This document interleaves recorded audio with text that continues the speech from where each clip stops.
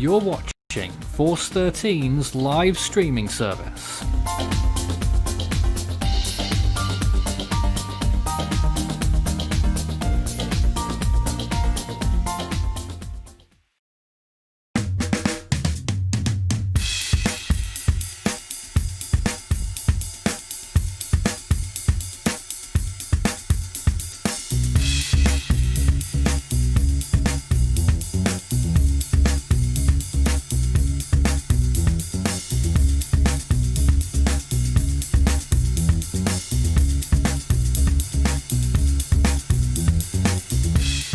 This is Force 13 Live, another live stream during a almost incomprehensible scenario in the Central American region.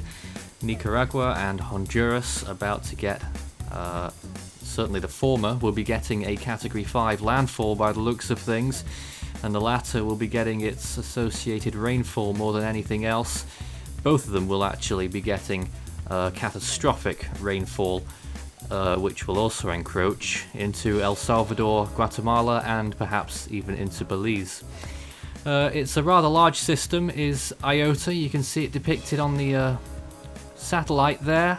Its eye clearing out progressively this afternoon and evening, and we've been watching it very closely, of course. We had another live team on earlier talking about it when it was more news that it was Category 5. It's still at that intensity as it gets closer and closer to land. And we'll be on here now until landfall. I'm here until 1Z, which is 3 hours from now, and then Thomas will be taking over for actual landfall coverage, because we're expecting landfall will be at around 3 Zulu, which is 5 hours from now. So that's all yet to come. I'm afraid there's not much good news out of this right now. My name is Nathan Foy. I'm joined by our team tonight. A few new faces and a few older faces as well. I hesitate to say it because Michael Scott isn't particularly old, but he's here on the stream tonight, along with Kay, Christian, Alex, and Jacob. Good evening to you all. Good evening, morning, afternoon, wherever you are. Nice to see you all again. Although in bad circumstances. So let's take a latest look at the storm. This is a little bit closer. We are fighting with imagery today, so I'm not sure how well this will go. There is an image of water vapor of the storm, and you can quite clearly see the eye extremely clear and still clearing. Who would like to begin tonight? Anyone? Alex, Okay. I think you were looking at the eye. Yes, I've been keeping an eye on the eye. And, well, when looking at the last, 4 frames, you can see when looking at the center of the eye, you can actually see some cirrus starting to clear out. And when looking at the eye wall, it shows also clearing. It's heightening again and wrapping, showing intensification of the storm. Now, Its eastern eye wall is currently a bit struggling still, but looks to be reforming. looking at eye temperatures right now, around 13 degrees Celsius, peaked earlier at about 17, I think. Well, that's at the highest I clocked it at. Then it waned a little bit, and now it appears to be coming back again. Is that right? Yeah, it does look to be coming back again indeed. The latest images do seem it has quite an angular look to the eye. I guess it's round. Yeah. That's for sure. Very circular. It is a circular Very eye. impressively circular. Which is what eye shapes normally are. The only thing holding it back is that little break on the eastern side of the eye wall. But I believe there's some sort of mesovortex action going on there, and it looks like the storm's trying to sort that out. So we might see it fill that gap in soon. As of right now, this storm is 48 miles from land, or at least from some areas of land. I should actually quantify that and say that it's 48 miles away from where Eta made landfall. It's going to be awful close to where that storm made landfall just 13 days ago. The closest point of land is slightly less, 46 miles, just north of Cabezas, and obviously drawing closer all the time. At its current speed, we've been watching it closely, and it's been doing around 25 miles every 3 hours. So at this rate, you're looking at landfall in about 4 or 5 hours. So it's been pretty constant with regards to that, but of course as landfall gets closer, any slight deviations could change timings significantly. So Kay, do you want to tell us about what we've been seeing from the recon planes today? Yeah. Well, as I'm sure people are aware, we had reconnaissance enter the storm around 11 hours ago, and they found evidence to upgrade the storm to a Category 5, the first ever in November, which was just incredible to see, given it had been a Category 1 only 18 hours before that point. And anyway, after that, we saw the storm continue to improve in satellite.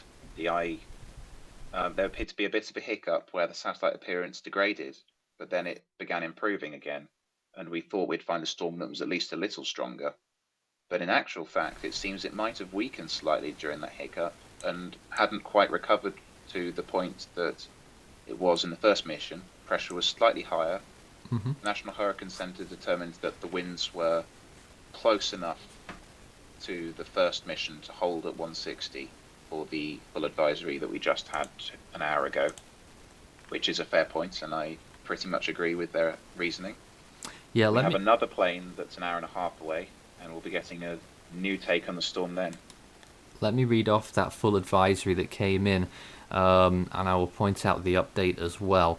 So, at the advisory at 4 p.m. Eastern Time, Category 5 obviously, 13.6 north, 82.7 west, 160 mile per hour winds, moving west at 275 degrees, which is literally just 5 degrees north of west at 9 miles per hour, with a central pressure of 919.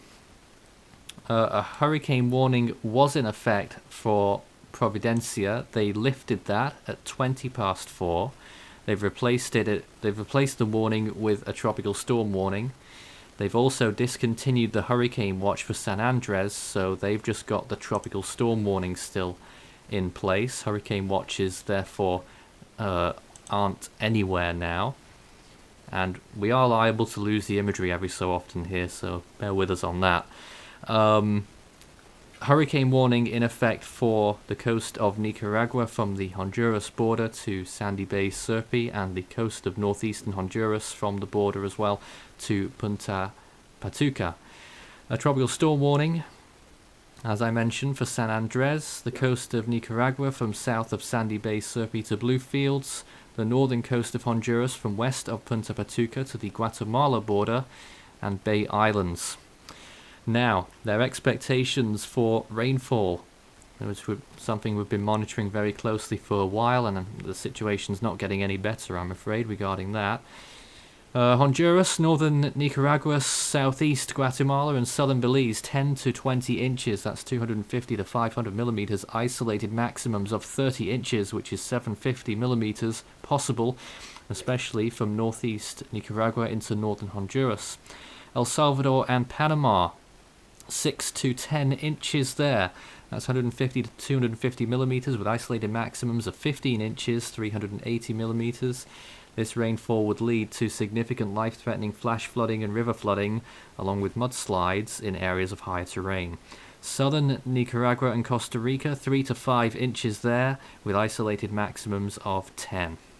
And also the storm surge, life-threatening storm surge, will raise water levels by as much as 15 to 20 feet above normal tide levels in areas of onshore winds. That will be pretty soon, if probably occurring already actually.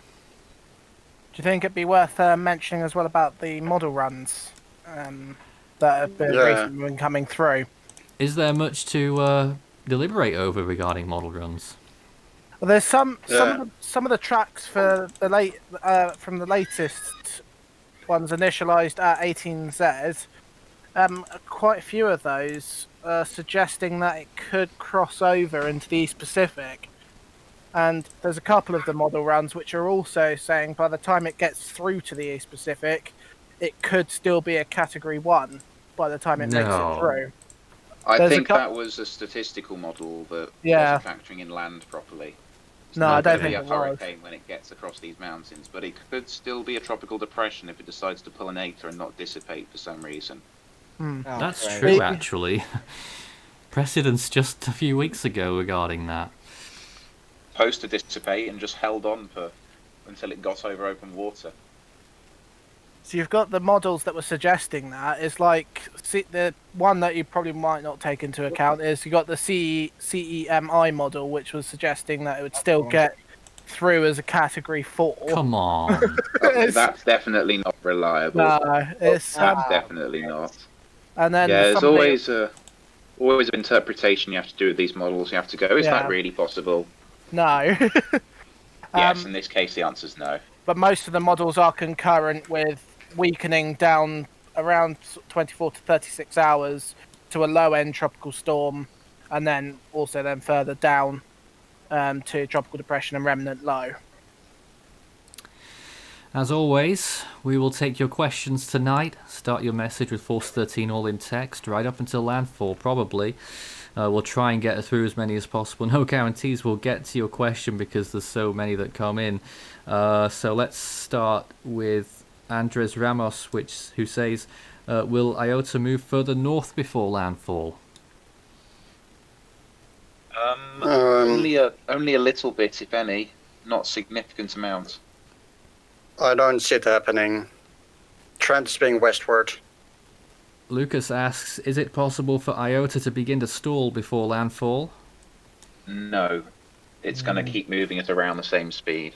No, But it's not I just thought of something with regard to the previous point about it moving north. The eye is still wobbling a bit. Yep. And if it happens to wobble northwards, that would put it very close to Puerto Cabezas. We're hoping that it stays as far south as possible to minimize impacts to that city. But at this point, it looks like they're going to receive catastrophic damage regardless. Yes, pretty soon at this rate as well. There is quite a few people asking on the comment section as to how Iota's actually intensified so quickly. The honest answer is I'm not entirely sure because it's not supposed to have been able to intensify so quickly with a non-pinhole eye.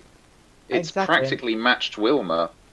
It just took longer to get going, so it's not as extreme as Wilma, but once it did get going, it took a bit longer, but it's up there with the most rapidly intensifying.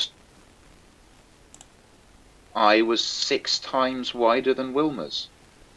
It's bizarre, and before I remember, like a few weeks ago, we had Eta come through the same area, so sea surface temperatures would have been cooled off a little bit. Yeah, that's the most insane part about all this. This area has been significantly cooled compared to how it was 3 weeks ago by Eta. And if Eta hadn't come through, we'd probably be seeing a storm that's 10, 15 miles an hour stronger. Christine asks, what is our top peak wind speed? Now, do you think that 160 in retrospect has been fair so far? Yes. Absolutely. There's been no evidence to suggest it was higher, but we may well see new evidence in this recon given the eye's improved structure.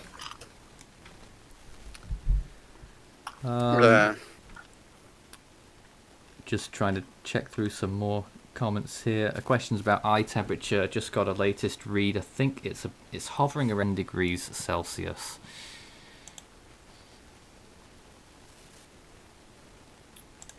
And we've got, let's go to some of our screen sharers today as well. Isaac's showing us probably the most interesting satellite imagery of the storm right now. The visible. Oh, well, I'll try and get that onto the screen. For some reason I have to do a lot of clicking to get this part working. There we go, we've got it now. Alright. This is, what you're looking at is 1 minute mesoscale imagery the past about 2 hours here of the storm's life here, and you can really see, especially in those last few frames, the eye really starting to clear out there before the sun fully set.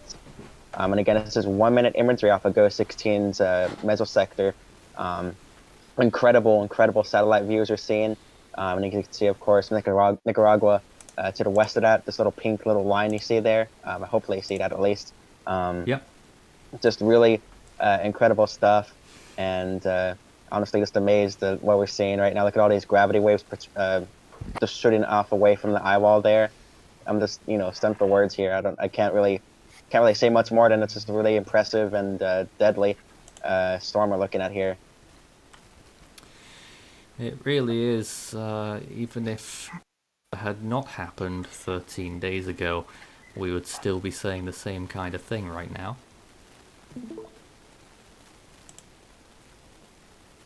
And that's without that combined impact. Incredible. The night falls down over a monster here. I'm really gonna dread to see what type of damage and what type of images we get out of Nicaragua once this thing finally passes and it's all blown over here.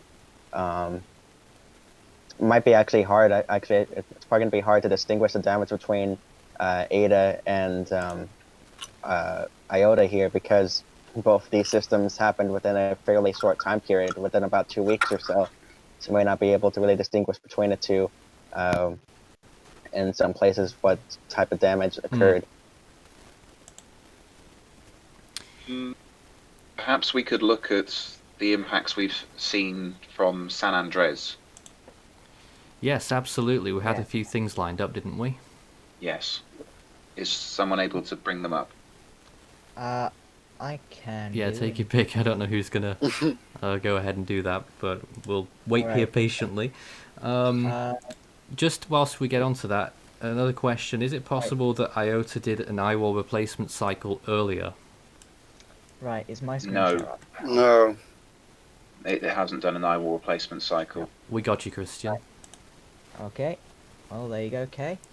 That's So this is an image that we received from a resident of Honduras. He's in the northwest region where the highest rainfall is expected, and as you can see, the influence of Iota is extending all the way across the country to that region, with the first outermost rain showers impacting that area, the wind just beginning to pick up. Not good that they're already getting first rainfall 2 days before the worst impacts are supposed to begin, or a day before the worst impacts are supposed to begin. A comment there about what an extraordinary year and storm that this is. Yeah. And is this season now in the hyperactive range? It's been in the hyperactive since Yeah. Eta. Since Eta? Yes, just since one Eta. question is, how much more hyperactive can this get? Yeah. Would we be able to move on to one of the surge things? Yeah. Lily Perez asks, will Guatemala get affected bad? Certainly could get a high amount of rainfall there. I think it was isolated amounts of 20, was it there? I think it was 6 to 10 isolated 20 inches. For which region? Guatemala? Yeah. Yes, isolated sort of up to 18, I think, was the 18. specific number. So there has been a concerning amount of major hurricanes this late in the season. And whilst we're just looking at the imagery there, we'll now shift over to Christian, who's busy getting loads of things up for us right now. There's a picture inside the storm's eye from Twitter there. From the mission that found it to be a Category 5. Very dramatic shot. Yeah, it's amazing, really. Yeah. There is Clear stadium effect. There is. I was about to say there is a sort of start of the stadium effect there. Yep. See what else I can find.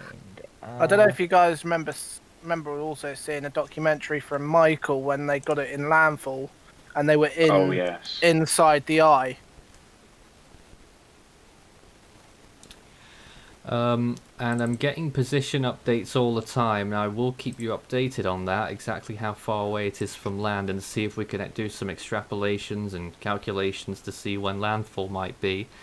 At the moment it is 42 miles now from where well, 42 miles from a point roughly 10 miles north of where Eta made landfall. And I think we just had audio there from Yeah, sorry Kristen's about stream that. there as Yeah. well. That was a video. Sorry. The Yeah. Surge storm coming surge, over which- the wow, lifting the car. Yeah. Wow. crazy. This is only supposed to be tropical storm conditions for San Andres, but That's the at San damage Andres. That's San Andres Island. We've heard nothing from Providencia. All connections have been brought down. Zero contact even by the military over the last 12 hours. And apparently they're sending out a boat with the Colombian military to get there and see what's going on. There's even been reports of coastal flooding that's been occurring over mainland Colombia throughout the day as well. That doesn't really surprise me either. That happened during Matthew, didn't it? I believe so.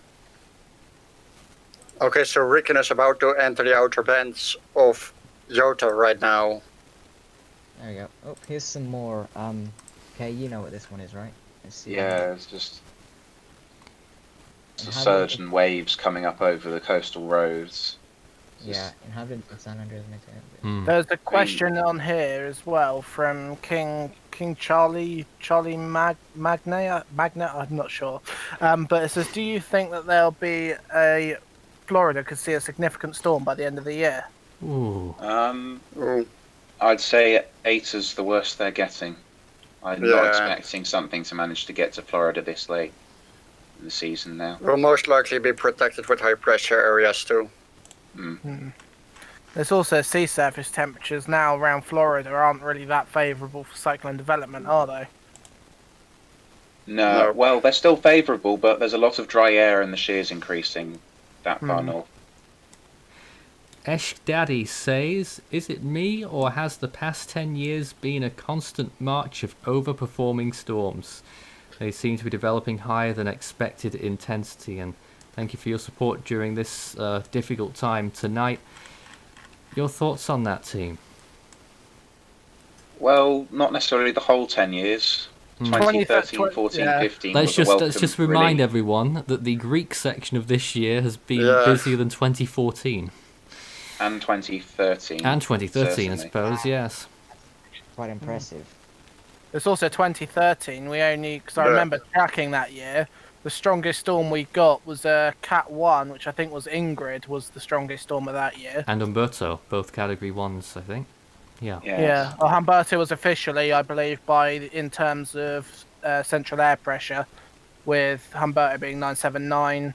2013 and- was a very and- interesting year because the only system that got to Category 3 in either the Atlantic or East Pacific was Raymond.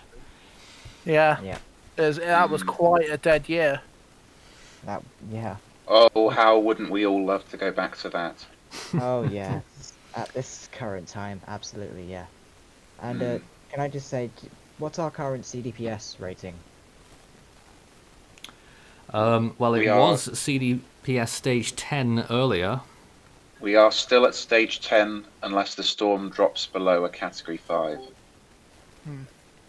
Yeah. I don't think Yeah. anyone will ever forget 2015 when we had Patricia. Oh, No. Patricia. No one's gonna forget that. No. But yeah. Looks anyways, like tops are becoming cooler again. yeah, I believe this is our first CDPS stage 10 after Dorian, I believe, of last year. Probably. Dorian was a stage 10, yes.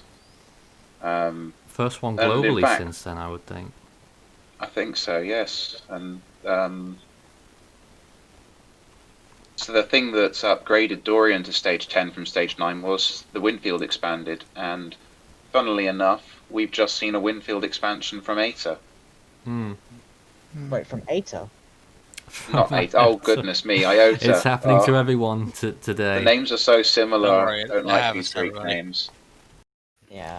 I must say the eastern side is looking less convincing. There is a gap of sorts, even though the western side is blowing up some very cold cloud tops into the -80s again, and half of that's over land right now.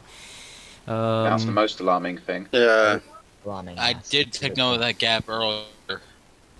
like 6 hours ago, I think. Yeah, it has been a gap that's been there for a little while, but I think that might stop this storm from getting to 175 or whatever. Yeah. Because appearance supported, satellite appearance alone supported that earlier. Of course, Recon didn't get the corresponding Maybe this hot values. tower from the north side will manage to rotate round to the south, and once it gets there, it will close off the gap. Once that happens, then it's bad.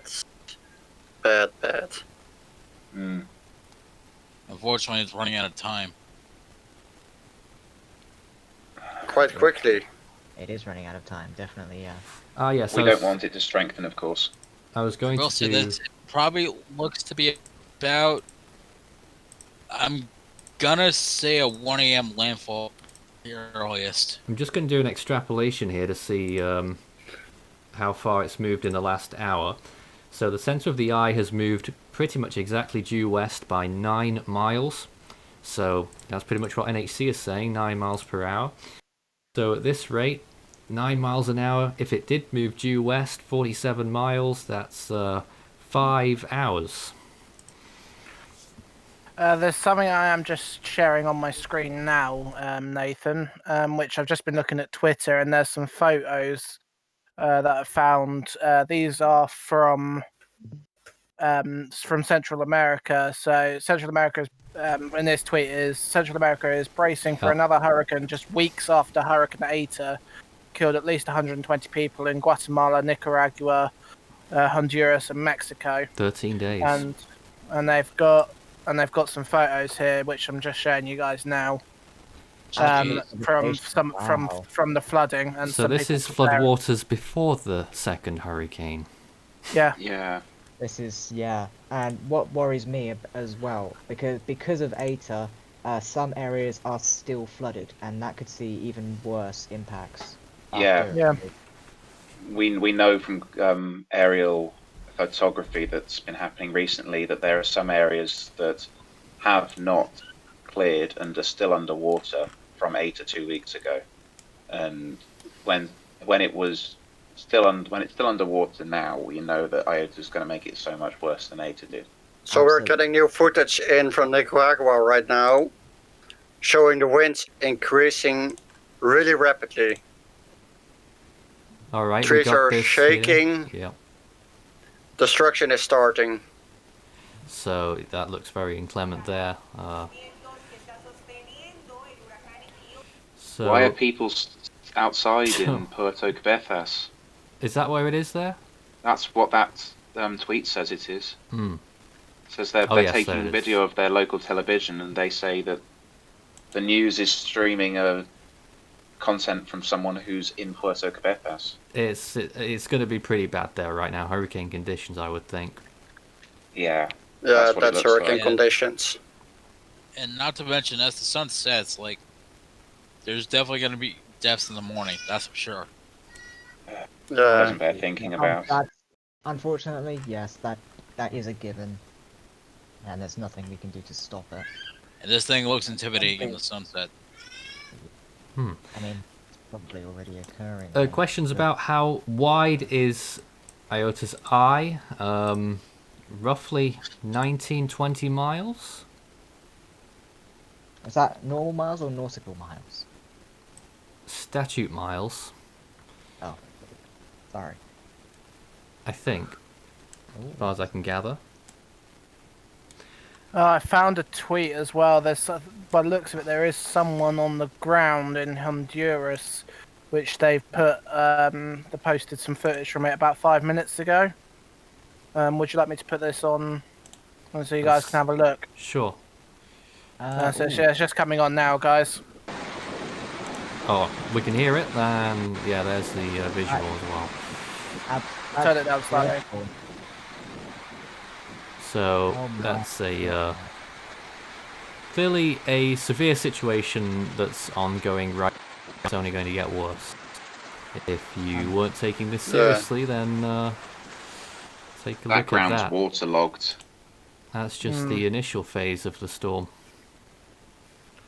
Anything that falls on top of that's going to increase the water level, because water level's already at the surface there. Yeah. Yes. it is quite a gravely concerning time. Keep sending in your questions. Do our best to get them all through. Why? Huh? It's just a loop which came in from a mere tropical depression to a Category 5 monster from Iota.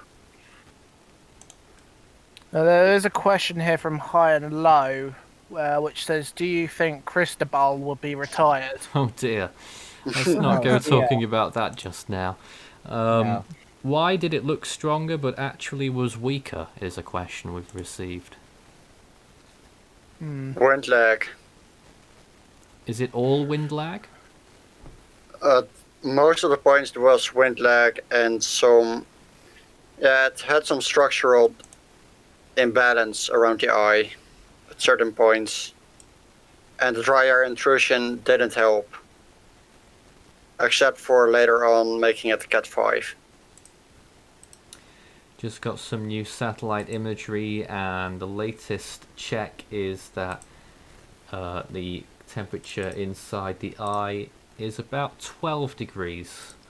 So it's sticking around the same numbers. We've got an interesting 13 question. actually. 13. We've got an interesting question from Catherine Hubbard, which says, "Will the widespread floodwater still standing slow its weakening at all, or will the mountains shred it to quickly to notice?" I think that's supposed to say. That's a tough question, because people have been talking about the so-called brown ocean effect for this storm. Well, the thing with this storm here is that we're talking about a Category 5 hurricane here. If this was say a tropical storm, maybe a low grade Cat 1 hurricane, and maybe it might at least halt in terms of intensification near landfall. It might take a little bit longer for it to do so, but this is a Category 5, so once it loses its energy source, which of course this being the really warm and humid sea surface temperatures in the Caribbean Sea, that should really hamper it here and make it rapidly weaken here as it makes landfall. I don't think really the brown ocean effect might do much of anything to it. Now, Isaac, we're getting visibles of the day there on your screen. Yes. Again, this is 1 minute mesoscale imagery you're seeing right here, and you can see. I don't know if you can see it if you have a good eye here. You can see the swirls in the eye there. The You can totally see that. Oh wow! Yes. Yeah. Take a look at that. Is As that the just sun me? sets. Is that just me? Am I also seeing gravity waves? Yeah, there's also Yes, a you gravity are. wave. Let me zoom out a little bit here, and you can see that a little bit better here with time.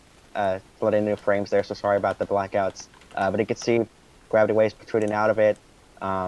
Classic major hurricane stress we're looking at as the sun sets over the system, and unfortunately, this is a record-breaking system.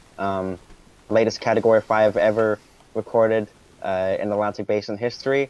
First Greek name Category 5 hurricane in recorded history, and along with many other records too. I think it's is it tied with the 1932 Cuba, or is it lower? That has the fastest 1 hour drop in pressure. I'm talking about millibars. Is it the same as It the dropped minimum in pressure? millibars an hour at one point. Is it And the pressure basically stayed the same. Still 919. Is it the same as it tied 1932 Cuba hurricane in terms of minimum pressure, or is it lower? I think pressure might be Millibars lower. higher than what was measured in that, but we have to remember that pressure was from the eye wall, but not from the center of the storm, so it's lower than 950. Yeah. Oh wow. Just trying to get some of our own visible imagery here as well. Here we go. This was recent imagery of the storm again, drawing near the last visibles of the day. Night falling over Hurricane Iota right now. It has 160 mile per hour winds and an estimated pressure of 919 millibars. I do have a couple more questions from some guys on the comment section. One of them was asking, will you be doing landfall coverage until later today? Yes, we're here for the landfall. I don't know if it will be me, because I'm on here till 1 a.m. UTC, and then Thomas will be taking over if the storm hasn't made landfall by that point, and by the looks of things it won't. Thanks to Mick J for their support during this time as well. Will it be stronger than Hurricane Patricia? No. Is this the strongest November hurricane ever? Possibly. Possible. Maybe. What else have we got here? Didn't Eta make landfall at night as well? I think it was during the day, actually. I think Yeah, it it was during evening. daytime. I believe it was around 5 p.m. Eastern time, if I'm not mistaken. Could be wrong on that, but it was during the day. Daniel Barber also asked, I think that's Daniel Heating? I'm not sure on the Diurnal, pronunciation. yes. So diurnal heating would help it maintain intensity. At this point, in this part of the world, it's not going to have a big impact. It only tends to impact weak systems or systems that are over borderline sea surface temperatures. Yeah. There was also another question from Clicky Clips, which I'll probably be happy to answer as well, which says, how does retirement work with Greek named storm? It doesn't work Well, effectively, is my take on it. they just named the storm like Greek name 2020, for example, and then retired that. I would imagine. I would probably imagine that they'd probably just not use the same Greek letter. No, apparently it is that they'll retire it. So say for example, if they do Delta retire 2020. Eta, they'll retire Eta as Eta 2020, but then still use it in the future. Yeah. Oh, right. They've got to find a better way than that. Yeah. Why don't they just start using periodic table elements? Not again. There was also a follow-up question from earlier, whether there are variables in the models that weren't performing as expected in relation to the storm's massive strength in the end. I mean, models consistently initially too weak earlier on, didn't it? But you get that with rapidly intensifying storms. Models at first, when it first really became a high chance probability of this forming as an invest, models were originally kind of wanting it to do go north of this, way north of this actually, more towards maybe Belize or Honduras here, as maybe a weak category, not a weak, but like a low grade category 5 or high end category 4. But here we are a few days later, we're looking at a landfall over Nicaragua right now overnight. Yeah, I remember seeing the forecast come out just as it was forming, and they were expecting a major almost all the way up until landfall. Well, from when it formed, they were expecting a major at landfall, but first I saw originally it was around about mid-range Cat 3, probably low-end Cat 4. Alright, just getting the latest position estimate. 41 miles from land as of 35 minutes past. So that's just 3 minutes ago. So the miles are counting down as we go on here. The eye temperature's actually gone up further to 15 degrees Celsius. Oh my. Wow. It's almost clear to the bottom now. I think it's due in part, and I'm looking at this on visible imagery here, but some of the last few cirrus clouds that are over the eye of the system are moving away here. You can especially see that in the last few frames. Let me see if I could go ahead and stop this here on the last frame there, and you can see this little cirrus cloud moving away to the west there of the center of the storm, and you can see the mesovortices below that as the sun sets over it. Yeah. So I think it's just due to those cirrus clouds finally clearing away from the eye, perhaps. It is fascinating. Some microwave imagery. Oh, go on. I don't know if anyone's able to pull it up. Where is it? We're trying It's to been posted in our channel. Loaded on the screen here. Yes, I've got this microwave image here to show, and that is the very latest. When was that? That was an hour and 15 minutes ago. A lot on the southern side. Yeah. It's interesting because we're having a lot of strong convection in the north of the storm, but that microwave suggests that's the weakest part of the system. You can see that little gap on the eastern side where there's a bit more yellow in the inside of the eye than the rest of the eye is. I would assume that just after this, the north bit part closed off with those -80s bursting. Yes, that may well be the case. So if we get another microwave, it might look even better. But that's an improvement on earlier, for certain. Okay, Rickon has had it in now. Oh, okay. We'll get news on that soon. We had another question that I was going to bring up myself, actually, but Mario, thank you for this. How does Iota compare to Mitch in 1998? And I was thinking about that a couple of minutes ago, because the more you look at this storm, it looks as impressive as Mitch did on satellite, yet they didn't find the wind they found in Mitch, 180 miles per hour at peak. Well, we haven't done yet. We haven't yet. It's very unlikely that it would get all the way to 180, but it could potentially get a bit closer than it is now, unfortunately. Can't rule out strengthening until it makes landfall, really. We've also got a question from Commander TC saying at Force 13, will this pass the 2005 ACE record? Ooh. No. Ooh. We would need a few more of this, really, and we don't want that. You'd need a long tracking major hurricane, and you don't get those in November in the Atlantic. That is one thing that we haven't really had this year, have we? We had Teddy, and that was about it. Teddy, yeah. So we've got new footage from land on Twitter. Conditions are deteriorating. Oh, we can hear it. There it is, yes. So, as you'd expect, conditions deteriorating, as you've said there. Winds certainly increasing, and that is, I think, a little distance away from the storm as well, isn't it? Let's see. It's the original government building, so... That's a... Yeah. That's in Puerto Cabezas. Oh, okay. Am I right as well to give a little bit of comparison as well with that question about the ACE in 2005, as opposed to this year?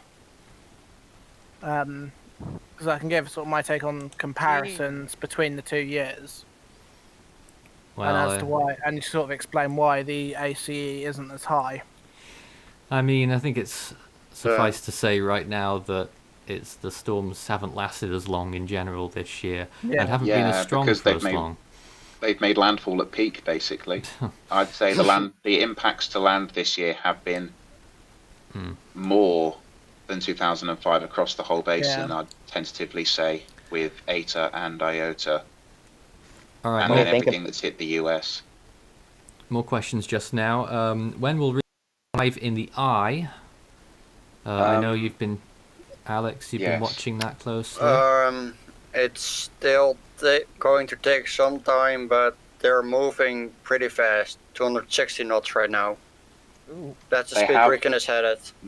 They have dropped to observation level, and they're finding tropical storm conditions all the way up offshore of the northern Honduran coast. So it looks like all the way up to the top of Honduras is experiencing tropical storm conditions right now. Wow. That's a huge storm. Incredible. Absolutely. It's about 120 miles north of the center. I think we're joined by Marcel from Colombia. Are you there, Marcel? Yeah. Yes. Oh, we're joined by great. Marcel. Are you there? Yes. Yes, I am here. what are your thoughts on this storm right now? And you have some information because you are Yeah. in Colombia and news that you've heard from the islands that the storm impacted in the last few hours. Yes, I have seen that, and it's very, and the situation in right now is very, very serious in the San Andres and Mhm. Providencia Islands. Now, apparently we've still not heard anything at all from Providencia. Is that still the case? Yes. Uh, there there haven't we haven't had communication. There haven't uh, been any communications from Providencia since uh, 14 hours ago. Hmm. And what And about San Andres? and in San Andres, we can see that there is widespread damage because of the winds and storm surge and winds and storm surge. Uh, we could we have like reports of knocked down trees, uh, knocked down poles, Yep. knocked turn out roofs and in houses, floodings due to the storm surge, in the airport and the baseball and the baseball stadium and another. And And that's an another. area that was just on the edge of the hurricane force winds, right? Yes, and other and like in other neighborhoods of the island, and also right now the island of San Andres is without with, without without power. Mm. We're getting so many questions coming in at this point. Thank you to Parkour Roberts. How strong will the wind be as it hits Nicaragua? Very strong, at the least. Currently 160 mile per hour winds, that's sustained, 260 kilometers per hour with higher gusts, and it will still be near that number at this stage by the time it reaches land, because we're literally talking just a few hours until it gets there. And also,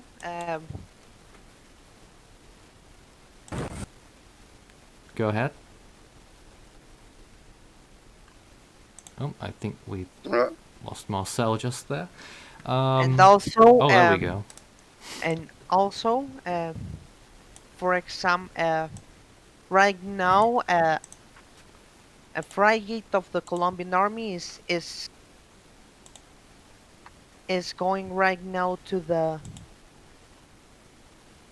is going right Going it's to going Providencia, isn't it? yes, Hmm. a Colombian navy.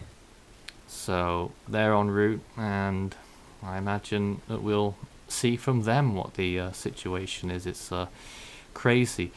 That island got whacked by the edge of the storm's eye.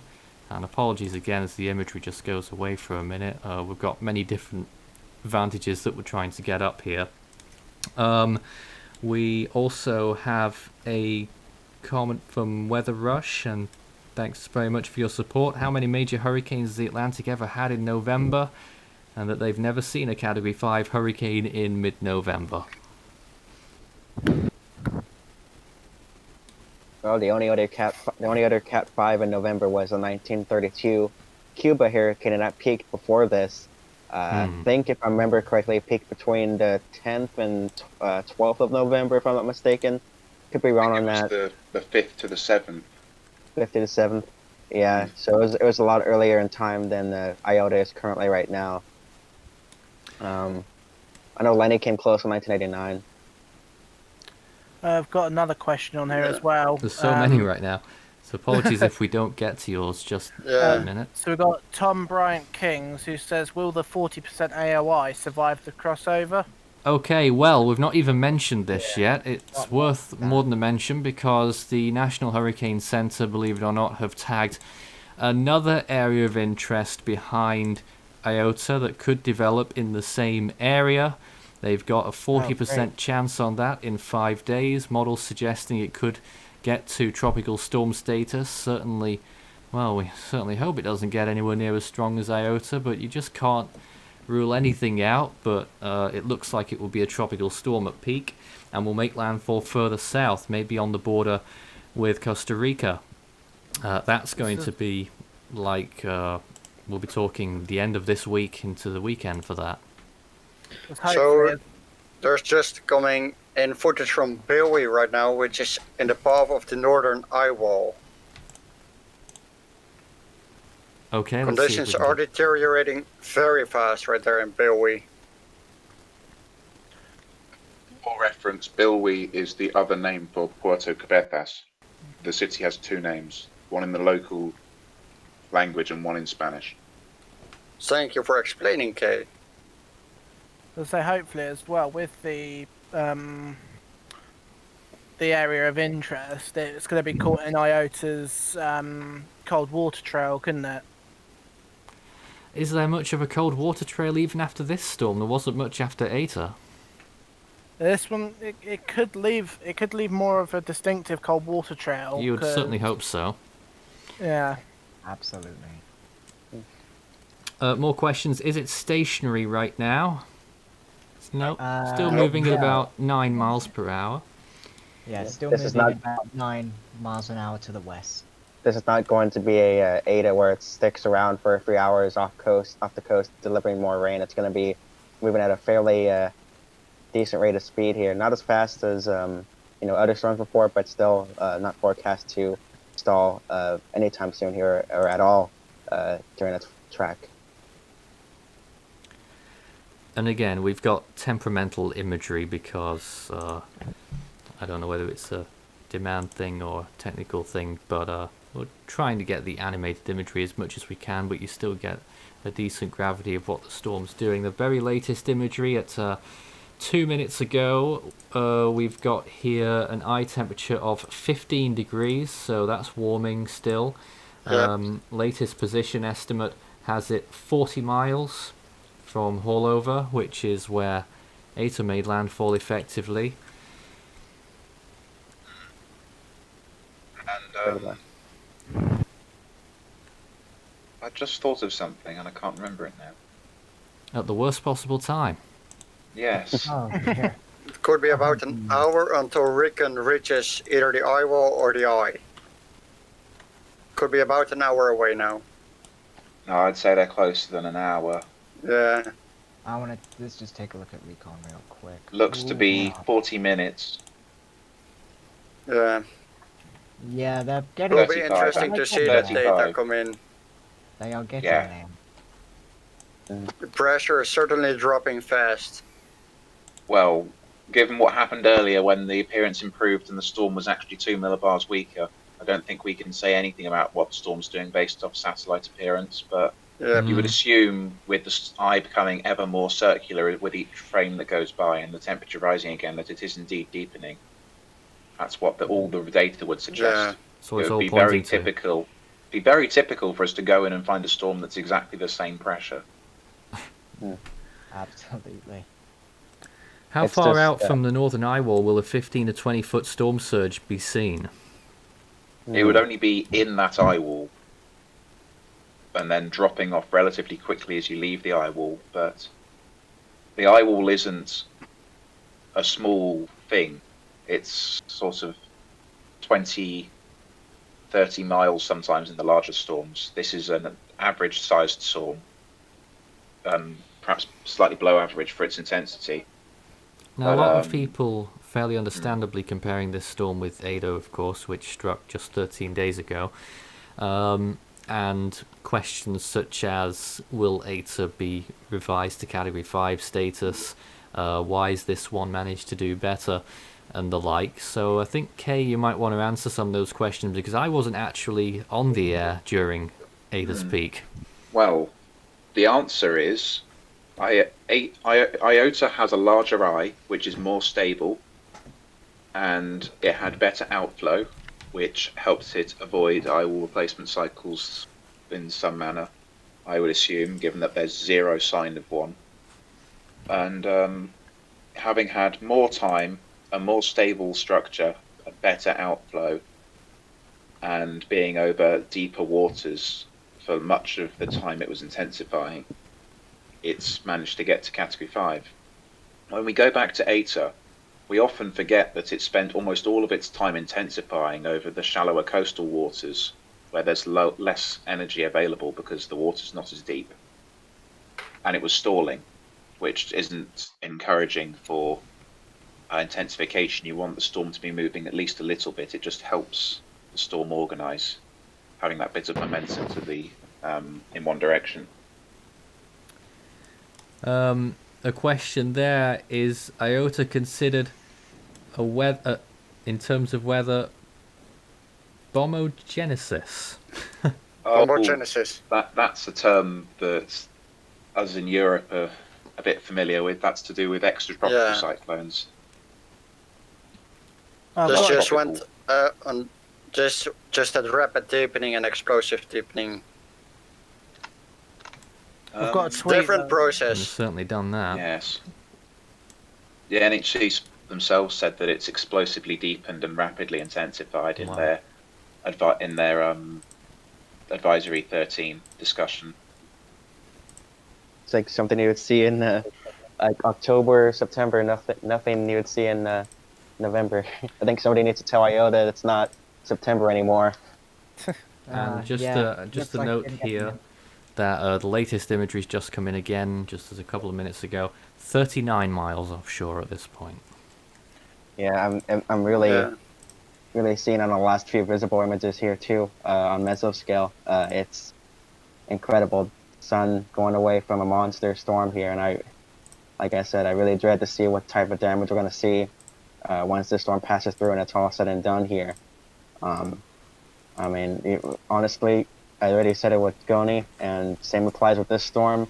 You're watching history in the making here. This is no matter how you slice it, whether it's a Cat 4 or Cat 5 right now, does not set aside the damage that this storm could potentially cause, and probably is already causing at this point for Nicaragua here. So just really keep Nicaragua in your thoughts right now. They're going through a lot here. They, of course, went through Eta, and now they're going through, we're about to go through nearing a Category 5 major hurricane here near landfall in mid-November, no less here. This is really a testament to how crazy and active this hurricane season has been here. Just I don't really have any other words. Just really hope everybody's taking the system seriously, and we'll see what happens when they get through the other side here. And just a reminder that this is the first Greek storm named to be a Category 5. Probably the first ever Greek name storm. Yep, it's the 30th tropical storm of the Atlantic hurricane season this year. And who'd have thought we'd be saying anything like that with an average season total of 12. And how many major hurricanes are we up to now? There was a question earlier 6. about whether we'll catch 2005. It's 6. This is number 6, and 2005 had 7. there's a very small possibility that this AOI could try and pull something No. like Otto. I'm strongly doubting it, but it's not impossible. No, please, However, no. the more likely scenario for a 7th major would be the upgrade of Zeta that was 110 and had some evidence to support higher at landfall. Fair comment.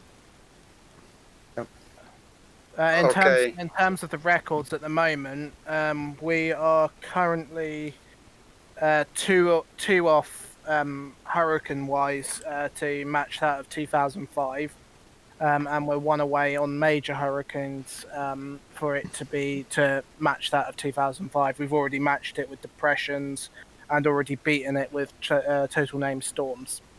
Again, how many more records does 2020 want to aim for? Too many. I mean, it's already broken. It's already breaking its own record for breaking the most records in a season. I was God. just about to bring that up, actually. They even broke Yes. records in the Mediterranean. Don't go there. And don't go anywhere, because we'll be back Yeah. just after this short break whilst we gather our thoughts, and we'll have more continuing coverage of this storm in just a couple of moments.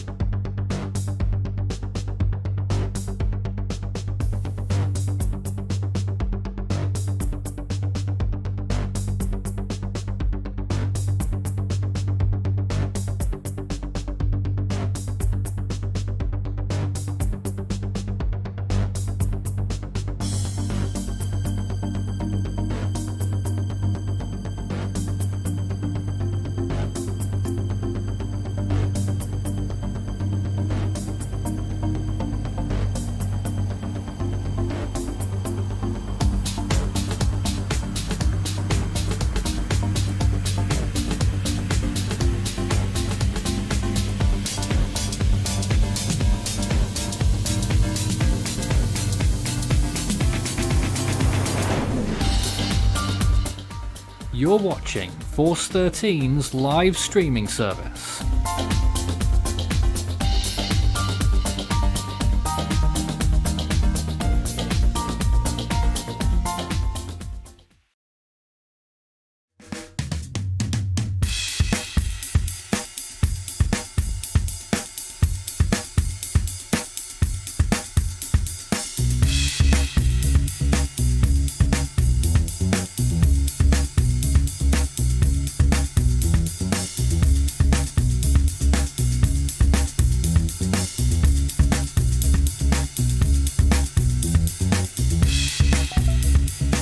Counting down the miles until Iota makes landfall on the coast of Nicaragua. This is Force 13 Live, our second hour of coverage on this major storm event, and it doesn't get much bigger than this. A Category 5 hurricane that's about to make landfall in a place that's already been devastated by Category 4 Hurricane Eta just 13 days ago.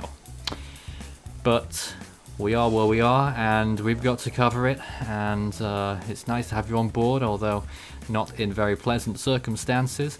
My name is Nathan Foy, and this hour we're joined by Alex, Christian, Michael, Kay, and Marcel. Good evening to you all, once again. Good evening. Good evening. So, Recon are on the way to the storm, and we're expecting them at what time exactly? Half an hour, last I heard. Half an hour, something. 25 minutes to the eye wall. 25 minutes. Okay, great. Okay. So that brings it up to, yep, past.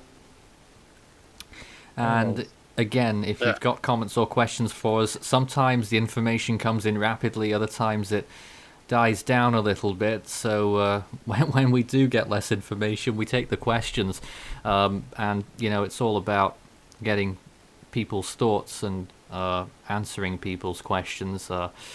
It's something that we've always strived to do here. And just now, what are the chances that Recon finds a much stronger storm? I don't Not. want to think about it. It's The certainly chances are possible. there, but it's not very likely to be much stronger. I suspect it's Well, just a borderline Cat 5 again. Not we're, seeing we're, really we're rapid assuming. agitation. Yeah, we're assuming because of the slight break in the Yeah. eye wall that it won't be significantly stronger. But given how unpredictable this storm has been, it would not be surprising at this point for it to be stronger than the previous advisory. Some interesting questions that are in there. Well, first of all, about the what might have been season. Let's not go there. Another question about why Wikipedia hate us, apparently. I know there are some people there who aren't very fond, but Wikipedia can use whatever sources they like for their content, and I'm fine with that. Just that I was a bit curious to see that they sometimes use questionable sources, but they can do whatever they like with the information. But here right now we're trying to report the best news as it comes in, and we'll be on top of it as it develops. The eye is continuing to, on the long-term imagery, getting rounder and certainly appears to be intensifying, but whether that's the case or not, this storm has fooled us once so far with its appearance. But do you guys think as well, if we're talking about that, what might have been season? Do you No. think if No. it had just happened, it might have, we might just sort of be through at the moment. Very much. Okay. I'm very grateful that a lot of the storms weren't as bad as they could have been. Yeah. Yeah. Okay. I do want to say this here. Sprat's telling us that this was sent to us via Twitter DMs. I'm not exactly sure what to make of it, but I'm having a look now. I'll full screen it just so there we go. Just trying to get this. Caption says roof flying in the air and streets, according to Strat. This So- was from Fernando Cordero, who sent it in. I'm not sure if he actually produced this or whether it was from another tweet. I think it was another tweet somewhere, but this is some imagery of the storm as it's been progressing. I've Still looks also- like early stages from that imagery, probably a little while ago, because it is getting dark there now. Yeah. I have also got some information. I've also got some information to share that would be of note to some of the viewers. Which this was tweeted out around about 6 minutes ago from Sam Lilo on Twitter, saying that Hurricane Iota has intensified 100 miles per hour in the last 36 hours.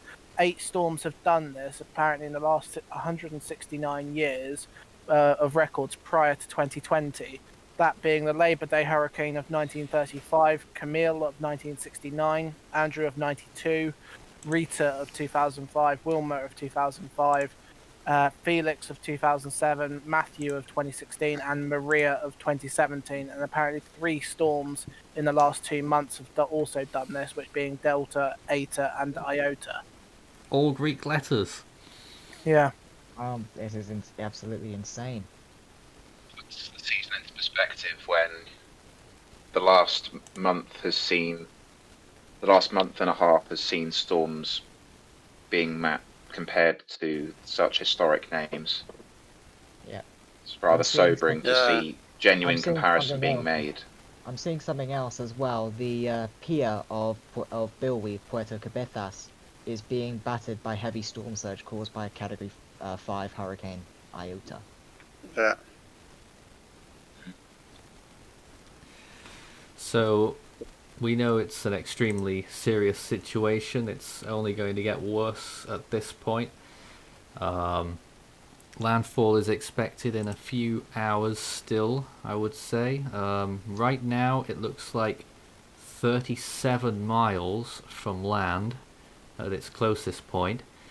So if it's still moving at 9 miles per hour, that's 4 hours, even though it looks pretty close already.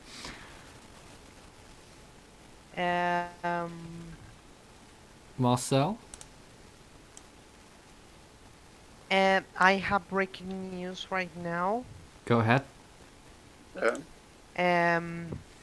There is again connection with Providencia, and the president has announced that he has communicated with the with the mayor of Providencia and the 98% of the infrastructure of the islands is destroyed. Oh wow. And 98% damage. And there is at least one dead in Providencia. Unfortunately, not a surprise. So, what would be worth to mention too is just 25 miles south of Puerto Cabezas, Nicaragua, there are many vulnerable villages. Those are prone to the storm surge right now since they are basically at sea level. And These already have been destroyed during Eta, category 4, and might just be destroyed once again, this time leveled. Yeah, I've also got Twitter up on this as well. We must really be worried about the people right there in Nicaragua. This is Hallover in Nicaragua, which is 25 miles south of Puerto Cabezas. So you've got it here. You've got the coastline. You've got the coastline right there, and you've got a lagoon, I believe, behind it. That's right. Yeah. And then you can literally see there are houses in between the two, and this is going to be vulnerable to storm surge. Literally at sea level. So. But this was the case before Eta, which was extremely close to this location as well. Yeah, I mean, they may have already sustained damage from Eta, and they may not be fully recovered yet. Yeah, so, this might as well be completely leveled soon. Yeah, again, I've got something absolutely down here. Scary. I've also got before and after imagery of Eta. Oh right. I'm not sure if I can zoom it in here. I can't zoom in because it's not letting me because this is yeah. But you can almost see like it's before and after. It's almost completely well, you can see the darker images. I'm guessing is after. Yeah. You get 2020, 09, 27, 11, 11. So yeah. So this is. I'm told it's hard to see. And Iota could be here to finish the job, basically. Finish what My they started. goodness. There's been coming more footage in from the city. Yeah. I've just seen reconnaissance data. They've just entered the 50 knots damaging winds wind field, and they found hurricane force flight level winds with extrapolated pressures above 1,000 millibars. No way. Wow. No way. Oh, we've also. That's absolutely incredible to see. The sounding is amazing too. The drop sound is amazing. And just for the layperson, what does that translate to, Kay? What's it signaling? Signaling that the structure of the storm is very good and the wind field's likely quite symmetrical to have such strong winds extending out so far. Might also be signs of an outer band. Looking at the rainfall, yeah, there is an outer band present here. Looking at the rainfall, but still incredible to see. It's so far out from the center. This is actually east of the Nicaraguas-Honduras border, which says that Honduras is going to be receiving damaging winds from this storm, despite it making landfall a good deal down the coast into Nicaragua. And there is now more testimonies of people that have been in Providencia. There is reports from Providencia right now that indicate that the island is completely destroyed and is in ruins, according to these to inhabitants of the island.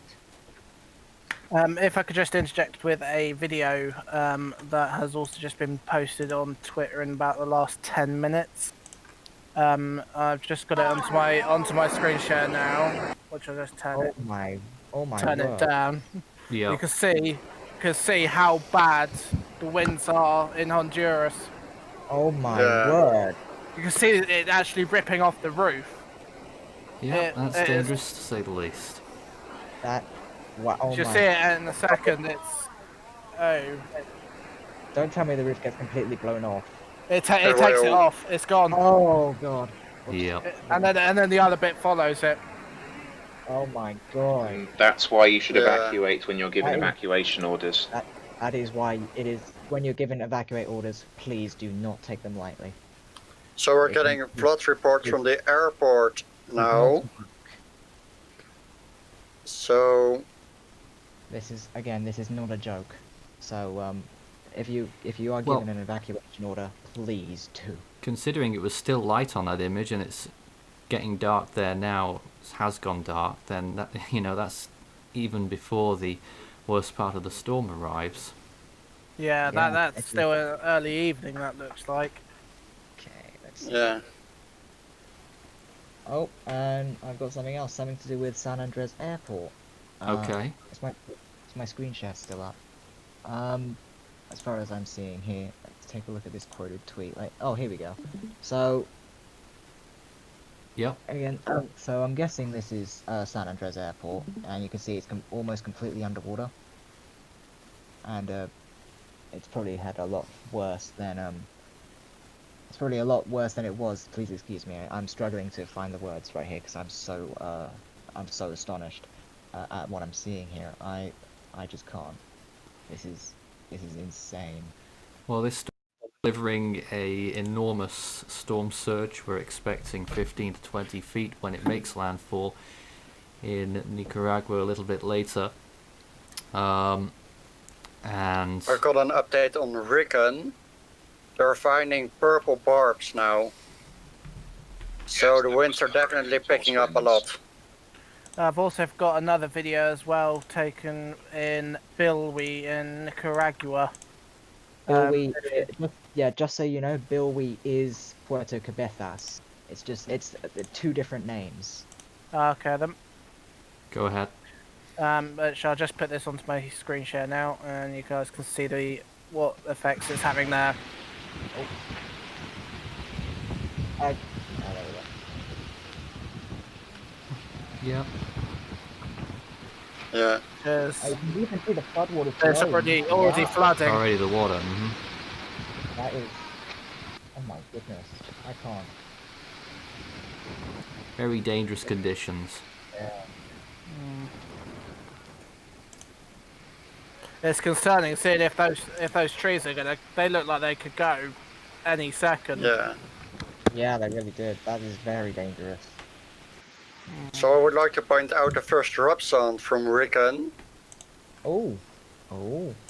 Okay. Oh, yeah. which shows a V sounding, still pretty far, but it's showing a clear sign of intensification. Because Wow. convection is picking up. You can see it on visual too, the convection is picking up again. It is. It's So that's getting. definitely some confirmation of intensification. You know something? I just want to try and get the infrared channel back. This isn't working very well at the moment. Just trying to get one of the infrared views, but the storm is getting rounder. Not just the eye, but the eye wall is becoming more of a donut. Yeah, I've also Yeah. got some. There it I've got is. some power imagery up as well. If you want to take a look at that. Or if Wow. Have you got it? It's all done. It's all done.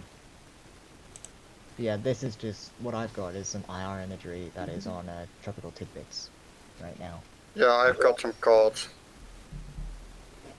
If it does Yeah. load. Okay, it's back again. Alright. Yep, and you're showing the same thing that I've got on the screen right now Yeah. as well.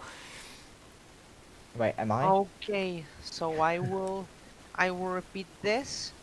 The reports coming from the president has announced that that 98% of the infrastructure in the island of Providencia has been affected and deteriorated. and that damage is widespread and considerable, and all the island. Sorry, did you say 98%? Yes. Wow. It's just an incredible statistic. That I is- mean, that's what the eye wall of a rapidly intensifying Category 4 hurricane will do, which I believe is how strong it was when it passed the island. It became a Yeah, Category that 5 is- shortly after the worst Okay, it's impacts new left. footage in. Now, just a minute, Uh, Marcel. Whilst we've got the opportunity with you here, is there anything you'd like to relay in Spanish? If you want to. Sure. Oh, yes. Yes, Yeah. do it. Yes. Ok. Entonces, buenas tardes a todos. Aquí vamos a dar un resumen de todo lo que pasó con Iota hasta el momento en español y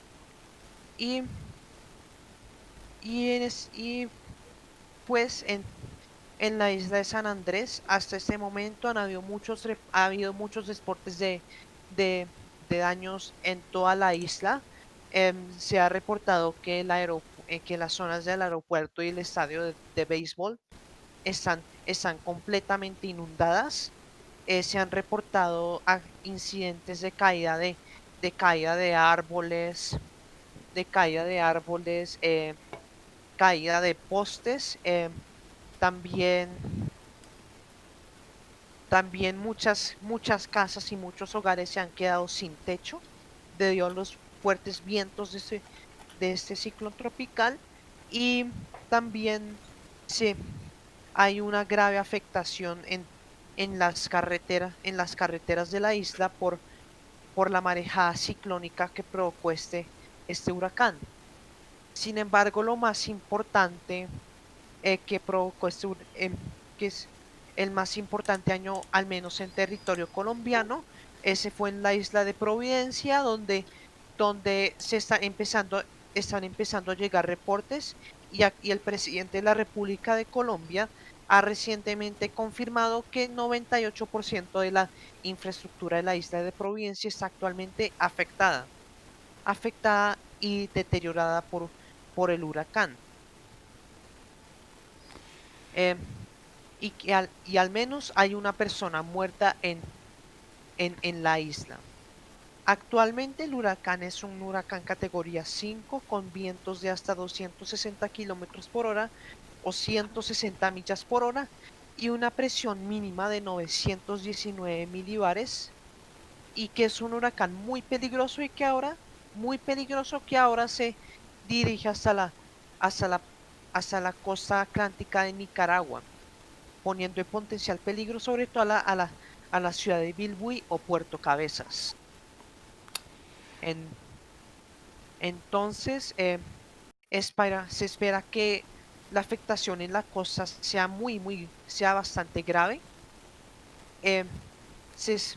debido a la marejada ciclónica, a las lluvias y al viento que pueda traerse este huracán, y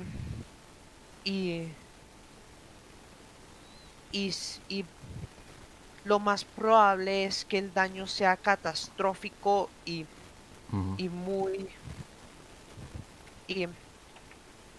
catastrófico y muy y generalizado por todo el área. Entonces, hasta aquí voy a llegar. Muchas gracias. Muchas gracias. Thank you, Marcel. Just to read out the latest on Hurricane Iota from the National Hurricane Center. Their next update will be in the next half hour or so. It's a Category 5 right now. Estimated winds of 160 miles per hour sustained, 260 kilometers per hour, moving west or 275 degrees at 9 miles per hour. It's still keeping up that speed at the moment. Estimated central pressure 919. We'll get new data from Recon soon. Will we manage? Hurricane is about to enter the northern eye wall. Will we manage to get that data before their update, you think? Yes, definitely. Yeah. As of the latest reports that came in 7 minutes ago, we had 95 knot flight level winds and hurricane force SFMRs with an extrapolated pressure now below 980. I mean, if they don't get a full pass into the Oh, eye, that's the voice of Strat. Yeah. You just dropped in you here. know, Good I evening. think the thing is if they don't have a pass into the eye fully and get the lowest pressure reading within the next 10 minutes, it will happen the 10 minutes after that. So before the next update, they will certainly have a full eye pass in. Well, they've dropped 6 degrees, 0.6 degrees, I should say, of latitude in 10 minutes, and I think the storm is far enough north that they should get into the eye in the next 10 minutes update. It's getting it's getting so pretty close. round right now. Yeah, Yeah. I mean, this is probably the best the eye itself in terms of symmetry has looked all day, The whole even storm. though the cloud tops. Even though the cloud tops Yeah. on the eastern quadrant are struggling a bit more compared to this morning in terms of keeping a ring of minus 70s all the way around consistently. You know, the structure as a whole hasn't looked better. Yeah. 35 miles from land at this point. Yeah, and the last update for 6-hour average speed, if I'm not mistaken, was 9 miles an hour. So that would indicate that Yeah. we're just over 4 hours, just under 4 hours from landfall, unless it slows down a bit more, make it take a little bit longer. If it speeds up a bit, be a little bit sooner. Well, I am but- watching its movement per hour very closely as well. Let me just get a latest. Would you, whilst we're on the air, we're here doing calculations at the same time. And just to check the last hour's movement, it's moved again 9 miles, so it's staying pretty constant with that. So you'll probably be looking at something towards 10:20 p.m. Eastern, if that holds just about. Maybe a little bit sooner, a couple minutes later. Yeah, a bit assuming that sooner holds because pace. that's based off imagery at Yeah. 10 past that. Yeah, so it'd probably be pretty close to 10 exactly then. Yeah. Maybe just a couple minutes after the top of the hour there, which is going to be very close to their full advisory, which is also scheduled to come out around 10 p.m. Eastern as well. So it'll be interesting to see how they pursue updates at that time frame. You know, it's just extraordinarily unfortunate to see such a system come in, and as we were talking about in the early afternoon stream, you know, in the very similar areas that were just getting impacted by another major tropical cyclone just 2 weeks ago. And a lot of these impacts are really just exacerbations on top of infrastructure damage and substantial damage that already occurred. And that really leads to, you know, harder preparations and the potential for longer term sustained damage. And that's exactly what we don't want to see. Yeah. Absolutely not. Looking at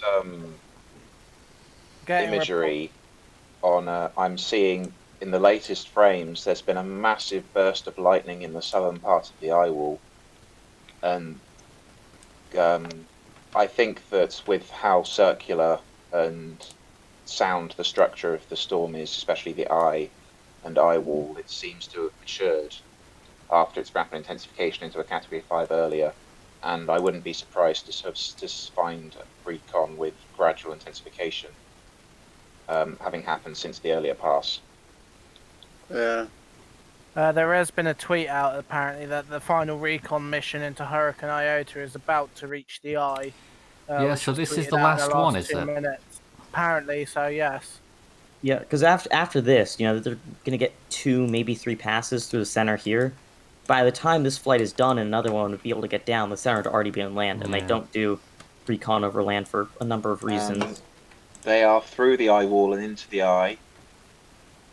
Okay. SFMRs are unusually low, Oh, peaking at only 90 knots. what? Flight level higher at 122 knots. Hmm. That's very interesting.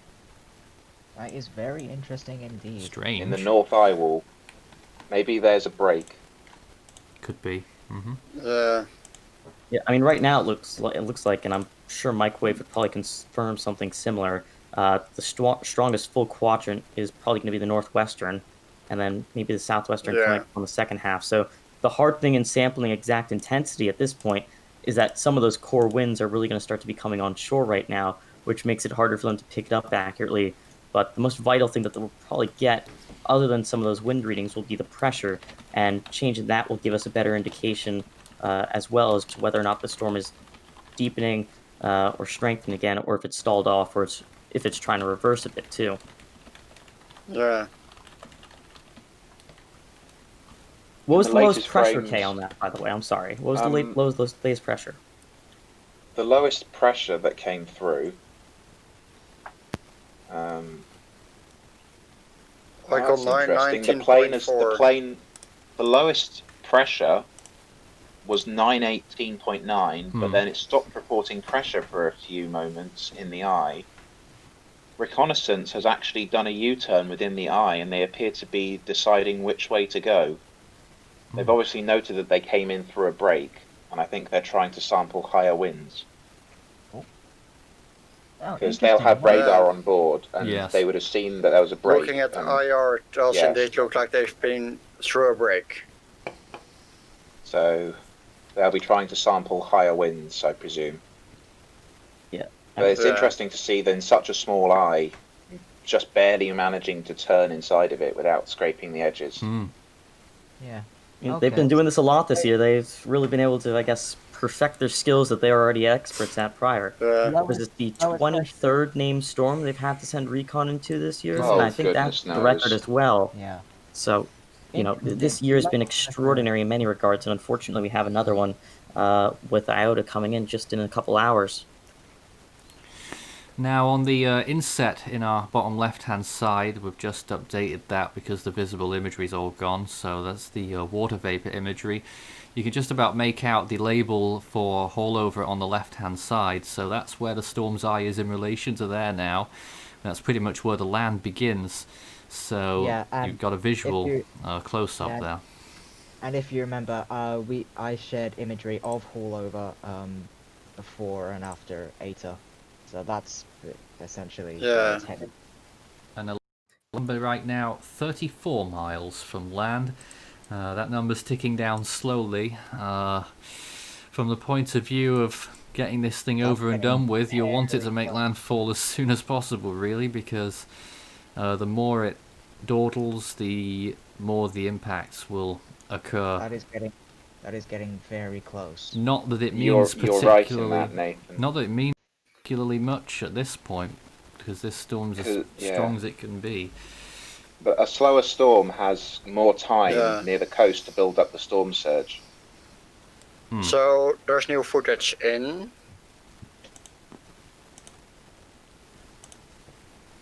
Let's just try here. Yes, some more. The area from earlier is getting hit harder right now. Wow, look at that.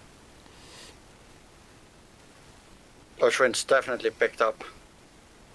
So, clearly dangerous conditions, and that looks like it's starting to get dark on that image, so that's maybe an hour or two ago. If you look closely, you can see water rushing in. There's actually water in the streets right now. A little layer. And there's still people driving. Well, hopefully they're done with that at this point, considering the danger the system presents. An interesting thing, I was looking through the public advisory briefly as well, is that the impacts further away from the center than you might expect, particularly in El Salvador and Panama, are actually going to be a bit more significant now than prior forecasts. From even earlier today, they're now expecting higher rainfall totals, 6 to 10 inches with local maximums of 15 inches compared to their prior levels of 4 to 8 inches regionally, with local maximums up towards 12 inches, and that's their localized maximums of 380 millimeters regional now, 150 to 250 millimeters. So the impact from the system, not just in its direct path through landfall in Nicaragua, and then of course the highest rainfall totals are expected for the storm as a whole in northern Nicaragua and Honduras. Rainfall expectations further away from the center are going up as well as this storm makes its landfall or it approaches it.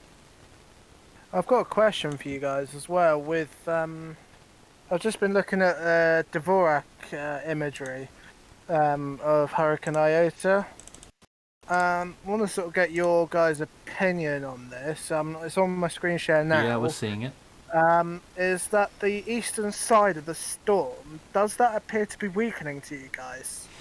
Well, it's been Earlier, been talking about that I all would have said day, haven't we? yes, Yeah. but the very latest imagery seems that will be ending shortly. The latest imagery has revealed that a hot tower has fired in the southern eye wall, and it looks to be a big one. Massive lightning in Yep. association with it, and it's wrapping around as we speak. I expect it will Wow. close off that gap very soon. -80 is actually the Okay. southeastern side right now. Yeah, Yeah, Yeah, reference this for people, may be intensifying. yeah, and reference that's a for lot people of that are excess looking at, heat release. A lot of excess heat release. yeah, and reference for people that are curious about what the Dvorak is in some regard, and you see it on the rapid scan that was on the stream earlier. The initial weakness looking on the eastern side of the eye wall, and like Kay said, it's been building back in since. So break really trying to resolve itself at the last second before landfall. But even so, the western half, which has stayed more defined, that's the part that's coming onshore first right now. Okay, you'll probably know this too. Someone's asking, does Iota still have triple outflow right now, or has one of those outflows been cut off at this point in time?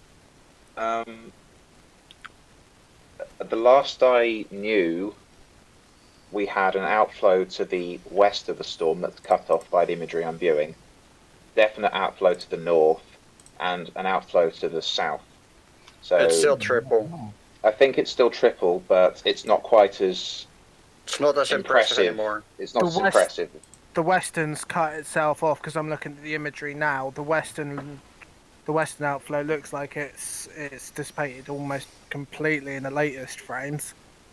Well, that would be expected with the storm moving close to land. It's Yeah. not. It's Yeah. gonna be, the outflow will be diminishing at this time. Yeah, and if I'm not mistaken as well, that recon data, particularly if you look at the fall Oh. observations rather than just the pass, it showed potentially 2 wind maximas flight level in the northern eye wall. So maybe Rickon that is last second going trying to back. Rickon is going back to the exact same spot they came in. Really? Hmm. Yeah. Well, they turned around. We don't know whether they were going to keep looping or not. We're waiting for the next Yeah. lot of information to come in. But yeah, you're right, Strat. I think that dip in the eye wall is to do with the break rather than structure, because that's too small for a secondary wind maxima. That's the same wind maxima, just with an irregularity in it. Yeah, and I think if you just look at the rapid scan, a little wider satellite imagery on the stream right now, you'll kind of see where that break is pretty clearly, right on the northern side where they pass through. That's where the cloud tops are a bit more disrupted. So it honestly wouldn't be surprising to see the strongest winds be on the northwestern eye wall or even on the southwestern eye wall, considering what we're seeing right now. Eye temperatures have dropped a little bit in latest frames, down to about 9 degrees. That's a pretty big drop. That's a very big drop. What was it before? 15s it was doing at one point in the last hour. It can fluctuate as clouds move over the centre. You've obviously It got... does look like the ice becoming less dry on water vapor. It is becoming less dry, that's for sure. Looking at the imagery, it makes me wonder whether we are about to see an eye wall replacement cycle soon. We did mention this on the early afternoon stream, but even so, it probably won't matter at this point for the fact that the storm won't have much time to weaken if the eye wall replacement cycle that might be trying to start is disruptive. And even so, it won't have nearly enough time to complete itself either. So there'll be more just a structural thing, sort of like what we saw with Eta as it came on shore, and not really change the overall maximum winds too much at landfall, nor the overall impact expectations. As of 35 minutes past the hour, it's now 33 miles offshore. Starting to wonder whether it might just be adding a little bit of pace, maybe. I've not got anything to prove that just yet.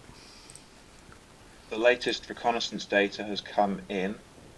We had an extrapolated pressure down to 16.9.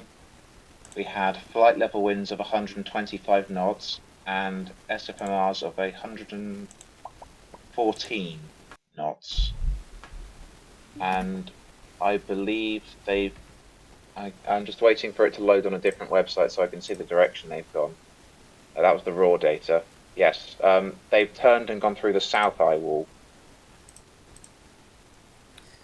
Well, this is pretty interesting. Okay. And they did a second turnaround then to go through the southern eye wall based on their positioning at the end. But I would presume, based on what we're getting, that the strongest winds are either in the southwest or northwestern eye wall, and those are going to start to come on shore very shortly, or near on the coast, which makes it more difficult for them to pick it up exactly. But the pressure of, you said surface extrapolated 916.9 would indicate a storm of a similar strength in terms of pressure as we've seen through most of the past 12 hours. Although, I must note that the extrapolated pressure has been cutting out in the very centre of the eye both times, so I think we're going to have to wait for the drop sond on this one to know what the storm's been doing. Let's take some more questions at this point. You can start your message with Force 13 all in text on our live stream right now. There was one that just came in there. The chances of Iota being a crossover hurricane while staying above tropical storm strength, effectively entering the Eastern Pacific as a tropical storm. It looks to be probably under 10% is what we're looking at. It's a non-zero chance. A more likely scenario would be it's a crossover, still a depression, and then re-strengthen into a tropical storm. Even so, though, the wide expectation right now, at least, is that this thing will dissipate over the mountainous terrain of Central America, either over Honduras or El Salvador. Maybe if it tries to serve a little bit longer, lingers towards Guatemala. But the mountainous terrain is really going to shred this apart. So once this thing starts to come on shore, weakening will be rapid, although that doesn't take away whatsoever the very high rainfall potential that this storm will have, even when it's no longer holding anywhere near its current wind speeds. This is still going to be a massive threat to life, even when it's far weaker in terms of sustained winds. Am I right to... I'm going to just share a couple of photos that have been posted onto Twitter. It's something also to maybe take away from the bit of the doom and gloom. But there's some really nice photos on Twitter where we've got some rescue workers evacuating residents in Nicaragua, which is actually quite moving in a way. Yep. And we got another one. Oh. So people working very hard there to ensure everyone's safety as best as possible ahead of the storm. I mean, it's really a testament to the work that local officials are doing, not only in spite of, the pandemic obviously making things far more difficult for everyone, but on top of the fact that they're dealing with strained resources and infrastructure after very major impacts from Eta just 2 weeks ago. So the fact that you see such resilience and work ethic through such a dangerous situation again is, touching and positive reinforcement, to say the least, despite the dangerous situation. And as a commenter just mentioned a couple of moments ago, I forget the name now, it's already gone by, but this is more intense than Hurricane Andrew. Yes. There was someone on Twitter that had actually they'd compared this as well to Hurricane Fifi of 1974. Interesting. That was in the earlier stages when it was possible to go north, and that's what some of the models were hinting at. That's exactly what Fifi did. But first of all, this is a lot stronger than Fifi. Second of all, it's not going north of Honduras, it's going south of Honduras. So at this point, the only comparisons that you can really make are Eta or Felix of 2007, which made landfall in a very similar place as a Category 5, or Mitch in terms of flooding. So if you've just joined us, again, to reiterate the latest information, National Hurricane Center will be updating soon. I think they'll be waiting a little bit on the recon data. 160 miles per hour at the last update. That's 260 kilometers per hour sustained. A pressure of 919. We've just had a new image again, showing still high cloud tops on the western side. Latest eye temperature. I don't want to get hopes up here, but the highest I can see there is 6 plus 6. And the center of the eye right now is still 33 miles offshore. It's been like 2 to 3 hours since Rickon first showed lower wind speeds in the eye wall. So it might be a trend. So the eye temperature decreasing, that can be a signal of weakening. Not always, but usually. Kay, any further thoughts that you have on that? On what specifically? What might be going on in the eye, the fact that the eye temperature is decreasing right now? I believe an eye wall replacement cycle has begun. I think that might be the case. We got the first hints once we saw the double wind maxima on flight level inside, but it's definitely not a typical cycle. It's a bit odd to see the maxima so close together, but everything is pointing towards an eye wall replacement cycle beginning. Yeah, I will say it also looks like they found some sort of double wind maxima on the southern eye wall as well. So that would really go and more confirm that than deny it, considering it's not an isolated thing where the eye wall looks to be more fragmented, at least on satellite imagery on the northern side. I do think, at least on recon as well, looking at the flight levels and SFMRs, it's going to be predicament for them to really get the strongest winds exactly, just because those are going to be on the western side of the storm, it seems, and that's the side, of course, that's very, very close to land. So it's going to be interesting to see if they can get really a sample of the strongest winds, or if forecasters are going to have to use more of a blend between the flight levels they're getting in certain quadrants and the actual pressure readings to get the best estimates on intensity. Well, in an eye wall replacement cycle, the pressure can sometimes remain exactly the same, or even go up slightly, while the winds drop off by an entire category or more. For example, you had Katrina that underwent an eye wall replacement cycle and had winds of 110 knots, but a pressure of 920 millibars. And it seems in Iota that the pressure is the same, but the winds are down significantly. Yeah. Definitely a pause if we really see that verified out, and I think their intermediate update is in 15 minutes or less right now, so we should see what they're thinking soon. Well, I mean, at this point, it's too little too late, as we said earlier. The surge is related to the pressure more than the wind. The wind only helps move that surge on shore.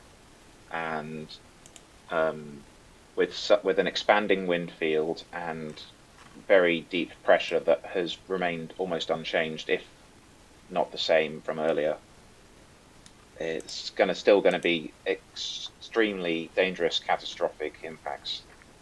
I think something very important, near and north of where the center makes landfall.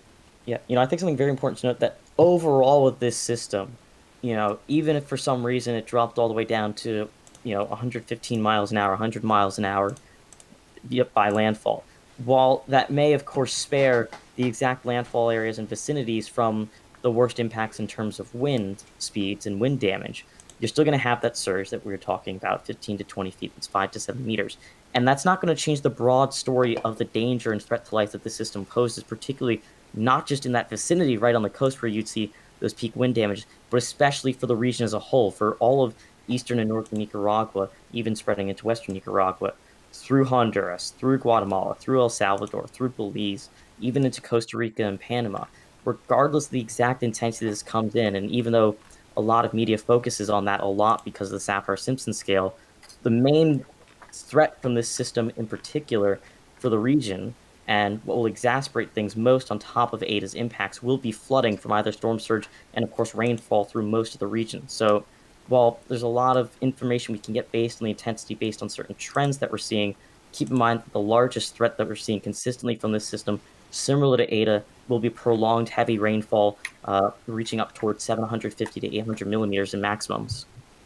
Our chief forecaster, Devon Williams, seems to be confirming eye wall replacement cycle there. So, an interesting turn of events that might decrease the winds a little bit, but it's not really, apart from the places that are right on shore, the wind isn't going to be the biggest factor for most areas in these countries. And yes, an EWS and eye wall replacement cycle can be worse because it can increase the wind range and increase storm surge. Yeah. And this is the most worrisome thing for the for the area of Puerto Cabezas, Bilwi, and the northern coast of northern Caribbean coast of Nicaragua. I mean, even Small. without that, we're still talking about a hurricane wind field, which, although isn't quite large, has doubled in size since yesterday. So the northeastern quadrant is now 40 miles as the largest extent, and the northwestern side and southwestern side, which are the parts that are starting to come on shore, are 30 miles away from the center. So hurricane force winds, based on those measurements, without considering any potential wind field expansion at the last moment, would be beginning to come on shore right now, and only have conditions continue to rapidly deteriorate further over the next several hours. Something very interesting from the recon, they have turned again as of the latest 10 minutes update, and they appear to be doing a loop south of the eye, debating what direction to go in. They're doing what, sorry? They're doing a loop to the south of the eye now rather than inside the eye, choosing what direction they're going in. The eye temperature continues to decrease. The maximum now is about 5 degrees. And again, this is happening far too late, but... So we have the vortex data message. Yep. The pressure has decreased Wow. by 2 millibars since the last mission, down to 917 again. So pressure is the same as peak, but the highest winds measured were 114 knots at the surface and 125 knots at flight level. So in the north and south eye walls combined, we'd only found winds equivalent to a minimal Category 4 hurricane with a pressure of a Category 5. Absolutely incredible to see how quickly this eye wall placement cycle has kicked in. I do think it's important to note, though, that because they only went through the northern and southern eye walls exactly, that they probably haven't sampled the strongest winds, just because those are more likely going to be on either the northwestern or southwestern rather than due north or due south. But even so, it's a positive sign, at least in wind speeds, but again, doesn't change the overall impacts that we're expecting whatsoever. Looking at the most recent drop sound, I'm not seeing a V sounding anymore inside of the eye. For who doesn't know, a V sounding means there's strong convection going on around the eye and thus intensification of the storm. Well, this doesn't show anything anymore, so it's most likely stable, and an eye wall replacement cycle is happening, since the pressure is stable. So that's what we know right now. The National Hurricane Center are due to update in a few moments. I don't have much else here. Does anyone else have any comment right now? I'm just finding this incredible, that the pressure is exactly the same as peak, but the winds have dropped by 20 knots compared to 12 hours ago. Yeah. We don't know fully yet, just because they haven't sampled all the quadrants. Well, they've only found if we're to go purely off reconnaissance, that'd be a 25 knot drop. I'm assuming that they've undersampled slightly and giving it a personal estimate of around 140 miles an hour with a pressure of 917 millibars. But actually, I believe that with a larger wind field and the same pressure, the surge may go up rather than down with these dropping winds, because the area of maximum winds is expanding, and that means more overall force pushing that water on shore. Well, that's no good. I will say, though, I wouldn't be surprised if, in particular, the northwestern eye wall or the western eye wall had a bit higher wind maximums than 120 knots. So, I mean, even though it's come down a bit for sure, I don't think it's all the way down there quite yet. Although, if we get lucky, we found evidence for 115 miles an hour in the north eye wall and evidence for 130 miles an hour in the south eye wall. That's why I went with 140. NHC might go slightly higher, but not much. Wow. Without further recon data, and that's just how quickly these cycles kick in. As of 6 hours ago, with the last recon, we had evidence to still support maintaining it at Category 5 intensity, and now it's dropped almost the entire way through Category 4 intensity. But again, Good lord. I have to stress that if anything, this eye wall replacement cycle has made the impacts at landfall worse, not better, by increasing the impacts of surge with a larger wind field. The only area that sees any marginal benefit is the exact vicinity of the landfall location, but if you're talking for the storm as a whole and the region as a whole, it obviously isn't any better than we were talking about just a few hours ago. And I think people, watching this should really take note of that. There's a lot of talk, of course, always about the wind speed because of how, primary publications that measure storms by categories go. They go by wind, not by anything else. But regardless of that, the wind speeds changing here before landfall won't change the expectations for the very life-threatening surge and the potentially catastrophic rainfall impacts that will occur over much of the region. So the National Hurricane Center's forecast that from their last update from 4 p.m. we still don't have the 7 p.m. just yet. Still had it at 160 miles per hour. About to see what differences they're going to make.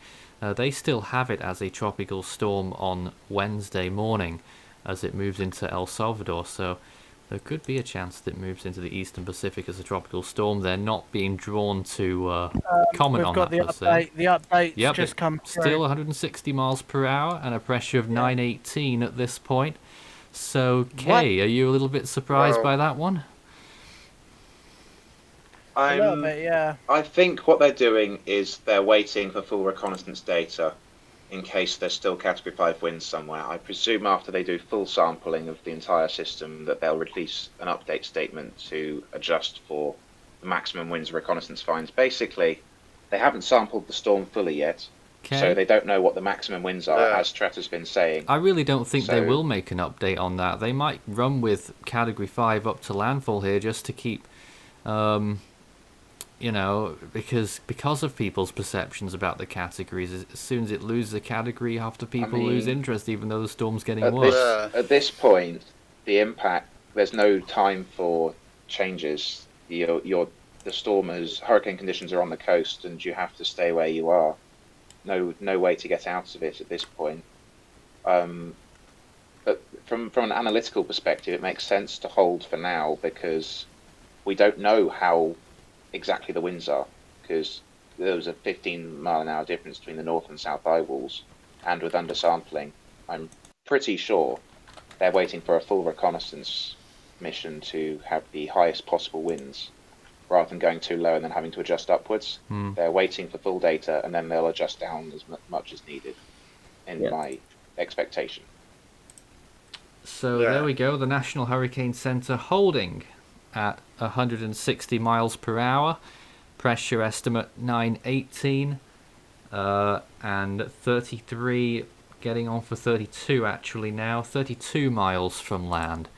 Eye temperature decreasing, the latest as of 3 minutes ago.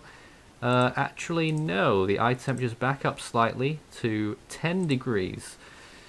Wow. In a small area, so it's not going to go away that easily.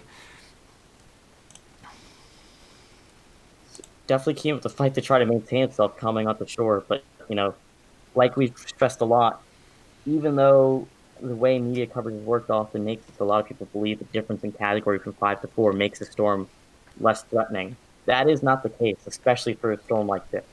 This is going to be just as threatening to life, regardless of whether or not it's Category 5 or 4 landfall. Really, any category that this storm would be coming on shore would be life-threatening considering the impacts expected to bring regionally, not just at the exact landfall location. And just for everyone's information, given that this is an eye wall replacement cycle right now, it won't finish it before it makes landfall. No. Yep. I mean, you'd really need something extraordinary to have it finish in 3 to 4 hours. But, scientifically and just based on history, we know it's not going to happen that quickly. So there's a lot of hot discussion going on behind the scenes right now on whether we'll be downgrading it on our position, but we are not. We're keeping it 160 miles per hour along with the National Hurricane Center. It would be fairly irresponsible to go down even if we did believe that it's not quite as strong as that.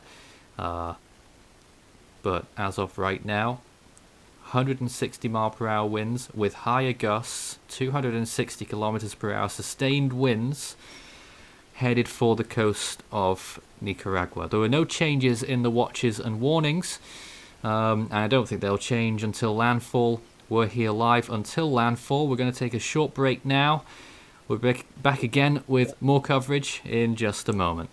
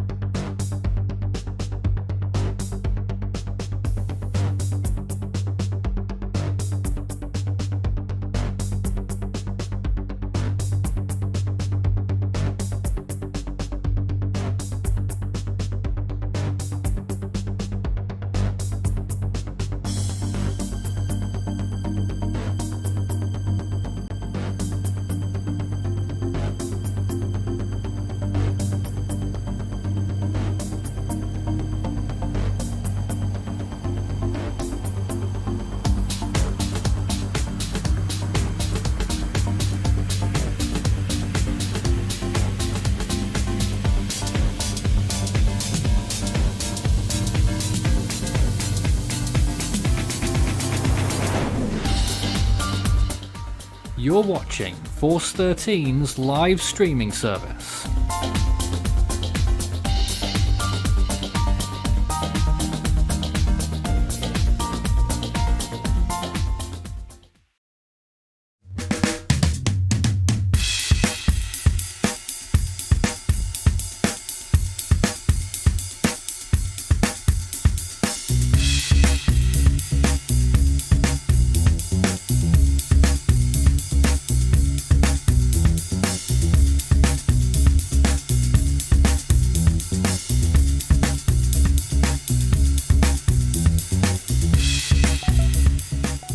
Iota unfathomable in its intensification phase, and possibly equally so in its current phase, because it hasn't officially weakened, but a lot of suggestions that it might be slightly, but that's not the headline. The headline is that it is about to make landfall in Nicaragua, and it's already causing tremendous damage right now and will cause enormous problems in terms of storm surge and flooding in many different countries: Nicaragua, Costa Rica, Honduras, El Salvador, Guatemala, and even Belize and Mexico. A lot of rainfall from this, with tropical storm force winds extending potentially during this storm's life all the way up to the border with Guatemala. My name is Nathan Foy. I'm here again for another hour of coverage as this storm gets closer to land until the end of this hour when I'll be handing over to Thomas Schwent. I'm joined in this hour by Alex, Michael, Isaac, Kay and Strat, most of the faces that we were just speaking to in the last hour. Hello again. Hello. Hello. So, you've had a little bit of time there during the break to consider what the situation is right now. Yes, I think we got a better grasp of it now that we've been able to talk to our chief hurricane analyst and other You've got people it? from our Discord community. Yes, it seems that there's several factors at play with the NHC's decision. One is that they are suspicious of the reconnaissance data, which is completely fair given the incredibly low pressure in comparison to the winds they've found. Mm-hmm. So the recon plane is going back into the eye on the same path as previously, to sample the same areas again, presumably, which is certainly interesting to see. They'll be checking it again, and if we get the same readings again, then I'm not sure. But the other option is that the winds are weaker in these parts of the eye because of structural changes, but they could still be close to Category 5 in another part of the eye wall, especially the where the strongest convection is in the western parts of this eye wall, as Strat was mentioning earlier. Now, I apologise that this imagery's jumpy. That's not under my control. They've just repositioned the mesoscale floater, so for the next few minutes you'll continue to see that issue. So we'll run over to the more tolerable outer floater imagery here. The visible blending into the geocolor infrared as night falls over what is still a Category 5. And even if it did weaken to Category 4 at this point, it's a Category 5 storm surge, K. It's absolutely right. If anything, the structural changes with an expanding wind field that we've seen would increase the surge relative to if it had intensified slightly and kept a smaller system, which is the last thing we need, really. What we're seeing with Recon is that Storm has done the last thing we wanted it to do, which is expand its wind field and keep the same pressure. Now, I think this is Michael showing us some model data. Oh dear. Yeah. Slightly interesting model runs. This is from the 18Z from Tropical Tidbits. And it seems as though... If it does have a chance, that's where it's going to go in the Eastern Pacific. Although, looking at the terrain it's got to go over as well, I don't think it will probably make it to the East Pac. Just sort of researching. It is pretty rare. It's pretty mountainous terrain. Yeah, So- I mean, I think the thing with those models is a lot of them show the remnants of the system or circulation rather than are really saying this is going to be the actual system crossing over into that part of the world as a fully tropical cyclone. So I think that's something to keep in note. But in general, if it goes into the Eastern Pacific, as the remnants will likely do at some point, probably attract towards the west-southwest as that high pressure in the Gulf of Mexico is going to push it down. Just had satellite update from 4 minutes past there, so that's just 4 minutes ago. Latest eye temperature 8 degrees, and distance from land, that's the center of the eye, distance from land 31 miles. So I think it's still going on pretty steady with that movement. If it's still moving about 9 miles an hour, it's 31 miles away, then you're just around 3.5 hours from landfall. So you'd see this coming on shore really right Just in checking between it's- 10:30 and 10:45 p.m. Its vector in the last hour has actually been slightly south of west at approximately 260 degrees bearing, and has moved 9 miles in the last hour. So still moving at that speed, but a slight southward jog, and you can see it on that satellite loop there even, that it's taken wouldn't be just very slightly.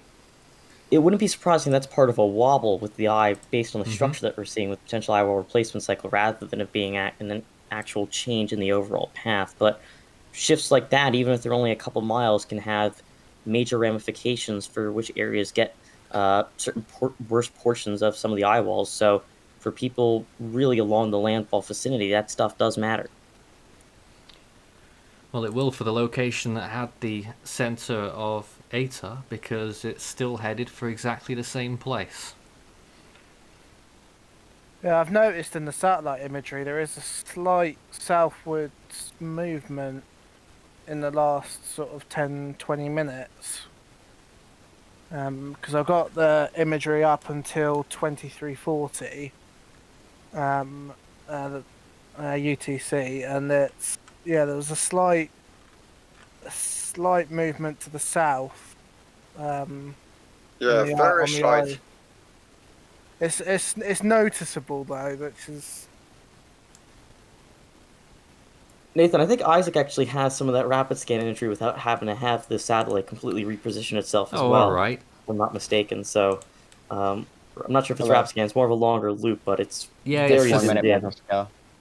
Let's see. There's definitely an eye wall replacement there by the looks of it. Because looking at the northern side of the storm, the inner eye wall seems to be weakening a little bit on the sort of north to northwest side.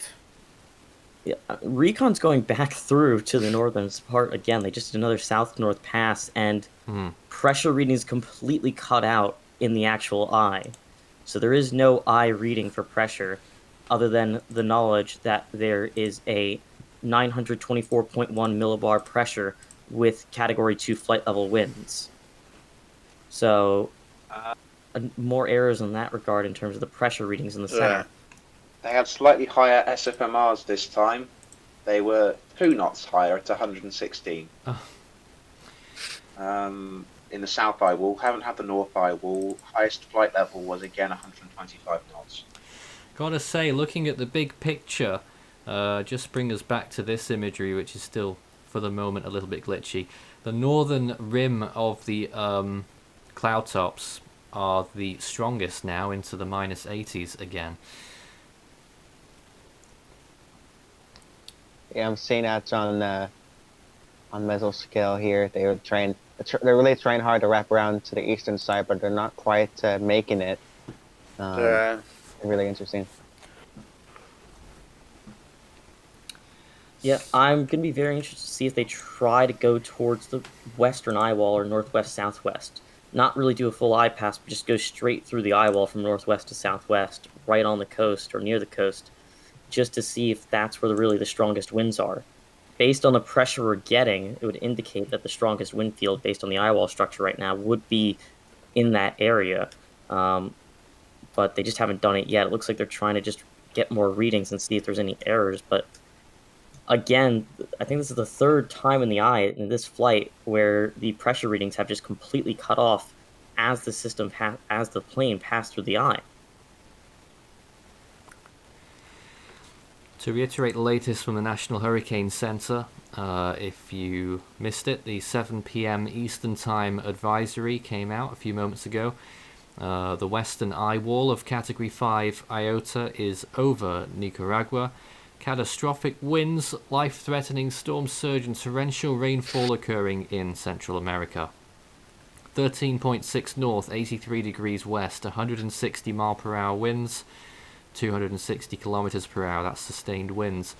Moving west at 9 miles per hour with a central pressure of 918 millibars.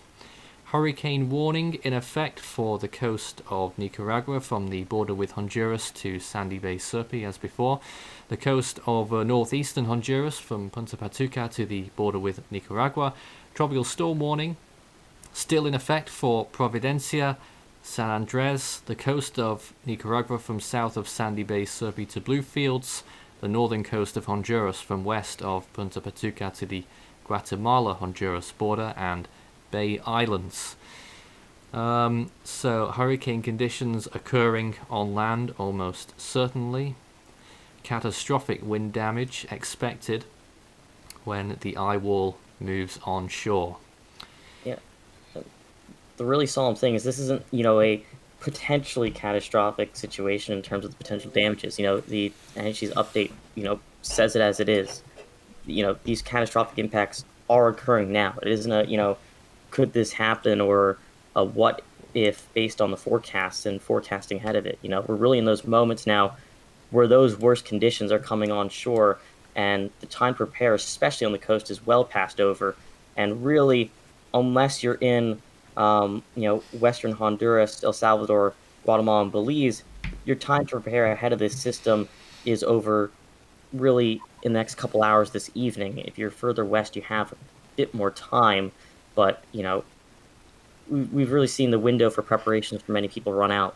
Yeah, there's really two types of broadcasting when it comes to tracking these storms. You have the long-range forecasting where we like the early warning system kind of thing, where we alert people to what the possibilities are, and then what we're doing now when something's set in stone, we're showing exactly what's happening in real time and the effect it's having on land, and delivering news as best we can. If you do have any news, I know we've got people from all around who are watching us tonight, please let us know in the chat section, or you can get in touch with us on social media. And we also have our community discussion on Discord, discord.gg/force13, if you'd like to contact anyone through there. Let's take some questions just now, though. Is this a merger eyewall replacement cycle? I've heard rumblings about that. I mean, we really don't know what's going on at this point. It's very confusing. We're seeing continued bursts. And that's you saying that. We've just had a massive burst of -80s in the northern eyewall. But the area of sub -70s surrounding the eye is expanding. Recon is still reporting, as of the first vortex data message, a 12 nautical mile wide eye that was closed. So, really, it's very uncertain what the storm's doing, and it might only become apparent several days from now. Either way, it's making landfall with the storm surge and pressure of a Category 5, regardless what the winds are. It looks incredible on satellite, and it's going to cause devastation throughout Nicaragua, Honduras, and other parts of Central America.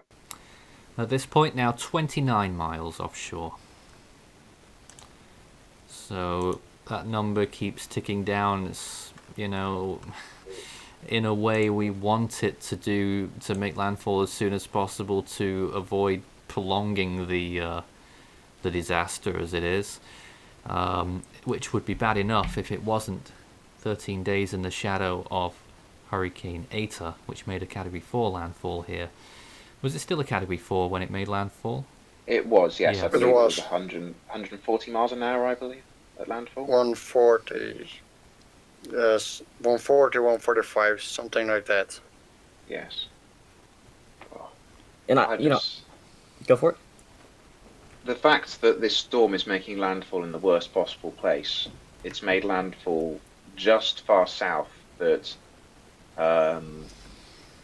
Puerto Cabezas is going to be in the northern onshore eyewall for as long as possible. It's basically going to get the entirety of the northern eyewall from the northwest through to the northeast with very little, if any, time in the eye and no break. And we saw only 2 years ago with Michael in Mexico Beach what that does. Just leaves almost nothing standing, and I'm pretty sure the buildings in Mexico Beach were more well constructed than they are here, and it's going to cause even more damage. And this is the regional center for this state or part of Nicaragua. 66,000 people lived there before Eta, and the last year before Eta, and now Iota have hit almost exactly the same parts of the country within 2 weeks, and it's just the worst case scenario, pretty much. Yeah, because it really exacerbates the impact, especially with Iota, and now Puerto Cabezas potentially going through just the eye walls and not really having any reprisal in the eye. There hasn't been proper time, we talked about this earlier, to repair much of the infrastructure that received critical damage or very major damage during Hurricane Eta across the region as a whole. You know, especially in ground zero for Eta itself when it first came on shore, you know, most places there will still be without basic functionalities, whether that be electricity or water, bar certain generators, for example. You know, this coming in on top of that is going to be an absolutely major hit for a region that hasn't had the time to properly recover, to be able to even prepare properly for a new storm like this. This is a whole different animal than Ada was here. Ada was a rainmaker. This is also going to be a rainmaker too, but this is also going to be a stronger storm at landfall than Ada ever was at landfall. We're talking about here. This is a really bad and catastrophic storm we're seeing nearing landfall over Nicaragua, and most of the towns, to my understanding at least, I'm not 200% familiar with my geography down here, but to my understanding, most of the areas that this storm's going to hit are really low-lying kind of fishing villages for the most part here, except that one town of Puerto Cabezas. So most of the infrastructure is not equipped at all for probably even a major hurricane landfall here. It's going to be really interesting, and I imagine really heartbreaking to see the damage once this again is all said and done and passes here. Record-breaking system near the landfall. And I'm just looking at IR, and it's just it's just really eerie to see. Just look at. I know it doesn't show the city names, but Puerto Cabezas is right around here, and you got the eye of a catastrophic Category 5 nearing the coastline here. It doesn't really get much more serious than that. If you thought Eta wasn't that bad, try to go through Iota. It's just really unfortunate to see this happening. I keep repeating myself here, but it's just true. This is record-breaking system, and we're watching history unfold here, right in front of our eyes. Is really all I could say. Is just history is unfolding in front of our eyes, and all I could do is just pray and hope these people make it out all right. Yeah, I mean, this is the latest Category 5 on record in the Atlantic Basin, the second one ever recorded in November. I think the only ever one recorded was in the 1930s. 1932, yep. Yep. This is the first time there's been two major hurricanes in the month of November, and definitely the first time two of them made landfall within 30 miles of each other, or will make landfall within 30 miles of each other, within 2 weeks of each other in the month of November. And this is also, just to point out another fact about the unprecedented nature of this, the only time in recorded history in the Atlantic Basin that there has been a hurricane, let alone a major hurricane or Category 5, in the location this storm has been during the past 24 hours. You've never seen a hurricane-strength storm at this point in the year or later in any of the past 24 hours for the storm's location. And, this doesn't just go for where the storm's coming on land and the devastating impacts that will occur in the landfall vicinity with those winds, and then north in particular with storm surge. But again, well inland, you're looking at maximums of up to 30 inches or 750 millimeters of rainfall in areas that have not had time to properly recover their infrastructure and prepare ahead of time for this system's approach because of Eta, and also ground that's very saturated because of the extreme rainfall totals that came down. So the same rainfall amounts, assuming, let's say you had 30 inches with Eta and you have 30 again with Iota, this 30 inches here will be more impactful than the prior event because of how saturated the ground still is and the lack of ability to prepare for this system's approach. Now, as of 20 past, just to tell you here, temperature in the eye 7 degrees and distance from land 28 miles. I don't know if maybe Kay might know this, but if this does end up making a Category 5 landfall over this part of Nicaragua, would this be the southernmost landfall in Category 5 in Atlantic Basin history, or am I wrong? Did you say southernmost? Yeah, the southernmost Atlantic Cat 5 landfall. I believe the previous record holder was Felix, and I believe Felix was slightly north of here. So if this does manage to maintain Category 5 all the way to landfall and in post-analysis, whenever that comes out, probably by summer next year at this rate, given how ridiculous the season's been, then it would be the southernmost storm, yes. The thing that I've been looking at is Atlantic records for most intense landfall. If this holds pressure until landfall, it would tie Michael for the 10th most intense Atlantic landfall on record. And they gave Michael 918. 919. There's currently 918 on the Okay. national. Latest drop sond has risen by 1 millibar. Okay. Okay. Yeah, that's a trend. Basically the same pressure. It just seems to be wobbling up and down. It is. Are Recon still in the storm right now? They are still in. We're waiting for their next move currently. They've gone through the North Eye Wall, found 125 knot flight level winds. SFMR is the same as last time.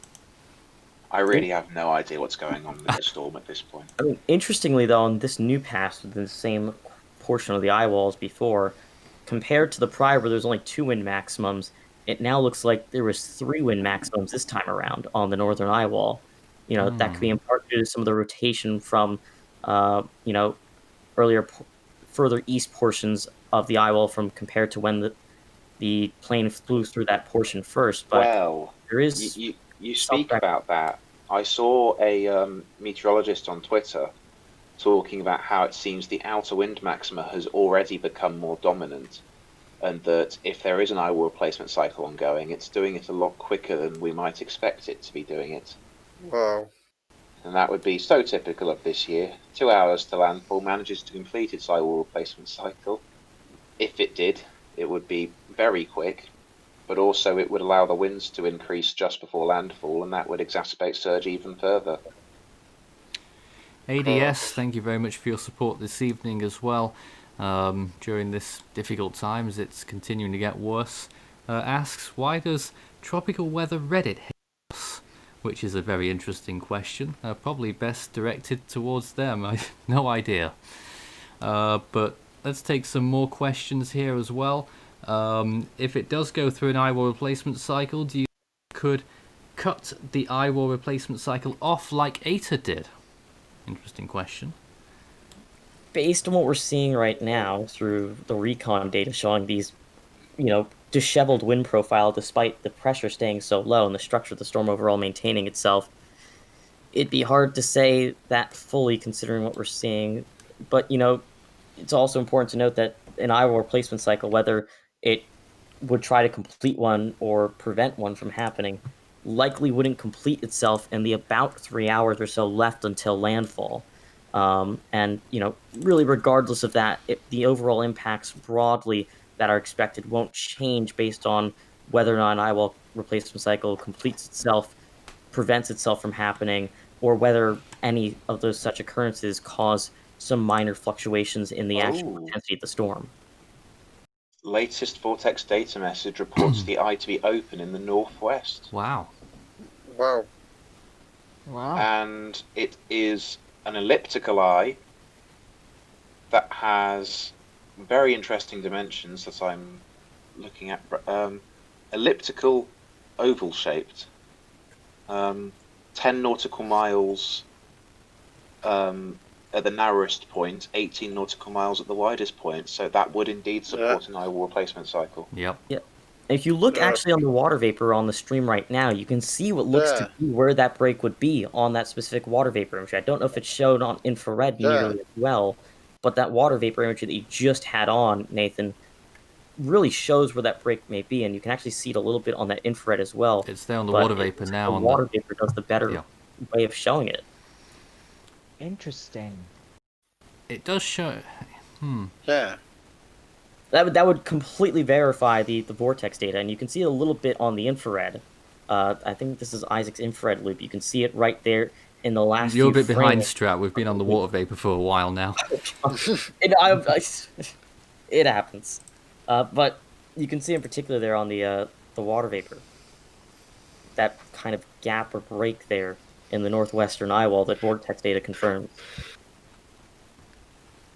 Certainly interesting to see sort of a bit of a weakness on either side, east and west there. Certainly supports the idea that the eye is not completely round anymore. Well, I'll pose the question this way too. When is the last time you've seen a sub 920 millibar hurricane with a partially open eye wall? That goodness. is a very good question. I mean, in the latest frames, you can finally see the circular eye beginning to Yep. break mesovortices. You can see the break in the northwest on conventional infrared imagery now as well. So yeah, it's finally the eye wall that's held so perfect for the past 12 hours is finally breaking, but the pressure is unchanged. And so far, the winds are unchanged from the National Hurricane Center. Do you still think that it's weaker, or does this support your idea even further? It's very unlikely that there are still Category 5 winds somewhere in this storm, but it's not impossible. If they were to exist, they'd probably be really in that southwestern quadrant, which they haven't properly sampled. That probably is the strongest quadrant right now, considering what we're seeing with the eye wall fragmentation on the northwest side. But that's going to rotate around. So, say 30 minutes from now to an hour, that open portion won't be in the northwest. It'll be rotating around to the west and southwest. And the stronger portions will be in other areas that are much more closed off from that particular part of the eye wall.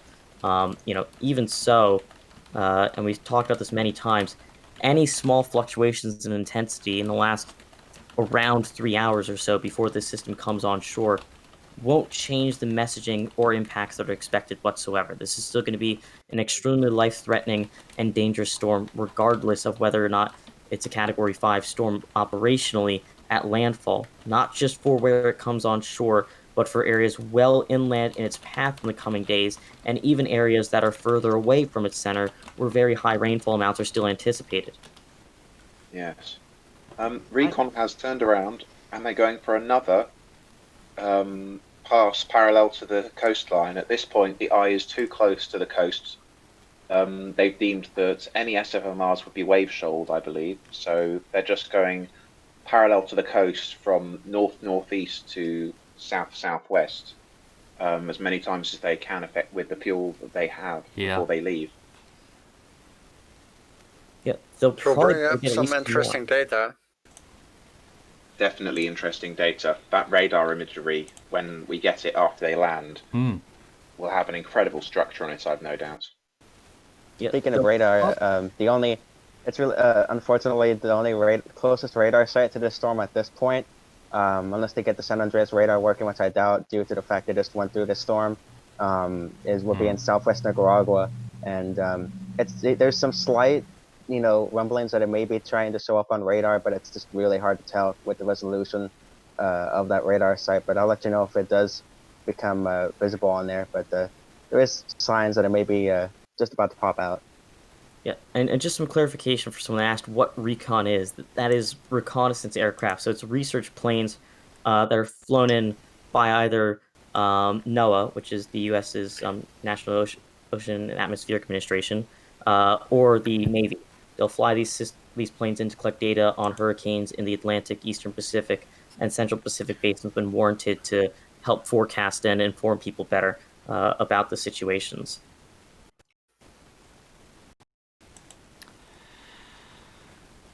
So at this point, we're drawing ever closer to landfall. As I almost clicked the wrong button there. The storm's eye appears to be disintegrating as such, but waning a little bit. Current distance from land as of 29 minutes past, still 27 miles. So landfall is still a little bit away just yet. Assuming the same pace of 9 miles an hour, we're really just about 3 hours away from landfall right now. Some variation if eye wobbles occur would push that around a little bit, but it's really the moment here where we're pretty clear, as we've been since last night, that this system's most likely going to come on shore in between the hours of 10 and 11 p.m. Eastern time today. Here's another question from AES, which is an interesting climatological perspective. Thoughts on winter storms due to the active hurricane season? For the UK, but I think it will apply for a lot of areas in the northern hemisphere. Yeah. La Nina effect and the active hurricane season, both big pointers towards a cold winter season. It's less to do with hurricane activity Yeah. and the number of recurving hurricanes that transport all that moisture into the northern hemisphere. The more heat that the recurving storms bring into the higher latitudes, the more likelihood there is of high pressure northern blocking, and that pushes cold air out of the polar regions into the mid latitudes. So we've seen a few, not an exceptional number, but combined with the La Nina, there is an increased chance of cooler conditions this winter. But obviously, focusing on the here and now, we're here to talk about this catastrophic situation that's unfolding. I want to get some verification on this too, really quick, because multiple people are trying to say there's still lightning in the eye wall right now. Is that still accurate as it was earlier today? Let me see. There is still lightning ongoing. I must Yep, say, still lightning. I must say, the eastern eye wall on the infrared just sort of looks like it's uncoiling. I mean, I don't know if we have a particular latest microwave frame, but based on the data we have from the vortex data, it's almost a bit counterintuitive to what you'd expect, because that gap was in the northwestern eye wall, is rotating around to the western part, and then you have the strongest cloud tops just past that break in that eye wall there on the western side. I mean, and it's incredible to see a storm that's going through an eye wall replacement cycle have massive -80 blow up to the north of it at this intensity.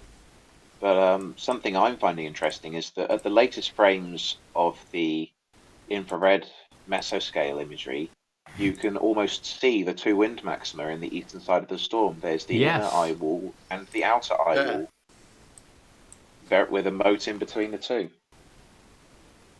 On both sides, really. Yeah, I mean, the wind field, the wind profile at least, is really disheveled because of the eye wall replacement cycle that seems to be ongoing, but still the fact that this thing's managed to maintain a pressure below 920 millibars despite that, is really extraordinary, and goes to show how badly this storm is fighting to try to stay still alive. Maintaining an eye temperature in the positives, I believe. Would I be correct in saying that? I think barely, if I'm not mistaken, but Nathan has the direct measurements on that. So what was that just now?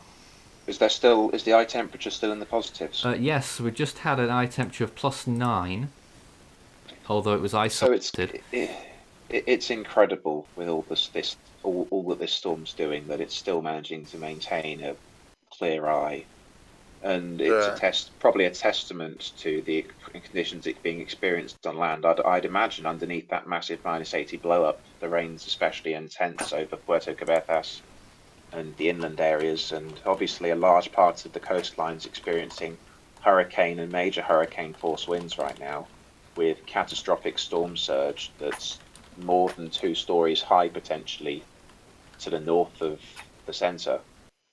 I don't think there's many, if any, 3-story structures in this particular area. Certainly not in the smaller villages. There may be some in the larger town, but you're not going to be able to get there if you're not there now. Streets are probably being flooded by surge. Waves on top of the surge, obviously. The waves aren't factored into it, so water could be going over the tops of houses at this time. Yeah, and anyone who's on top of their house to escape the water is probably going to be blown off by the incredible winds. Yeah, well, we really hope, based on the preparations that have been advised earlier, that there really isn't too many people left in these areas to undergo those risks. But I mean, it's been extraordinary to see this system try to fight off what it's going under right now in terms of the cyber replacement cycle, and then also note earlier today even how it was facing, at least at that point in time, around 8 hours ago, substantially higher wind shear compared to most of the past 24 hours before that, and it still managed to completely insulate itself from those impacts. And that's really bringing these worst conditions in terms of wind speeds and surge onshore right now, very unfortunately. Now looking at the unenhanced infrared indeed as well, showing you perhaps in the plainest terms the situation at hand, the rotation of the eye. And let's just bring it back to water vapor again if we can. And there's the latest on the water vapor, the eye becoming a lot less perfect, a lot less clear in the latest frames, and a stretch to call it a category 5 at this point on satellite imagery, and by the sounds of things on recon, but National Hurricane Center running with it. I think they're wise to, considering that it can't be completely ruled out that it's still a category 5 storm, and its close proximity to land. But you think there might be a downgrade post-season for this particular point in Yes, time? I think that's Yeah. I think that's what the NHC might do, and it's definitely the best thing to do in their position. Let's take some more questions. Do you think there's a chance of Kappa this year or Lambda? Well, there's currently a 40% Yeah. chance we see Yes. Kappa from this system that's in the Caribbean. Yes, Yeah. if you've not seen this yet, I'm sorry to break more bad news, but 40% chance, moderate chance of a new tropical cyclone developing in the Caribbean Sea, literally just behind Iota. It would make landfall further south, maybe along the border with Nicaragua and Costa Rica, very close to Otto, back in 2016. And long-range models suggesting that there could be yet more Caribbean activity in the later stages of the month into December. A lot less certainty on that, so we'll take it as it comes. More questions. Why is there so much lightning in the eye wall right now? I know you were looking at it briefly just before, Isaac. Hello? Yes. Sorry if I startled you there. No, I was making sure my thing was working here. I switched to a water vapor mesoscale view, but yeah, earlier there was a lot of lightning strikes associated around the eye wall of the storm, but now it seems to have slightly degraded here. There still seems to be some lightning in the eye wall, but not as much as about 1-2 hours ago. So yeah, I'm also looking at radar, and I think it just barely might be able to pick up. It's barely able to pick up the eye now, so I might switch to that really soon here if I could get it going. Okay, sounds interesting. And please do send in more questions over the course of the next 20 minutes. That's at the point that I'll be handing over to Thomas Schwent, who's waiting for to produce the landfall coverage, as it will appear to be, after 1 o'clock UTC, which is on the US East Coast. As of right now, the storm is, the center of the eye, I should say, is around 25 miles offshore. The edge of the eye is approximately, and it's harder to tell the edge of the eye, but around 15 miles offshore. So it's quite possible that the area that was struck by Eta is now in the inner eye wall. That looks like it is. Yeah. If it isn't, it's about to enter.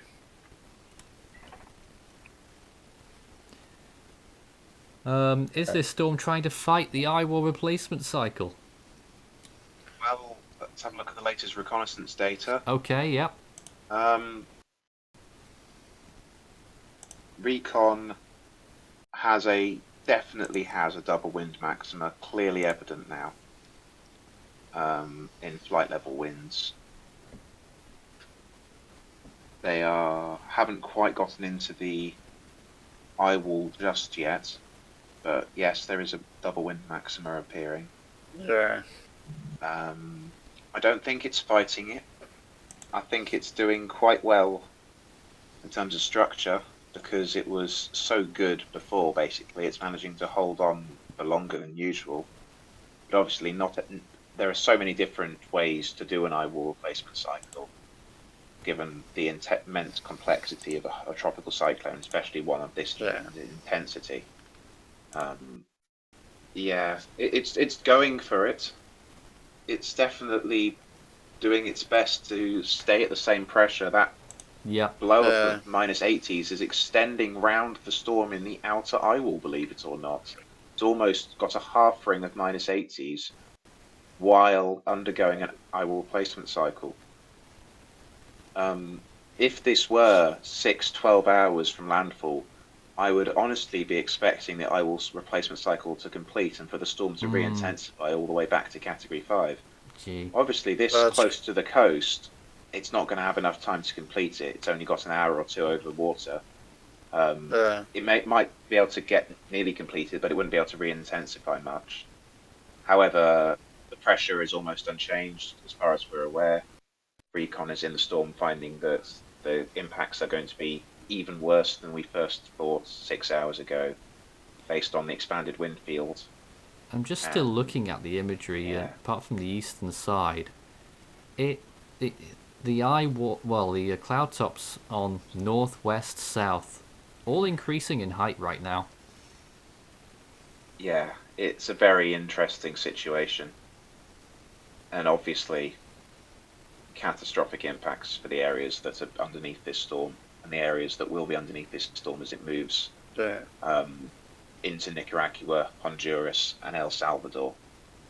Rainfall impacts going to be felt as far away as Mexico. I believe they're expecting 8 inches or more in southeastern Mexico. Significant amounts in Belize, Guatemala, southern Nicaragua, Costa Rica even. But the worst impacts are going to be in Nicaragua, northern parts where the storm makes landfall and then moves through, and then the north coast of Honduras, specifically near the Guatemalan border, where we expect maximum totals to be as much as 3 feet. It's just ridiculous. Eye temperature still 7 degrees. Some more questions here. Will the eye go away before landfall? Latest infrared frames show it clearing again, considering it's going through an eye wall replacement cycle. I mean, I don't have a magic globe in front of me. I can't see the future, unfortunately. I'd like to say that I have radar up right now. So really far out in a radar range, but you might be able to make out an eye wall there on the imagery before it starts to go crazy in the last frame. I want to see what you guys think about it. It's really hard to see, I know, because it's on a really far corner of the radar range. We'll keep looking at that for another moment. Do you think global warming, amongst other things, make these bad storms, and especially late season ones, happen? There hasn't been any proven facts yet on it. It could even have a negative effect. It will just depend on the research in the future being done on these storms. I'm doing some of it. I haven't researched this particular aspect of that. Something we have learned from a recent paper that came out is that tropical cyclones are taking twice as long to weaken over land, bringing those rain, and they've got increased rainfall. Yeah, that's definitely one thing to worry about. Will the eye get completely covered at one point before landfall? I guess it would be. Again, my crystal ball is offline. How will you differentiate Hurricane Iota to Typhoon Haiyan in strength? Well, it's nowhere near as strong as that. Yeah. So I guess we'll differentiate them fairly easily. I suppose it would. Indeed. And this has a recon in it. Haiyan never had recon in it. True indeed.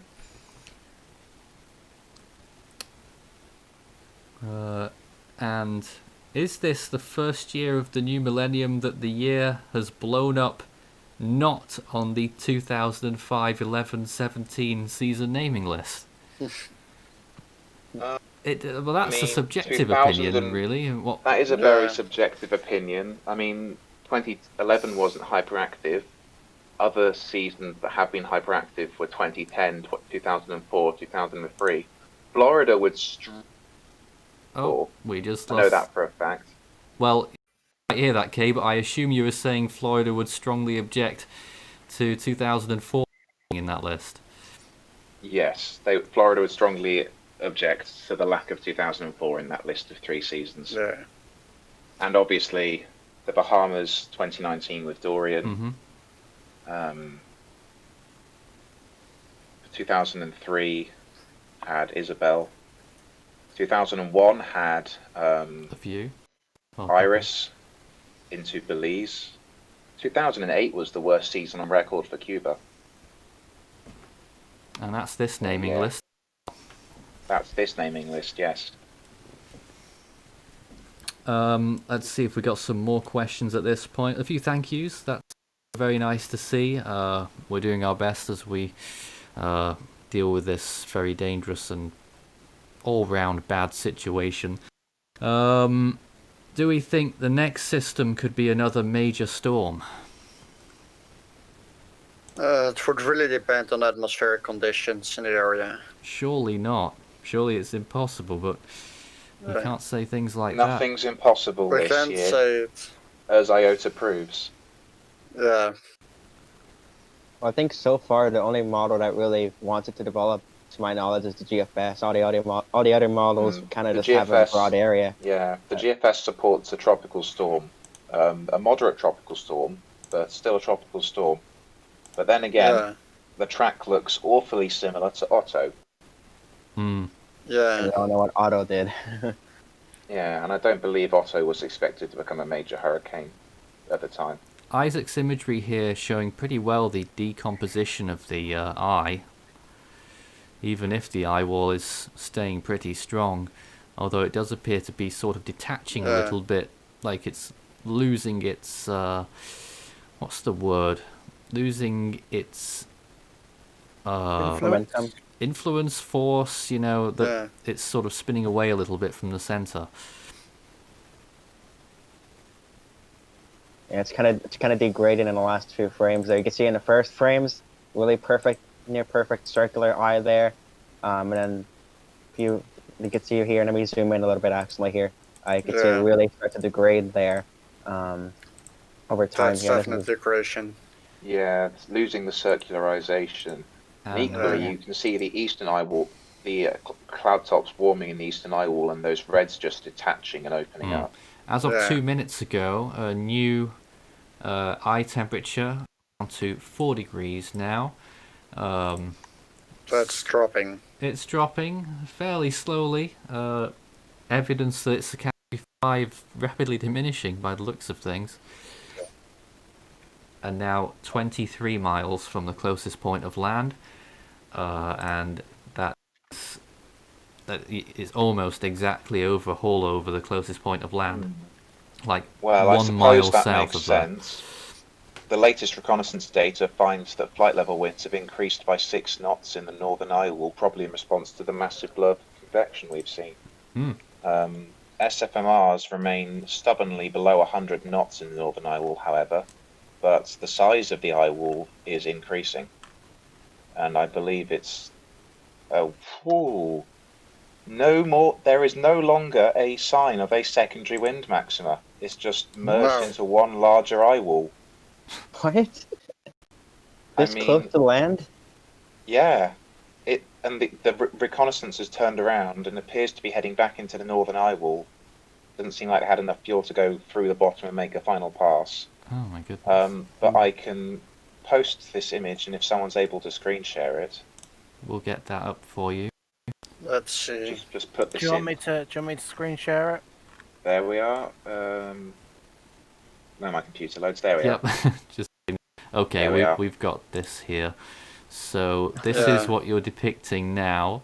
Can you just, because at first glance it might be a bit confused. You can see the plane heads into the storm as the two lines begin to rise. The red line is the flight level wind, and the blue line is the surface wind based off of SFMR data. You can see the first eye wall pass.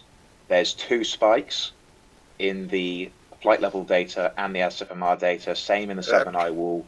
The plane goes out, comes back in. 2 spikes again in the southern eye wall. And then already less of 2 spikes in the northern eye wall, and then they go in again for the 3rd time. The northern eye wall has intensified in terms of flight level. SFMRs remain the same, but there's no longer a double wind maxima in the northern eye wall. Wow. and it may be that the winds are already beginning to increase. Well, they are. You look at surface winds there from that side of the eye, and that's been increasing. I mean, this looks slightly. But by the fact that the inner eye wall didn't die, it just the secondary wind maxima formed and the outer eye wall melded with it. I would be obviously very cautious to call it definitely, but it seems to be some sort of merger related cycle. Not again. I don't know enough about them to call it, but it's very. It seems similar to what I've heard they represent. I'm not an expert. I don't claim to be one. But we'll have to see what the experts themselves. Yeah. Let's take some more questions here. What is the ace value for this season so far? Over 170 now, isn't it? Nearly 180? I think it was about 180 last I checked. It appears the eastern eye wall is having a blow-up of convection again. Not sure on that just now, on the eastern side. Do we think the 2020 will get 2 more hurricanes and 1 more major? I would hope not. Definitely hope not. How many storms could we have until to 2021? A very We general, could potentially have a storm lasting into 2021. very general question. That, I obviously. assume they're only talking about the Atlantic and not the whole world. Oh yes, that's true. I think we're saying that we could potentially see as many as 3 by the end of the year, although equally we could see 0. Many seasons we have seen 0 after this point. I just don't think the year will play ball with that. Yeah, this season's been stubborn. For one phrase of it for it. And the Iota isn't giving up. That's another comment that we just had there. Yeah. Definitely not giving up. Not going down without a fight, unfortunately. There's a fighter. There's one thing I just did want to say, if I can quickly, is that I just wanted to send a little message out to the guys about to be affected by the storm. It's just to sort of heed advice and to take care of yourselves, and hopefully everyone will ride it out. Oh. Getting dangerously close to land. Naturally, it would appear that the inner eye wall is over land at this point, or is making landfall right now. The worst conditions will be being along the coast of Nicaragua right now. Just to reiterate the warnings, because we're about to finish our stint of live commentary here. Tom is waiting to take over. The storm Iota right now currently at 13.6 north, 83 degrees west, with 160 mile per hour winds, 260 kilometers per hour, that is. Moving west at 9 miles per hour, pressure around 918. Hurricane warning for the coast of Nicaragua from the Honduras border to Sandy Bay Serpi, and the coast of northeastern Honduras from Punta Patuca to the Honduras-Nicaragua border. Tropical storm warning still in effect for Providencia, San Andres, the coast of Nicaragua from south of Sandy Bay Serpi to Bluefields, the northern coast of Honduras from Punta Patuca to the Guatemala-Honduras border, and Bay Islands. No hurricane watches anymore or tropical storm watches for any locations.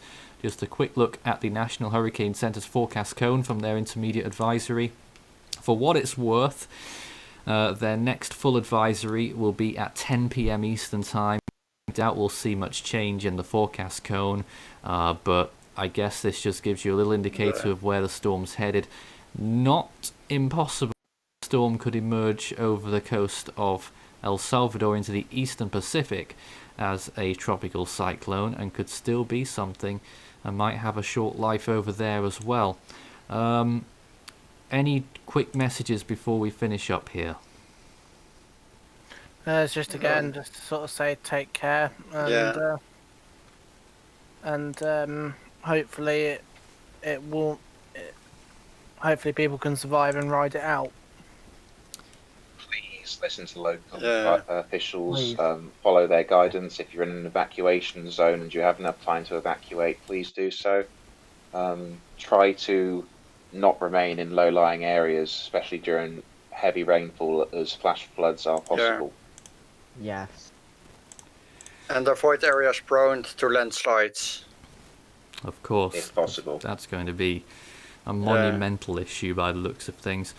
Thank you to my team for the last 3 hours for taking part in this coverage. The coverage will be continuing now under our next team, who will be taking you through the storm's landfall. They're ready and waiting, and they'll also be taking your questions live on the air. But from us here, Team 1 tonight, that's it for now, and we'll be back after this short break.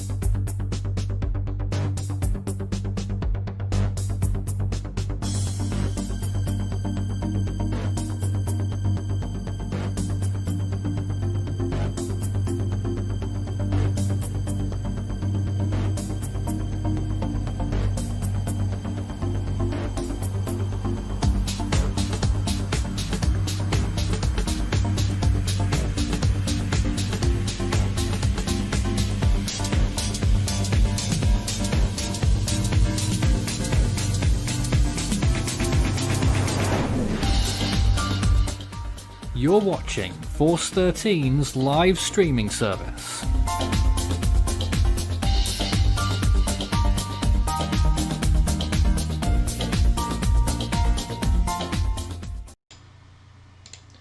Hello everyone and welcome to Force 13 Live.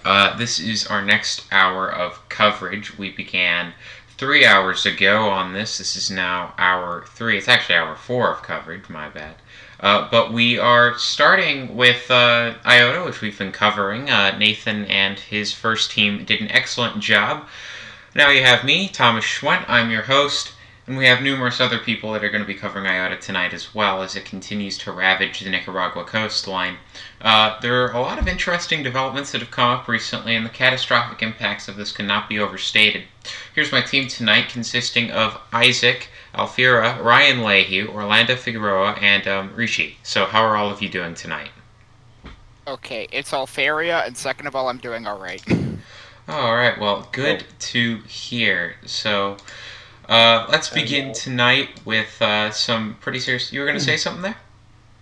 I was just gonna say, hey, I'm Rishi, and yeah, that's all I was gonna say. All right, carry on. Alright, so we do have some new faces. This is some people's first streams, but these people are very talented and good at what they do, and tonight we're going to be having quite a bit of in-depth analysis. Our chief hurricane analyst, Evan Williams, will be coming on later tonight as well, so we'll be able to get his thoughts as the storm makes landfall. We'll be live all the way until landfall, which is anticipated to occur in about 2 hours' time. We'll see. Could be a little earlier or later than that. We'll be keeping an eye on that, and we will let you know when that does occur. The National Hurricane Center's newest advisory will also be coming out. We're getting some really interesting information from Recon. So, does anyone want to go over what exactly it is that Recon is currently finding? So, a new pass, and my heart sank when I saw this, but the new pass through the northern part of the eye wall of the storm found over 137 knot flight level winds, with strangely SFMR is only up to oops, sorry, I lost it again. But up to, I think it was in the high 90s in knots, if I'm not mistaken, where the SFMR is before my my sight went down for a second. So just really interesting data we're seeing coming in from the reconnaissance plane. It's really unfortunate to see the storm, at least according to reconnaissance data, appears to be trying to strengthen one last time before landfall, if this is to be believed. Yeah, it is unfortunate. It appears that we are seeing indications that this underwent a rapid merger eye-wall replacement cycle, and as a result of that, we saw the storm basically go down in winds for some time. It could have been a Category 4 there. We don't know for sure. We'll know in post-analysis. But now it's beginning to re-intensify again, and we have this powerful Category 5 hurricane bearing down on Nicaragua, and it's, you know, it's a situation that does make your heart sink. You know, these areas just got impacted less than 2 weeks ago by Hurricane Eta, and now we have another extremely intense storm that is about to strike land as well. I mean, this new reconnaissance data is extremely concerning, and again, it indicates we could see this intensify as it does approach land, so it's really concerning here. Satellite appearance is beginning to degrade a little bit, but despite that, it does appear that that recon data is indicating we're seeing a pretty serious situation unfolding, regardless of how strong the winds are. Actually, this is a pretty serious situation. I know that the National Hurricane Center has been really hammering this home.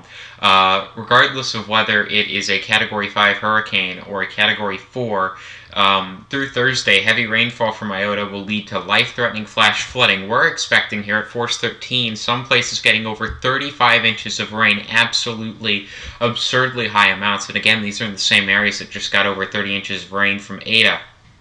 Flooding and mudslides in Honduras and Nicaragua could be exacerbated by Eta's recent effects, and this is going to result in potentially catastrophic impacts. I mean, it doesn't get much worse if you're in Nicaragua and Honduras, and I hope that preparations are rushed to completion. The best you can do now is remain in your structure that you're currently in. Try to get to as sturdy of a structure as possible and hunker down, because things are about to get really gnarly if they haven't already. Hurricane conditions are likely already on the coastline of Nicaragua, and yeah, I mean, it doesn't get much worse than this. Do we have any reports or information from the ground right now? I have found a video from Honduras on Twitter from what's currently going on, and it doesn't exist anymore. But I did see an article that says El Salvador's government has issued a red alert warning for the country with close proximity of Hurricane Iota. Wow. Also, Isaac, it appears that you do have some rapid scan imagery here for us. Give us your analysis and your thoughts of what's been going on with the storm recently. Well, before I go on that, I just wanted to say the SFMRs that this nurse reconnaissance plane found, was 94 knots, non-suspect, and the highest flight level, if I'm reading the data right, was at least maybe slightly higher than 140 knots flight level. It appears it was 143. 143 flight level with the 94 knots SFMR. So really really interesting. This storm has just really been a headache for everybody. First, when it looks really good, the reconnaissance data disagrees, and then now when it looks bad, the hurricane reconnaissance data disagrees and thinks it's a stronger storm. But the data doesn't lie here, so we could be looking at the intensifying storm up until landfall. And I'm just seeing on satellite imagery here some more convection fire near the eye wall right there. You can see in the last when the last frame starts to load here, you can see right here some more convection trying to fire over the eye wall there. So it could be trying to really quickly here do one little stint of intensification before landfall. And we'll see what does happen here, but something that I do want to stress to the viewers here is that regardless of the intensity when this makes landfall, the impacts will be catastrophic. Regardless of whether this is a Category 4 or 5, and it could go either way, the impacts will be catastrophic, and rainfall is the biggest threat with this. Not only that, but I want to go over what the National Hurricane Center has to say, and this is from them. They're professionals, they know how to do this better than I do, and they are predicting this. And this is high. This is higher than, I think the storm surge forecast is one of the highest I've ever seen. 15 to 20 feet of storm surge is possible, if not likely, with this storm. Catastrophic wind damage from the eye wall of Iota is likely with this storm. Rainfall of isolated maximums of 30 inches, according to the NHC, possible. We think it could be even higher. And swells are going to be affecting areas well outside of the country here. But again, 30 inches or potentially even higher possible, if not likely, for Nicaragua. This is absolutely something that, does make your heart sink. And again, I mean, these areas were just impacted less than 2 weeks ago. So it's really a sombering sight to see, and it's a heartbreaking sight to see. But we're going to be keeping this on the air. We're going to be continuing to cover this and giving you all the information that you need. So, to the chat, type @Force13 and then ask any questions you have. Our job right now is to get you the information you need to be as safe as possible. So if you are in the path of this storm, or you need information that's important for yourself, your friends, or your family, please ask us. We will be more than glad to provide that information for you.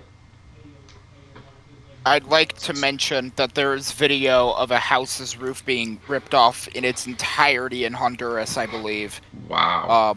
That is a video I have just found. I'm not sure if you would like to see it, but I can send you the link to it. I believe we did see that in the first team's coverage, but for those that didn't, let's get that link to that so that way we can show viewers, because this is one of those things where it's really difficult to truly emphasize what's going on, but I think that you can see in much better fashion what's going on when you look at this video here. I will warn you real quick, some louder sound may come up from this, so that's just a word of warning loud right now. Some of that sound might be louder, but this is the video.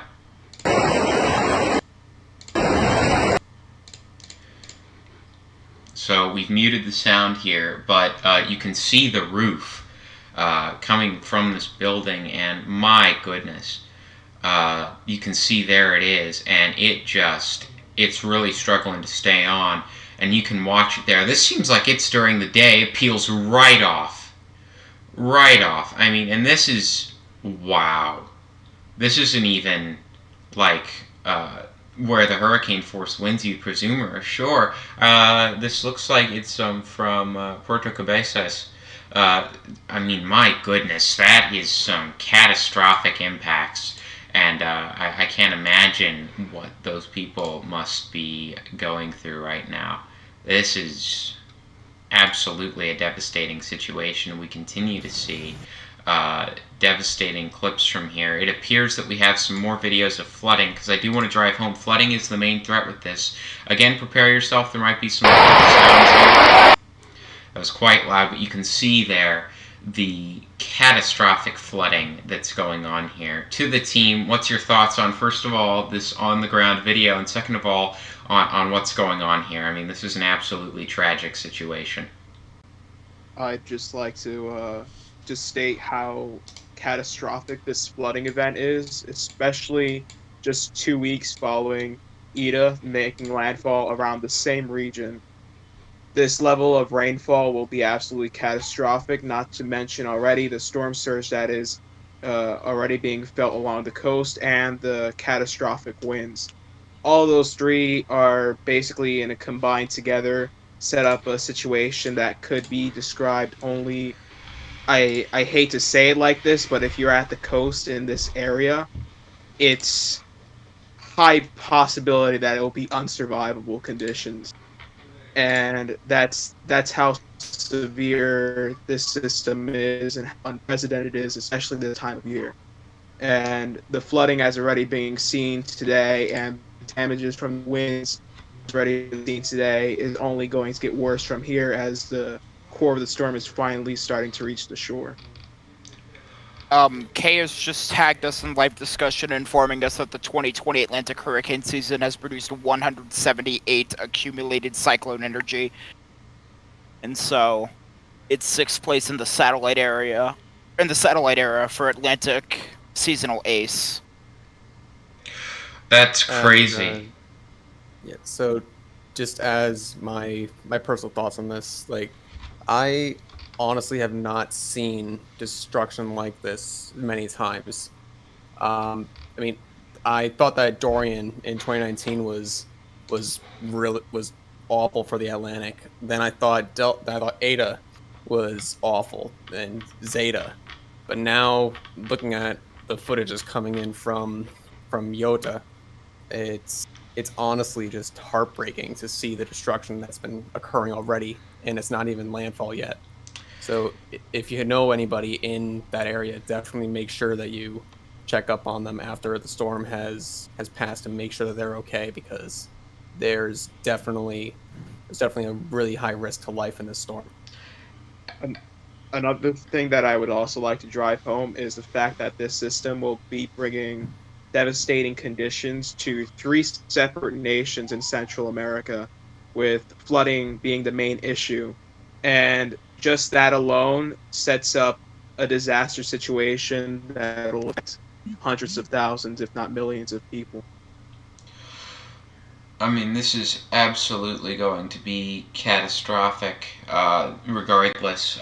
We do have one question that's been asked quite a bit here, and before we do get into it, I would like to say that regardless of whether it does this or not, it will not largely impact the impacts that will be experienced. You will still experience catastrophic winds of at least 155 miles per hour. You will still experience storm surge of at least 15 feet if you're on the eye wall of the storm. There will still be areas that get over 30 inches of rainfall from this, regardless of what happens. But to the team, the question is, could this strengthen further before it does make landfall? Well, if you look at the hurricane reconnaissance data that just came through, it appears to be doing exactly that. This is about as bad of a nightmare scenario as you could get. First of all, you had Hurricane Eta, which made landfall roughly about 2 weeks ago in the same general region, as a little bit of a weaker storm at 140 miles per hour, I believe it was, during the day. Now you're talking about a catastrophic 160 mile per hour Category 5, which may be trying to intensify here, looking at the latest reconnaissance data during the night, in parts that were heavily affected already by a Category 4 hurricane. This is really a nightmare scenario. Like, pretty much everything that could go wrong in terms of this storm affecting people is pretty much going wrong. This is hitting during the night, so once the power goes out, you're going to absolutely see nothing except maybe some lightning in the eye wall if you get into the eye wall or eye. You're going to get extremely dangerous and catastrophic flooding along much of the country here, and catastrophic storm surge along parts of the coastline here for those of you guys that are going to get into the eye and the eye wall of this thing as well. I just really can't stress enough how serious this storm was. If you didn't think Eta was serious, take a look at Iota right now, and keep in mind, if this latest reconnaissance data is correct here, we could be looking at perhaps an intensifying hurricane landfall here. This is really is history in the making here, and all you could do is just pray and hope all these people make it through all right. That's really all I could do at this point. You're just watching history in the making happen right now, and that's all I could do is just hope everybody makes it out all right. and we get through this with the least amount of deaths and destruction as we could possibly get. I think that is. Go on. I'd like to give my thoughts on this too, because you basically said all I really could say about how dangerous this is, and then you put on top of this, what's going to happen afterwards with 2020 being as it is. We have the COVID pandemic, and we cannot forget about that, and that's what makes this hurricane season so unique. In a bad way. These countries do not have the infrastructure to handle all of these happening at once. And as a result, I really do think that we saw after Mitch, Honduras but put into effect martial law. I would not be surprised if these countries do that after Iota passes, because we already have the flooding from Eta, and now we have this on top of that. And so this is just a really dangerous situation, and if anybody knows anyone who is in the path of the storm, please make sure they are safe. And really, it's not hyperbole to say it's basically a near-death scenario if you're along the coast. Unfortunately, and if I'm not mistaken, I think Kay was mentioning it earlier. Most of the flood defenses over there are built for one-time use. For the one hurricane that may go through this area and cause havoc.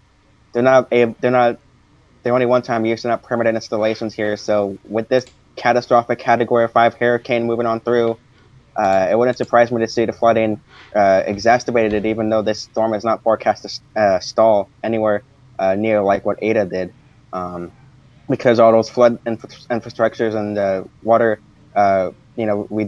retention parts of the coast and the country are really damaged and not working anymore due to Eta, which happened about 2 weeks before. So, I mean, you can't really get any more nightmare scenario than this. I mean, this is a November hurricane we're talking about, a record-breaking November hurricane, one of only 2 in recorded history. The last one was in 1932. And again, all I can really say is that you're watching history in the making, and all you can do is just hope and pray everybody is going to make this through all right. They listen to the warnings, and we get through this again with the least amount of damage and deaths as we possibly can with this hurricane. It's just going to be a really scary night, and for a lot of people on the coastline. I'm just pretty much out of words here. I'm pretty much repeating myself here, but it just needs to be. We really need to drive what we're saying here, regardless if it's safe, it weakens slightly to a Cat 4 or Cat 5, which seems unlikely at this point. It looks like it might stay at Cat 5 till landfall here, going at the latest data, that this is still a serious, record-breaking, and history-making storm we're looking at in front of our eyes, unfortunately, unfolding. I've been seeing a recent question that's been popping up, and that is, has it completed its eyewall replacement cycle? It appears that it has. The final recon data before recon left the storm indicated that the double wind maxima has become a single wind maxima, which basically means that there aren't competing eyewalls anymore. This underwent a rapid merger eyewall replacement cycle and is now going to be able to intensify a little bit before making landfall, which is not what we want to hear. A question that's a little bit off topic from the impacts. We'll be getting right back to the impacts and who this will impact, but we do have a question saying, just from a structural standpoint, does it seem like one of those outflow channels has died off, or do we still have that triple outflow from the storm? From what I can see, we definitely have the southern outflow. It's definitely been repressed since what it once was.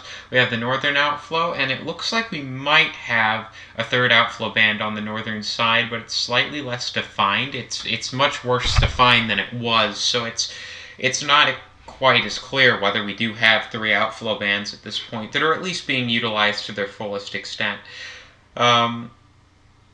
With that being said, let's get back to some other questions.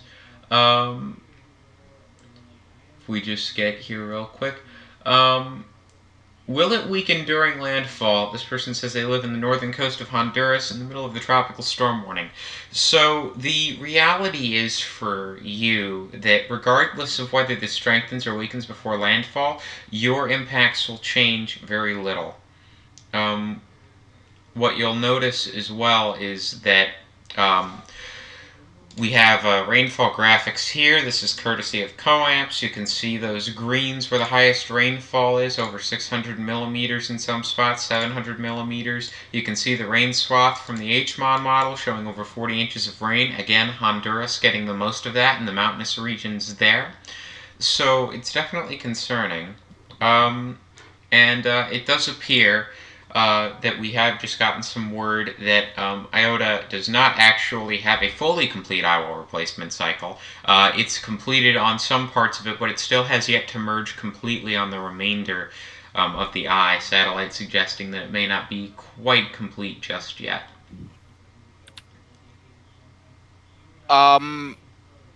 Okay. No. Never mind. Alright, question is, so where is this going to hit? Where is the point of landfall? That's a question that we have been looking at. On the current track that this is at, it looks like Hollover is the area that's going to be ground zero for this. Maybe Wunta, which is just south of there, could be ground zero for landfall. We'll have to see. The storm right now, according to infrared satellite estimates, is just 24 miles offshore at this point. So this is getting quite close to shore. And again, we are anticipating landfall to occur within the next couple of hours here. If it keeps its forward momentum going, that would be landfall in about 2.5 hours. Yep. Within that time range. We'll have to see. We do have more questions that have come in. A lot of people wondering about this storm's potential to strengthen before landfall. Again, I'm going to emphasize it's completing a replacement cycle, but that's not going to change impacts too much here. So that's just something that I do want to clarify. We do have some questions. Are there any surface observations? We haven't been looking at those too much. We have had some on-the-ground reporting. We've had some videos that were shared via Twitter that we've looked at. If the team finds any others, feel free to put them in our live output room so that way we can show them to people on the stream if you do find anything that you think would be useful to put on the stream. But we will be getting on-the-ground reporting as we do see what's going on. More questions that are coming in here. Do you think the flooding from this will be worse than Mitch? Well, Mitch has been quite a comparison. I know Ryan Leahy, who's on our stream right now, is kind of an expert with historical hurricanes. So Ryan, what are your thoughts on this and its comparisons to Mitch? Okay. Well, okay. So here's sort of the comparisons with Mitch. Mitch was initially a very powerful Category 5 in the Caribbean. But when it hit Honduras, it was only a Category 1. But it was basically, it stalled over Central America for several days, which caused record flooding. I do not think that the flooding from this is going to be as bad as Mitch. And I definitely, I pray to God that there will not be 11,000 deaths from this. I don't think there will be. Yeah, that's, comparing it to Mitch, though, I think it's like an okay, comparison. I just don't think that Mitch is like the absolute worst thing that I think could happen, and I don't think that it's quite that. Yeah, I'd say this is currently in a league of its own. There really isn't much point of reference. Yeah, I think the main difference between this and Mitch is that instead of it being one prolonged duration, it's more of a 1-2 punch from Eta and then Iota. Yeah, we're seeing two catastrophic hurricanes that are coming in and hitting the same place within 2 weeks of each other. It's absolutely remarkable. We have a question here that is kind of interesting, and we'll dive into it just a little bit here.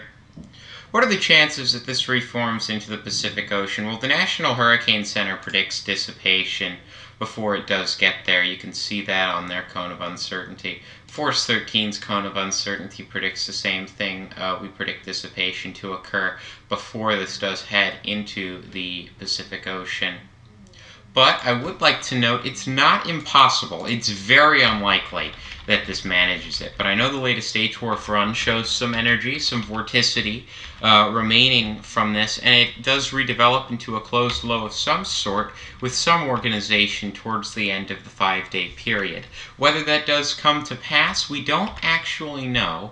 But odds are I don't think it will. To the team, what are your thoughts on that possibility? I mean, it's not out of the question knowing how this year's hurricane season has gone, but it is still extremely unlikely. Yeah, I'd have to agree with that. It doesn't seem like it's really possible, especially seeing how the center is looking like it'll track pretty much over the longest distance it can over the mountains of Central America. So if anything survives, it won't be probably Iota itself anymore. It'll probably just be some remnant swirl. The circulation might be able to reform, but it probably would not be classified as Iota again on the other side. Alright, with that being said, we're going to take a quick break here. We'll be right back in just a minute.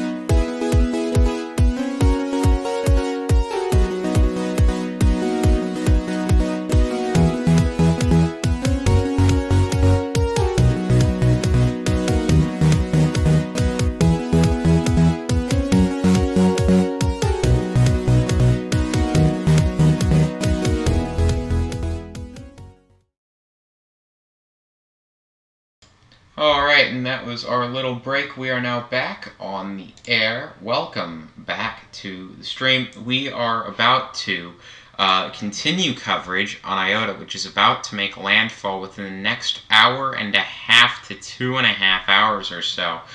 This is really going to be making landfall relatively soon. I'm back with my team tonight, and we're going to be talking about this really all night until it makes landfall. Isaac, I know that you look at satellite imagery extensively. It looks like the eye right now is beginning to cool off some. Could this be signs that its intensification phase we were worried it was about to start going into could be a little less than we thought? Well, I am noticing the eye is significantly contracting in size here in the past few frames. Of course, the last time the reconnaissance pass went through, they were showing that there indeed was an eyewall efficient cycle ongoing with this system really fast, I must add as well, and winds were quickly catching up here, so could be the eye finally getting affected by land here. We could be seeing on the satellite imagery here. I'm really noticing, especially it on the northern quadrant of the system, there's a big kind of blue area where convection is trying to fill into the center of the eye here, so hopefully this is going to be it in terms of the eye. But I mean, who knows at this point? All I could do is just hope it tries to rapidly weaken already. Yeah, I mean, we're hoping for the best at this point. I mean, this has been a remarkable situation. This storm has broken records that make it very, very worrying. You know, for those on the Nicaragua coast, and it does set some precedents for what we might see in the future. especially with it breaking the own records that were broken literally just weeks ago. Yeah, I mean, this is broken records that were literally, yeah, I mean, it broke records that were literally just set.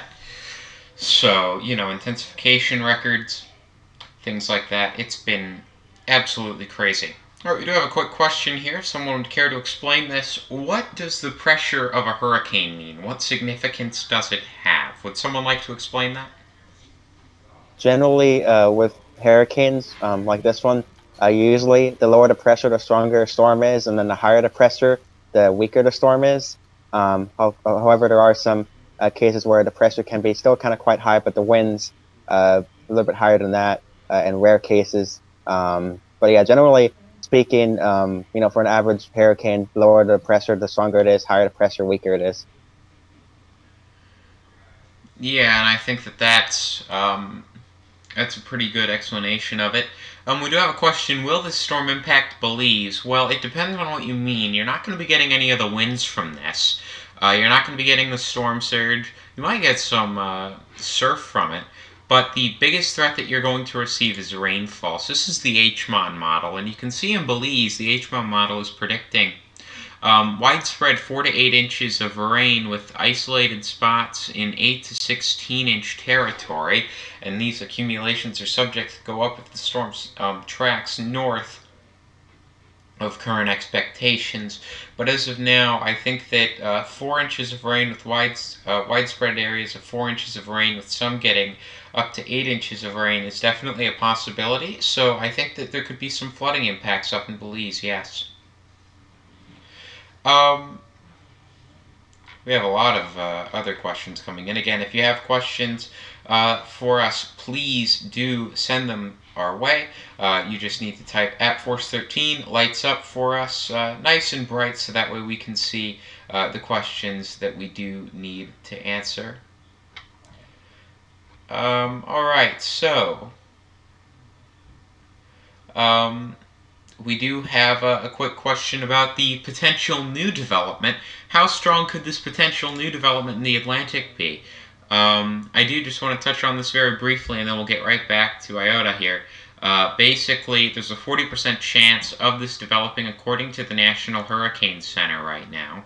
If it does develop, we don't know exactly how strong it'll get, but stay tuned because we will continue to have coverage on this hurricane season regardless of how long it goes. Another question. How did Iota strengthen to a Cat 5 when we only gave it a 7% chance of getting there yesterday? These storms... Rapid intensification. Yes, these storms are extremely hard to predict.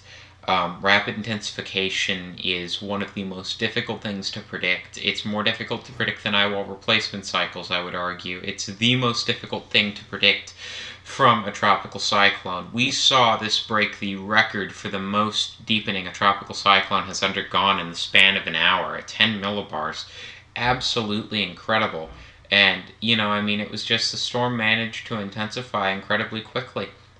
We still had it becoming a Category 4, and it looks like it just barely made it over the edge to that Category 5 intensity. Regardless, these storms are extremely hard to predict. And, I think that given the climatological precedent, 7% was a fair prediction. I mean, they aren't as hard to predict as, say, tornadoes and such, but they're still rather difficult. And just saying it's one of the easier weather systems to really predict in regards to path and intensity, that is an understatement because it truly is way more difficult than most perceive it to be. It is a difficult science.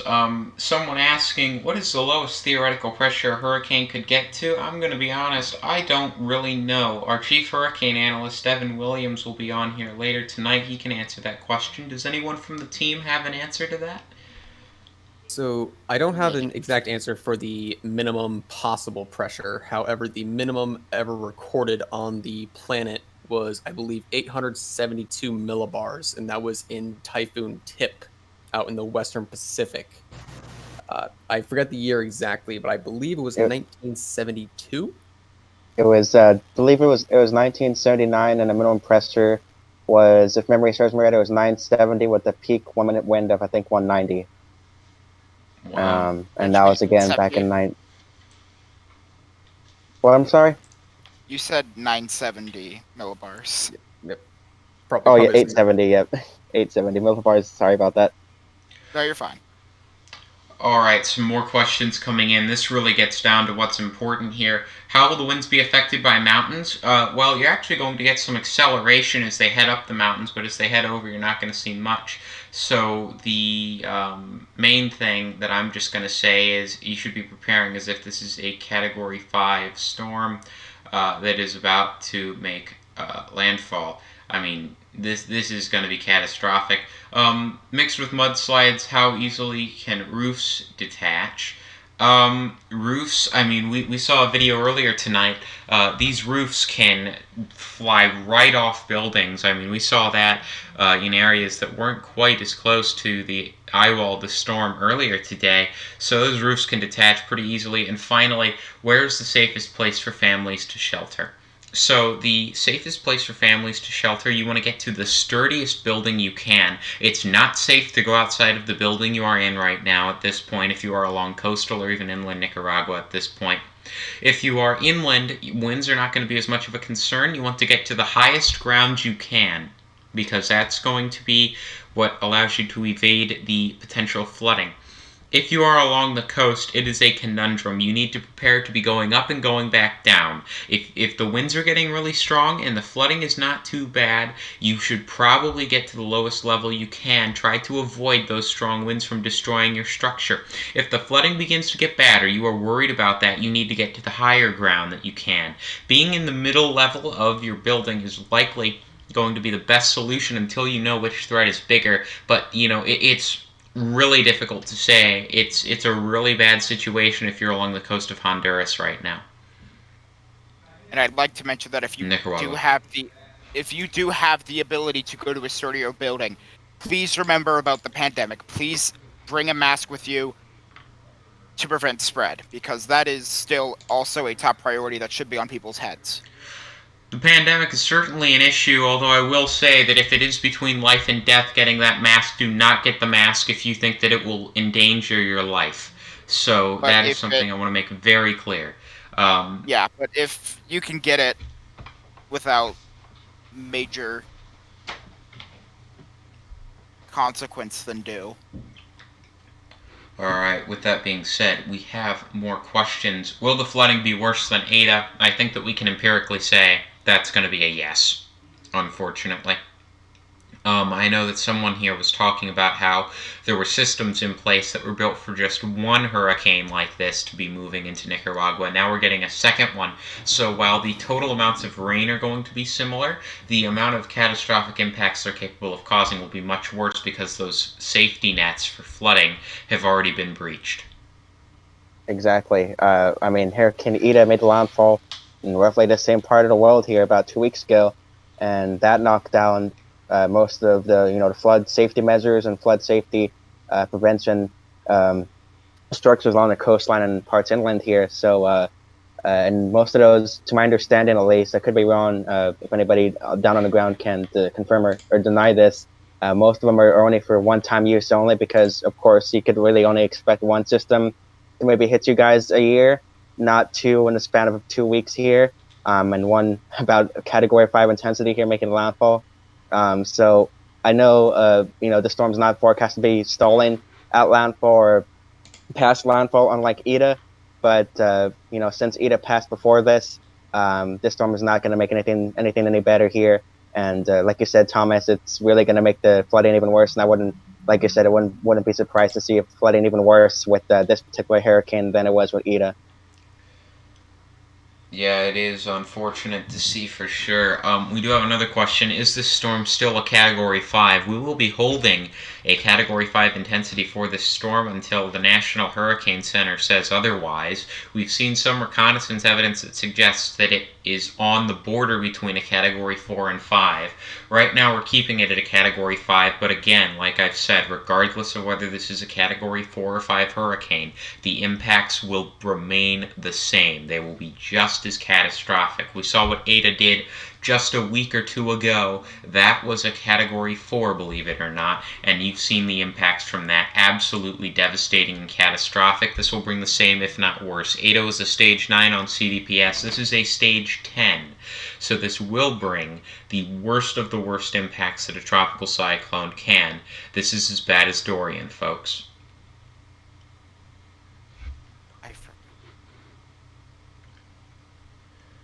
The only thing that I can really say in regards to aftermath recovery is that I believe American Red Cross and other various organizations are already there.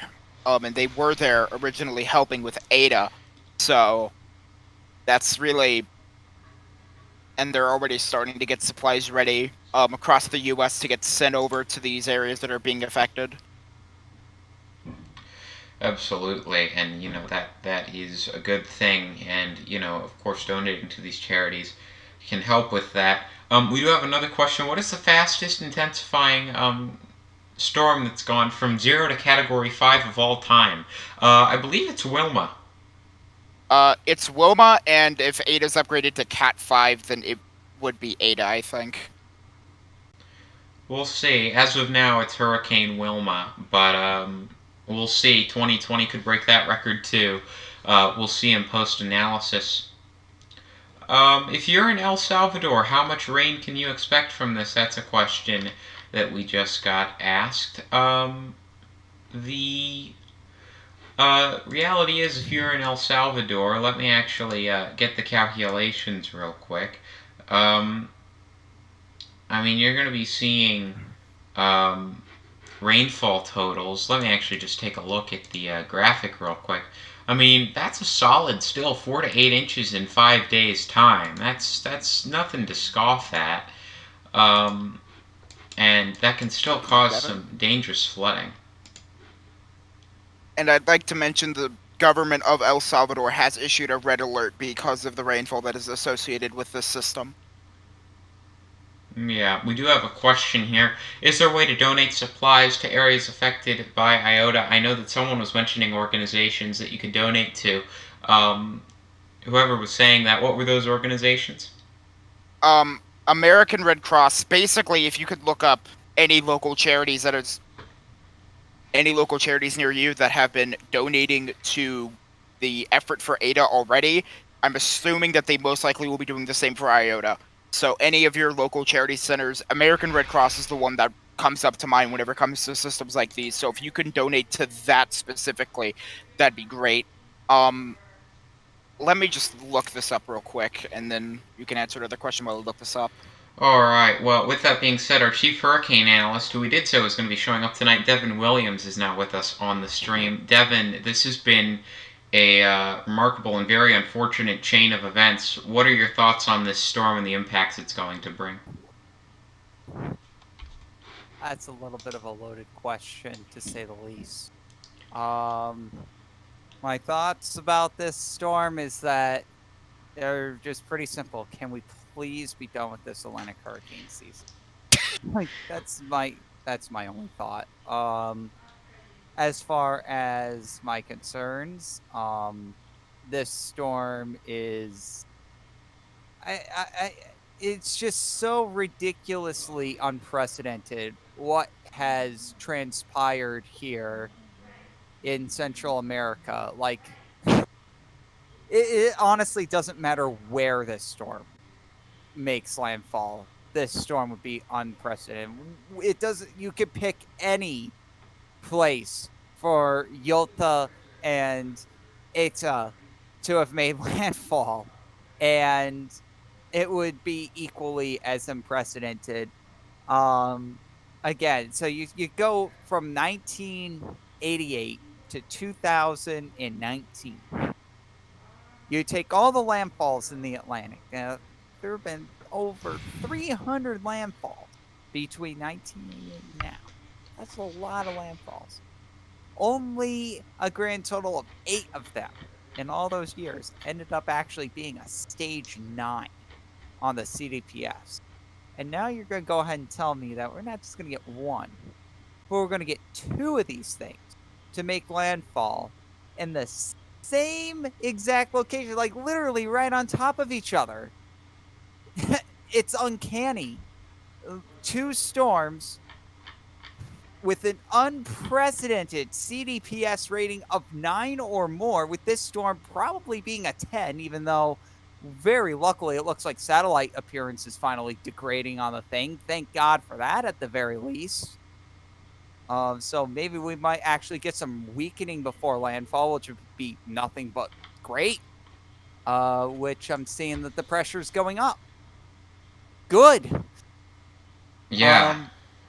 That's all I really have to say is just good. The pressure's going up. That's the best news that I've heard all day from anybody, from any source, anywhere. Like, that's just, oh man.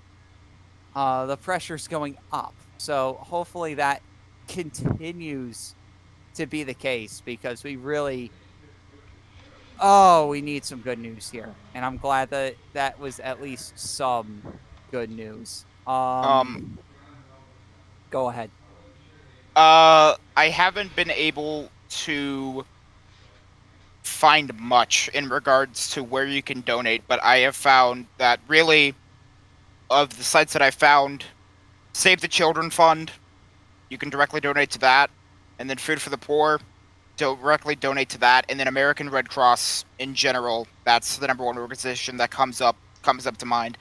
For supplies and such, I would, I'm not sure if that's going to be done until a little bit after this is passed, because I know that's typically, it takes about a couple days for local communities to start getting supplies together to send off to areas affected by natural disasters.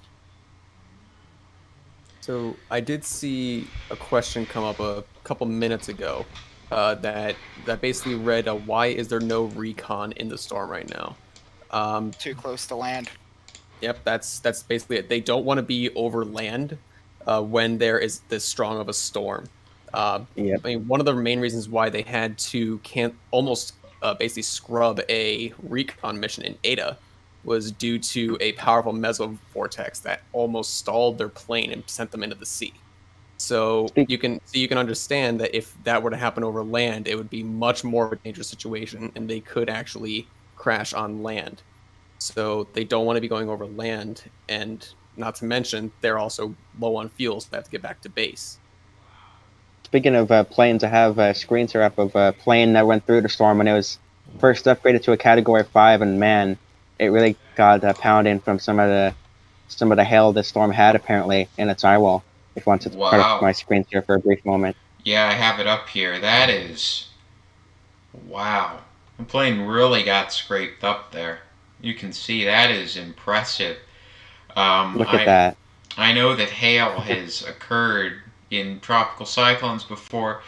Has anyone here ever seen damage like that a plane's taken due to hail?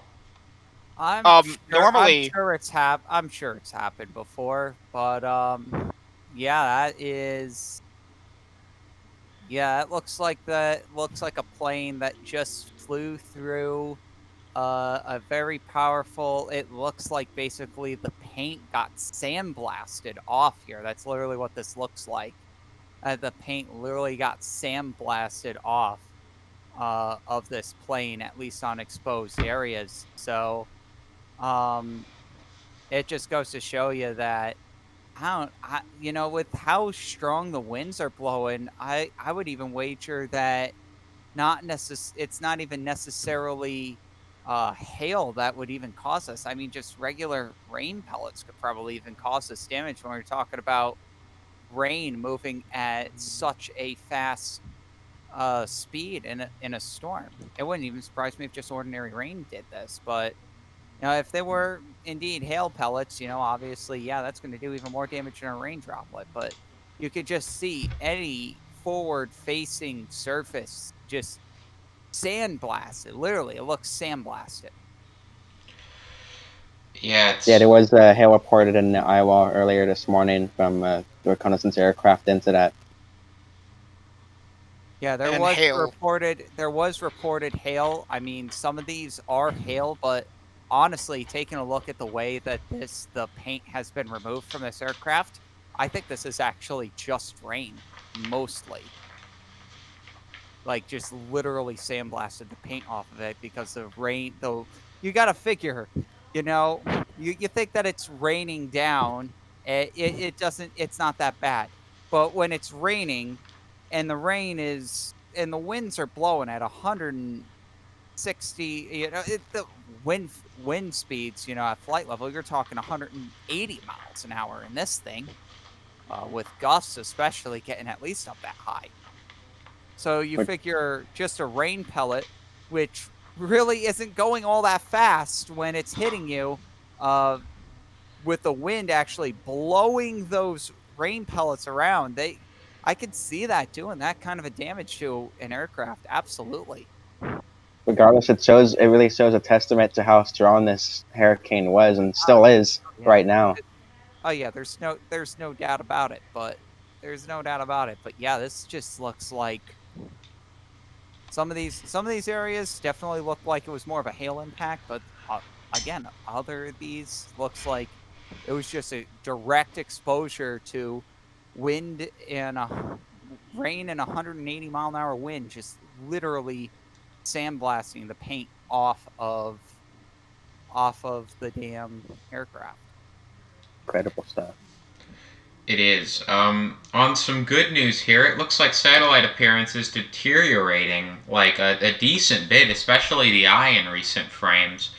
I think that's some of the best news that I've seen. We know that the storm's weakening from recon, it looks like, and it also appears that the satellite appearance is deteriorating, so it looks like we're going to have a situation where this is weakening upon landfall. I hope I don't have to eat my words there, but this is looking like a shred of good news in a very, very bad situation. Yeah, this thing is definitely weakening a little bit before landfall. There's really no doubt about that if you ask me. The thing's definitely weakening a little bit before landfall. That's obviously a good thing. We want it to weaken before landfall. We don't want it to ramp up before landfall, because that's a bad thing. That's a very bad thing. But yeah, you can just see it here, just slowly moving into shore. Couple hours. I mean, what are we, like an hour or two away from landfall? It can't be much longer than that, considering that we're talking the land's already within the outer eye wall, well within the outer eye wall, and it's got to be coming into the inner eye wall within the next half an hour or so. Yeah, so landfall can't be that far away. Yeah, it definitely looks like the edge of the actually clear eye is less than maybe 10 or 15 miles away. And you could clearly see the two different eye walls here on infrared imagery even. You could see, at least with the outer band here, you can really see where the outer eye wall is in this storm. And then, of course, the inner eye wall is going to wrap closest around the eye. And you could see that starting to deteriorate. If this thing had another 12 hours out at sea, this thing would be 200 miles an hour. And I don't think I'm joking on that. The storm's still 920 millibars. The pressure's not really gone down. The winds look like they're going to go down. I think with the recent degradation and after the satellite estimates, I don't know if operationally we'll keep it a Cat 5, honestly, because without tangible evidence of pressure really rising, I don't think that it's appropriate to say that the storm is weakening as a whole. And thus, an operational bringing it down from a Cat 5, especially with the threat level that currently exists with this storm, I think would be a bit, definitely would not be in the best interest of people to say that this storm's weakening right before landfall. I mean, it is, but at the same time, we're going to leave this one up to postseason analyses, because as of right now, the threat level is just so ridiculously high with this storm. These areas just received 30 to 40 inches of rain from one hurricane. They're about to get another 30 to 40 inches of rain from this storm. So we're talking about 2 storms coming together back to back to basically produce the same amount of rain, maybe even more rain than what happened during Hurricane Mitch in 1998, which I don't want to talk about that storm, but that's still you think about one of these 2 storms, and that's like the immediate first storm that you go to. It's either that or Joan of 88. Those are the 2 storms that you immediately go to when you think of these 2. I think Eta is a lot closer to Joan of 88 than this storm. Because Eta originated much further to the east, came across, really stalled in this region. Meanwhile, Iota hasn't really stalled, which is a good thing that Iota hasn't stalled. I'm sorry, I'm rambling on. I could really see though what you and Thomas are referring to on my end too. I'm just zooming in on it, and it's the eye is coming really clouded over by clouds now compared to how it was about an hour ago. Yeah. So let's hope this trend continues. That's all that we can hope for is the continuing trend, honestly, Isaac. Again, without real tangible evidence that the pressure is rising, I don't think we can safely say that this storm is not a Cat 5. I mean, it's definitely producing Category 5 gusts, regardless. And this thing's doing an eye wall replacement cycle with a pressure of 917 millibars. That's ridiculous. For November, this is in November too. Keep in mind. You know, that's just ridiculous. It blows my mind that this storm, it's doing, is attempting, and it's of course not going to be able to get it done because there's kind of, a big wall of land right here. But this wall of land wasn't here, and it was just chucking along. I mean, this is just like Goni 3.0 again, with how the eye wall replacement cycle worked with that storm. It ended up intensifying all the way up to 195 miles an hour when it did a eye wall replacement cycle from a similar intensity. So it's crazy to think that this storm could have also blown up, but luckily for us, it developed its secondary eye wall at the best possible time, which is right before landfall.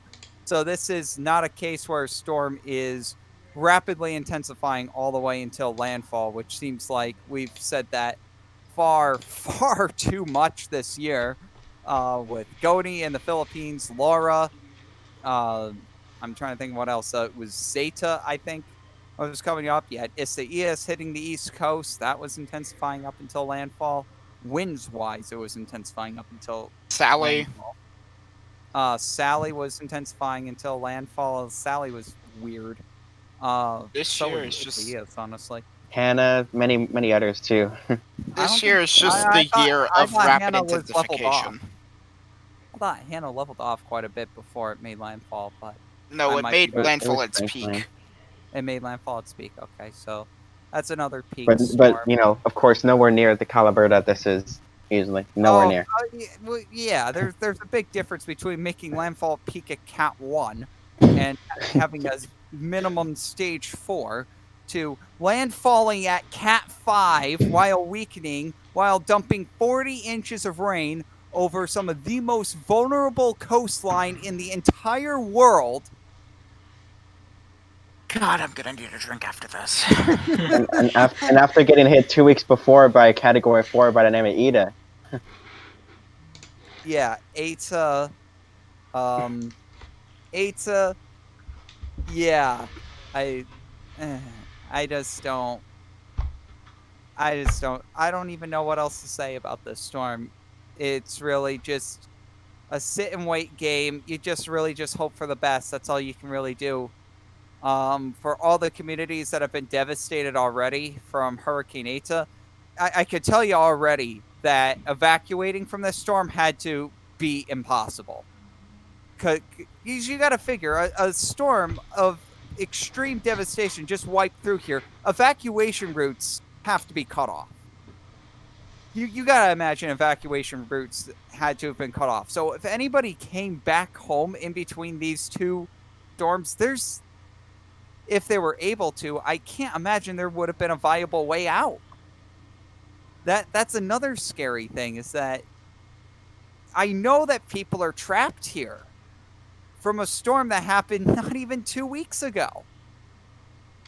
And there's not much that we could do here, unfortunately, other than say this is just a horrible scenario. Like, this is easily the worst scenario that we've had in the Atlantic since Hurricane Matthew ended up making landfall in Haiti at debatably its peak intensity.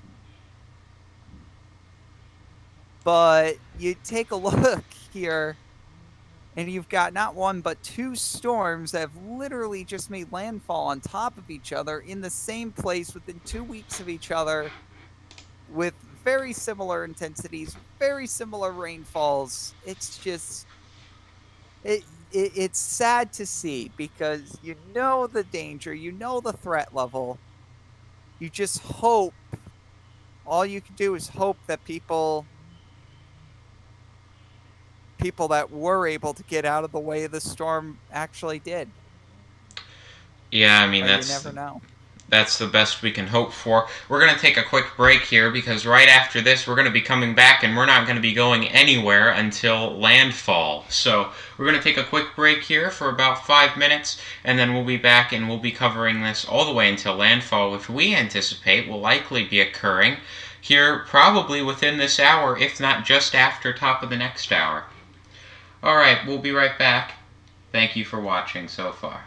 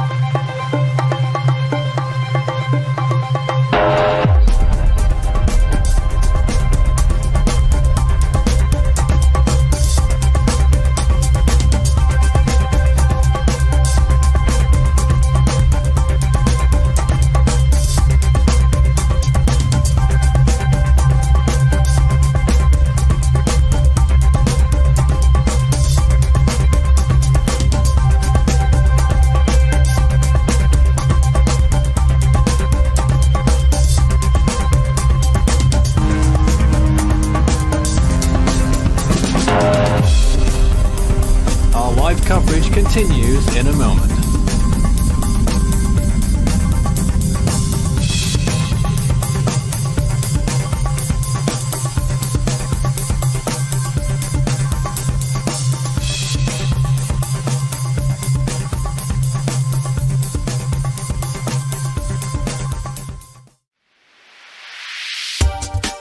You can follow Force 13's outlets, the website, force13.com, our YouTube page, youtube.com/Force13, on Facebook under the same name, Force13, and our Twitter handle, it's @Force13 if you wish to get in touch.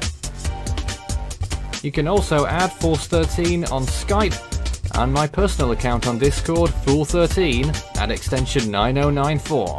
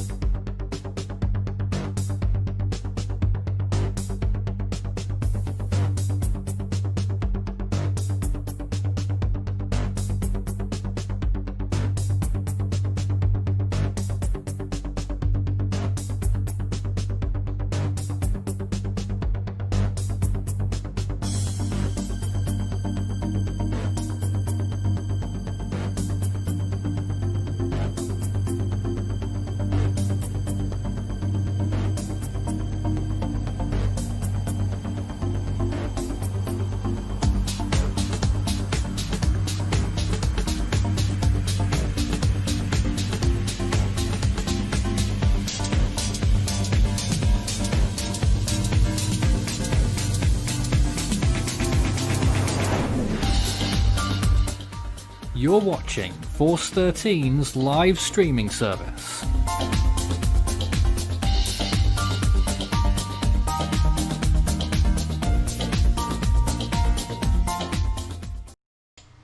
Alright, we are back with more coverage on what is an unfortunate and just catastrophic situation that is unfolding in Nicaragua and Honduras right now. This has been really, really bad news.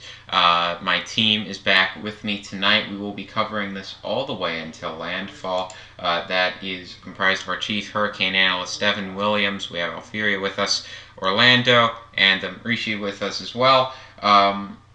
Again, good evening to all of you. This is a really bad situation. We're going to get the new National Hurricane Center advisory in an hour. The question that I want to pose opening this, do we think that the National Hurricane Center will keep this a Category 5 when it makes landfall? I don't. For the same reasons that I just said, we don't have, even though the satellite appearance is degrading and recon definitely showed a degrading system overall, I think it would be irresponsible, at least operationally, to put the storm down to a Category 4 here before landfall. And again, the reason just has to be for the threat level.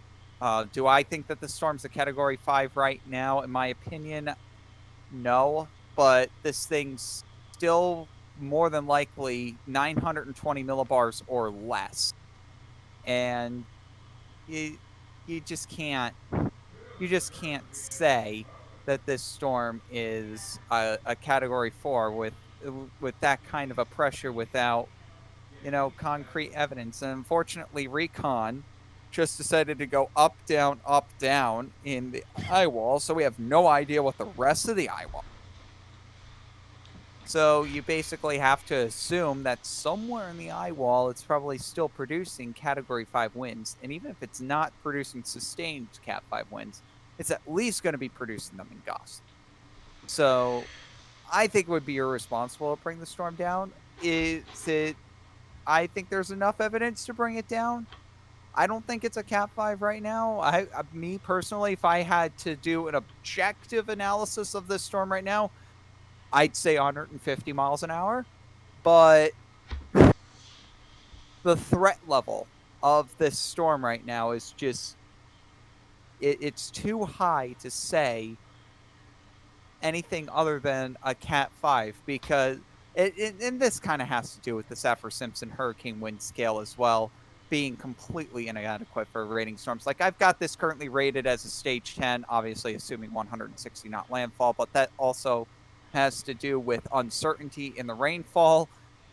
If this thing produces 40 inches of rain, this thing is a stage 10 no matter what the wind speed is, pretty much, because of how ridiculous 40 inches of rain, 40 inches of rain completely breaks the CDPF scale. Like, it's, if you take a look at Harvey, that was 60 inches of rain, and that breaks stage 10 by a solid 7 points on the scale, and that's mind-boggling. That's 6 points more than any other storm has ever scored. So you start getting up over 40 inches of rain, it really starts to send, at least the rainfall aspect goes off the charts, even though it's linear.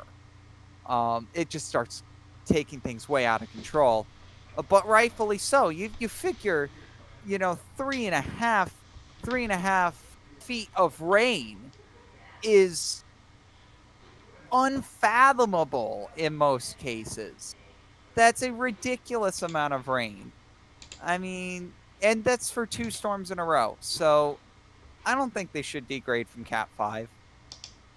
I don't see a reason why to take the storm off of Stage 10 either. Now, more than likely in postseason analysis, will this end up being a Stage 9? Yeah, probably. But if this thing puts 50, 55 inches of rain down somewhere, which it very well could, it's a Stage 10, regardless of anything. So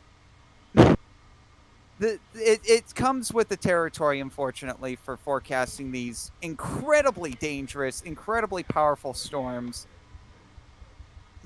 It's a really difficult call. I'm not going to say what an official agency... I really shouldn't be saying what an official agency shouldn't be saying, but if they say Cat 4, that's more accurate to what it actually is. If they say Cat 5, I think that is the more respectful thing to do, considering the threat level of the storm that it's currently at. If it does drop down to Cat 4 and the pressure stays the same, it would be the second lowest pressure for a Category 4 hurricane in the Atlantic Basin, right behind Opal. Well, you've also got some weakening Cat 5s that would be higher. Wilma, Katrina, Rita. And yeah, since it's a weakening definitely. Cat 5, you have to put this in the same thing. I think Dean as well goes on that list. So, not quite apples to apples. It's not quite Opal. Yeah. So just talking about the extremes that Iota has undergone, just to give everyone in the chat here an idea as to how absolutely insane this storm was on its path to becoming a Cat 5. Just remember, in the span of 1 hour, the pressure dropped by 10 millibars. And along with that, over the course of the past 57 hours, just looking at the raw pressure drop, the storm has basically maintained a pressure drop of 1.5 millibars per hour. If you just look at the pressure of 1,006 millibars from when it was first 40 miles an hour to now at 917 or 920 at 160. So the storm really truly was one of absolutely epic proportions, and it's, even if it is downgraded to a Cat 4 by the NHC, it's still an absolute beast when it comes to how it developed and what it is still. So even though the category number might go down, do not take the storm any less lightly, or any more lightly, rather. Make sure you still treat this as a seriously dangerous situation, because it will be up until the point where it is no longer affecting Central America. I mean, something that's important to drive home is that this is one of the things where it's like the threat level, as Devin said, is so ridiculously high that, I mean, you should give it the highest ratings you can. Yeah, I would even wager and say that whether if it's a Cat 4 or Cat 5 or Stage 9 or Stage 10 is irrelevant. Here's the thing, when I really, with this CDPS, the difference between a Stage 9 and a Stage 10, I mean, it's a difference between, if we're talking about hitting the United States, it's the difference between a $75 billion storm and a $125 billion storm. At the end of the day, that's a $75 billion storm either way you cut it.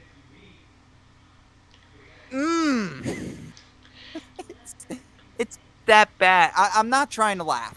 I'm really not. That's not a laugh.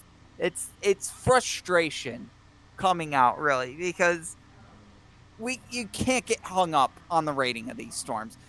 Stage 9, Stage 10, Cat 4, Cat 5.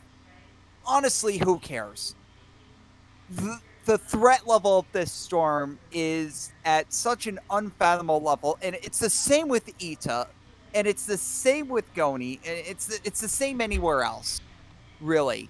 Is that when you're talking about a borderline between two categories, two stages, two anythings, people get so hung up on it, and it's not a discussion that's worth debating operationally, in my eyes.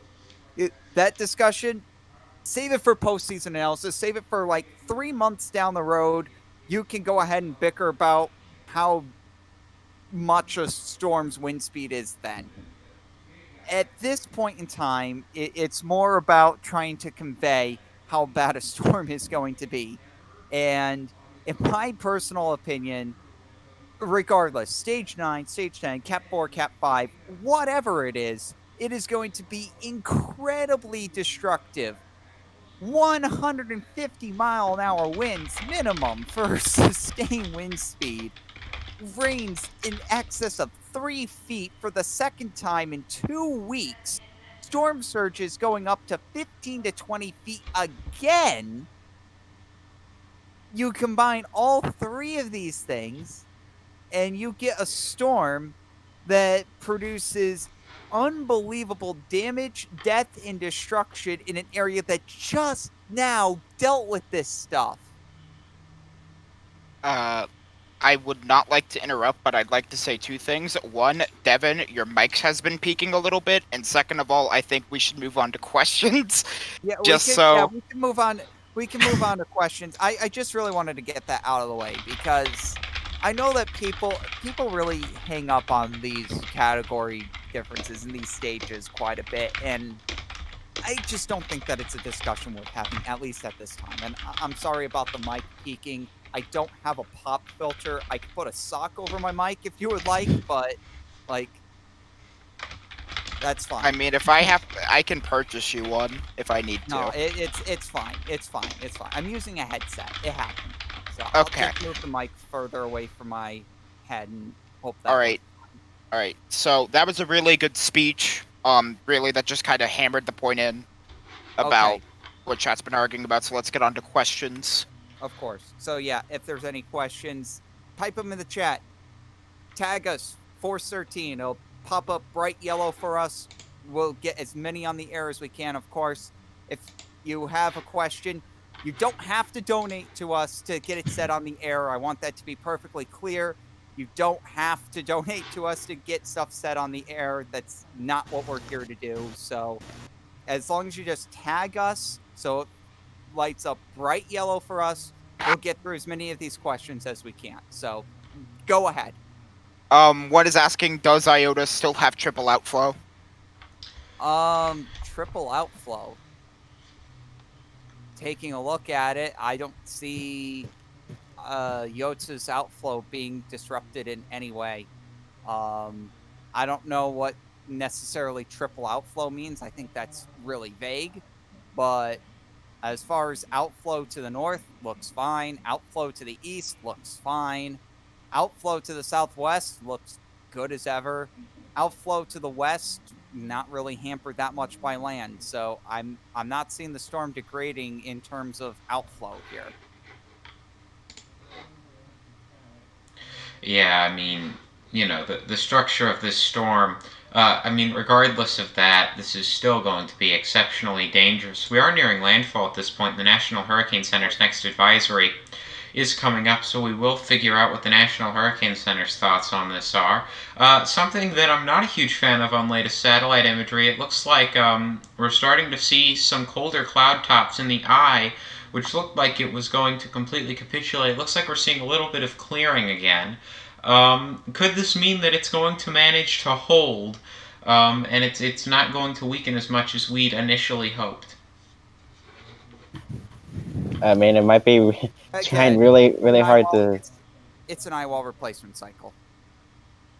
Yeah, no doubt about it, but it might be really trying to hold out here. I mean, I see what you mean. It really tried to cover itself up, but northeastern part of the eye does not want to give up. It really does not want to give up here. The other quadrants of the eye are pretty much cloud filled at this point. And just going off of that, I see a question that very recently just popped up. How does an eyeball replacement cycle make a hurricane weaker? Like, what does it do? Okay. So I'll yeah. give the cliff notes on this. Just to do this easy as possible. So basically, you have to think of the model basically of a hurricane as a steam engine, because that's basically what it is. The input of energy is steam. The output of energy, you have an output of energy that's going to be your rainfall, pretty much. That's a very simplistic way of looking at it. But you got an input of energy, and you got an output of energy. And the main input of that energy is going to be your eye wall. That's why the eye wall is the strongest part of the storm. So you have that input of energy there, but when you have what'll happen with these storms is that obviously you'll get bands that form up, and we all know these convective bands. And sometimes what'll end up happening, and this is why this is really difficult to forecast, is that one of these bands will sometimes end up getting strong enough to wrap all the way around the eye and actually form a second eye wall. And what will end up happening is that those two eye walls will then fight for dominance over who gets the power. You'll have the inner eye wall try to do as best as it can. Obviously, it's smaller, so it's able to. It's not as resilient, but it's able to be strong because it's smaller. You think of ballerina pulling her arms in, that's going to end up being stronger. Meanwhile, the outer eye wall, it's a lot larger. It's able to get in a much larger flux of energy. So that's why 9 times out of 10, the outer eye wall is going to dominate, because it's going to have the larger flux since it's physically larger. And flux basically means how much energy is going through an area. Larger area, larger flux. So you have that large eye that will end up basically sucking the life out of the inner eye. And since both eyes aren't getting 100% of the peak energy that's going through the storm, it's kind of split between the two. That's going to cause your weakening.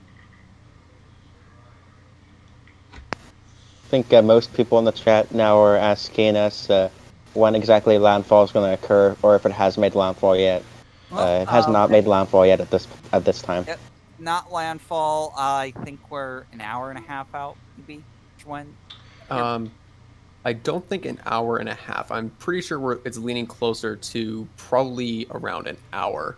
I would wager a landfall being the center, the actual center of the circulation touches land at about 10:30 Eastern time, with the outer edge of the eye, as it looks on satellite right now, probably coming ashore within the next half hour to 45 minutes. Yeah, I mean, what I'm currently seeing is that as of about the imagery that I have here that I can measure distance on is from about 20 minutes ago. About 20 minutes ago, the storm was about 17 miles offshore, which means that we could say that landfall would probably be occurring, at least at this point, if it's 17 miles offshore. In about an hour and a half or so. So yeah, I'd say any time from around top of the hour, next hour to about half past would be the time of landfall. So we're going to be watching it really closely. But yeah, I'd say that we have quite a bit of time, still have a fair bit of time before landfall does occur with this. And regardless of the semantics of landfall, when the storm does make landfall, it's not going to mean that the impacts are going to stop. It's not going to mean that the impacts are going to suddenly get a whole lot worse. The impacts are going to have arrived, but it's not going to make a significant difference to people on the ground when the storm does make landfall. Got another question. I'd like to mention that most likely, as we're seeing this reach ever so closer to land, that its landfall location will be around, I'd say, anywhere from 15 to 30 miles, or 15, 40, from where Hurricane Eta made landfall, just to the south of it. because it's really close right now. We just got another question here, and they gave us a $5 donation. Thank you, Nelly. They say, most of it's already on land. I saw awful photos from San Andreas. Do you know what evacuation measures have been taken? And I'm assuming they mean that for Nicaragua. Yeah, I mean, I do not know. What we figured out so far is that, and I don't know the specifics, but I do know that evacuations were ordered, and that there were some people that were evacuated from Eta that were told not to return because by the time that they'd be able to return, this storm would be ashore. So some people that did evacuate never came back as a result of this storm's formation. Unfortunately, I have heard that some people did come back, and some people have not been able to evacuate due to the devastation that Eta caused. And due to the flooding systems not being really anywhere near as strong or prepared as they were for Eta, the impacts that these people could experience could be far worse. Just, yeah, just pretty much a reiteration of everything that I said at the top of the previous hour. It's pretty disheartening, unfortunately. It's very disheartening. It's I mean, this is one of those scenarios where it's like this is one of the worst of the worst. Like, this is in the top, like this is about as bad as it gets when it comes to. Well, I hate using language like that, but I can't really dispute it. I mean, this is a storm with a devastation right up there with all the other greats. I call them greats, but they're really not. They're not great. Infamous. They're all devastating. But yeah, this storm's right up there with the rest of them. Terrible. It's absolutely heartbreaking to see, and unfortunately, the best that we can do is get information to people and try to get this life-saving information to as many people as we can.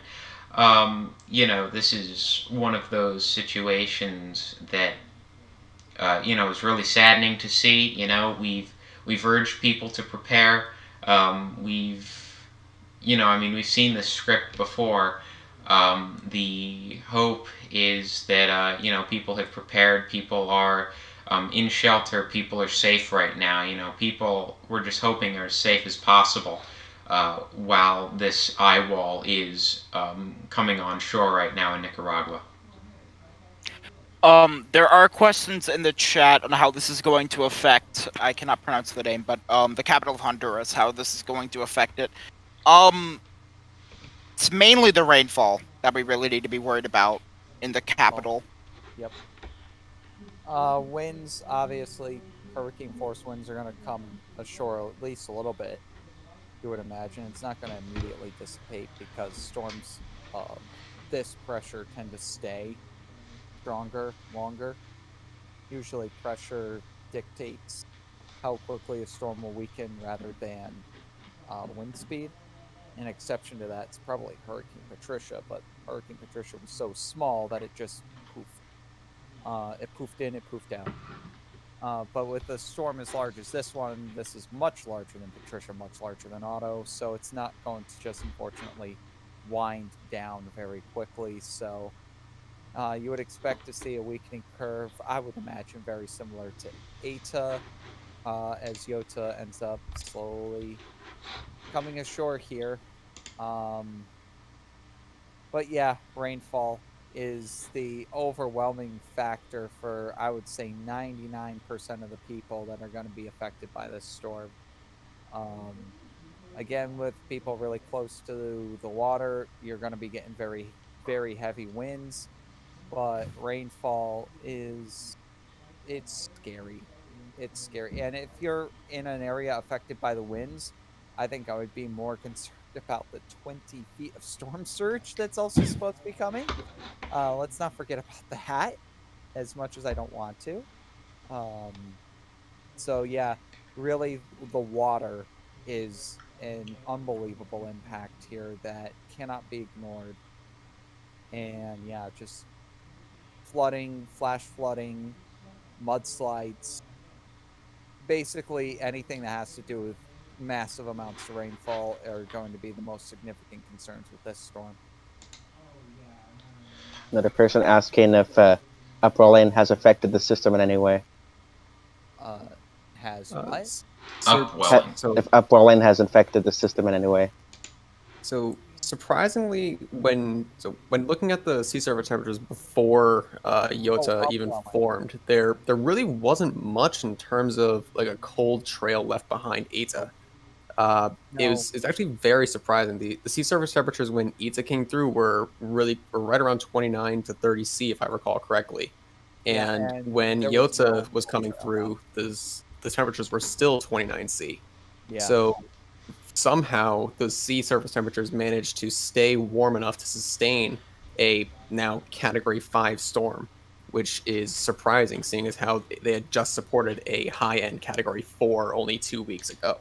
Yeah, someone actually ended up posting something on Twitter. It had to do with the fact of the impressively strong Central American gyre that's ended up sparking itself over the region over the past couple of weeks. We have some news. But we New do update. have a new advisory from the NHC: 155 miles per hour and 920 millibars. So NHC has this now as a high-end Category 4 with still Category 5 pressures of 920 millibars. Yeah, so a downgrade to Category 4, but don't take that as a downgrade in the threat level to this with this storm at all, because even though the winds are going down 5 miles an hour, the rainfall isn't going away, the storm surge isn't going away. It's just the main threat factors with this storm just aren't going away. And even though it may be a Cat 4 now, they do state as well wind gusts up to 165 knots are possible with this hurricane still. Yeah, so Cat 5 winds are definitely still going to be present in the storm. And 165 knots is equivalent to 190 miles per hour. That's very strong. Very strong. Yep. It's And extremely those are the strong. gusts. Yeah, I mean, and again, as we said all stream long, regardless of the category that's given to this storm, it does not matter. It really doesn't matter at this point. It's just a matter of the title the storm receives. The impacts that you will receive over land are going to be virtually the same. I would even go as far as to say almost exactly the same. I mean, regardless of the 5 mile per hour difference given in our intensity estimates, I mean, you're still going to be seeing a storm producing incredibly strong winds. And again, that's not even the main threat with this system. It's the rainfall and surge. I'm already seeing people saying just because it's a Cat 4 they can relax. Don't do that. Like I said, this has 100 up to 165 knot gusts, which is 190 miles per hour. That is nothing to take lightly whatsoever here, with the pressure still low. This is not a sigh of relief. Like, this downgrade of 5, again, this is the exact same reason why I just said this should not be taken as a sigh of relief. Just because a scale arbitrarily says that 155 miles an hour is a Cat 4 and 160 miles an hour is a Cat 5, okay, that's great. But at the same time, the threat level has not decreased with this storm whatsoever. I mean, just think of Maria making landfall with winds of 155 instead of 160.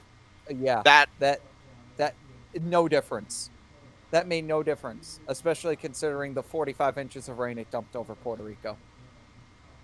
Yeah, that was a catastrophic storm. Anyway, no matter how you sliced it, regardless of category.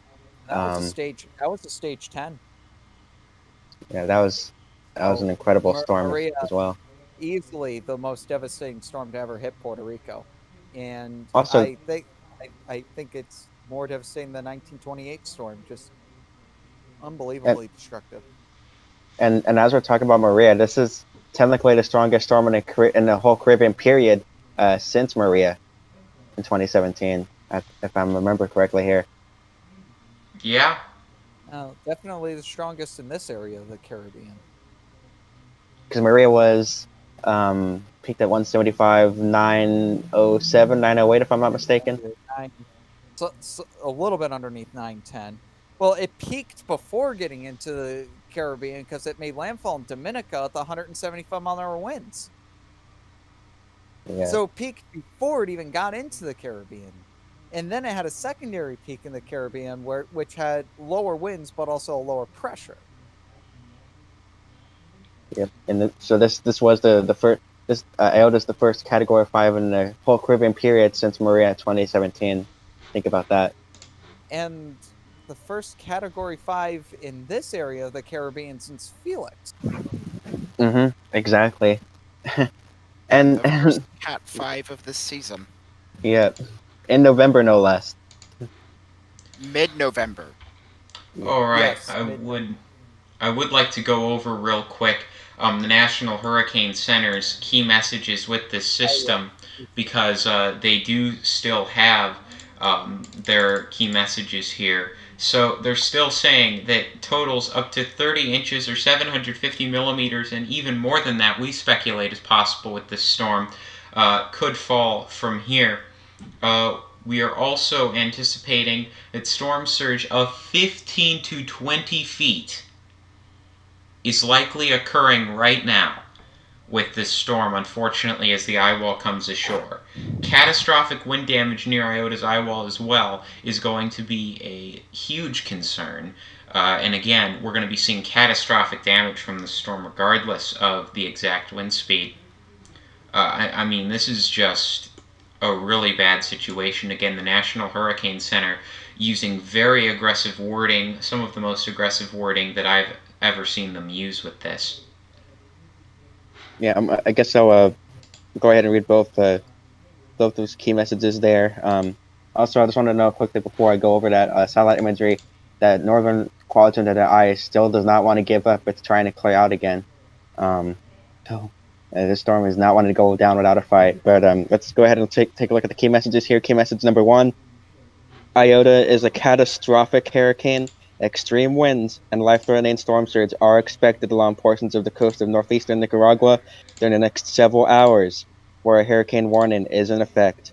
Key message number 2: life-threatening flash flooding and river flooding is expected through Thursday across portions of Central America due to the heavy rainfall, flooding, and mudslides and rainfall. Flooding and mudslides in Honduras and Nicaragua could be exacerbated by Hurricane Eta's recent effects there, resulting in significant to potentially catastrophic impacts. It's been just remarkable, and I sit here with the rest of the team. I'm having a really hard time finding words for this. It's really difficult to put into words just how dangerous this is. I mean, we use words like catastrophic and extreme and life-threatening and deadly and dangerous for this storm, but I really don't think that those words even truly emphasize the threat that this storm brings. It's one of those storms that's going to go in the history books as one of the worst that's ever occurred. If not for Central America, then for the world. It's one of those. It's like a repeating script too. We said the same thing with Goni. We said the same thing with Eta. So I almost feel like that these phrasings are just so jaded now that we've got to come up with new terms to describe how much destructive power one of these storms have. And it's just because we've legitimately have had 3 back-to-back-to-back historically destructive storms make landfall within a month of each other. 2 of them, unfortunately, on the exact same coastline. So it's not necessarily the fact that we can't think of any other words to describe these storms. It's because there are no other words. These are historically destructive. Now, one isn't necessarily more destructive than the other. They're all they are all that bad. That's the unfathomable part of this. That's the frustrating part of this, because I want to say these storms are this bad, but we've been saying that. We've said the same thing with Goni. We've said the same thing with Eta, and it's just... it's frustrating because I don't want to sound like a broken record. I really don't want to sound like a broken record. Like, I just don't. Obviously, I don't want to sound like a broken record. But it feels like that's what we have to do.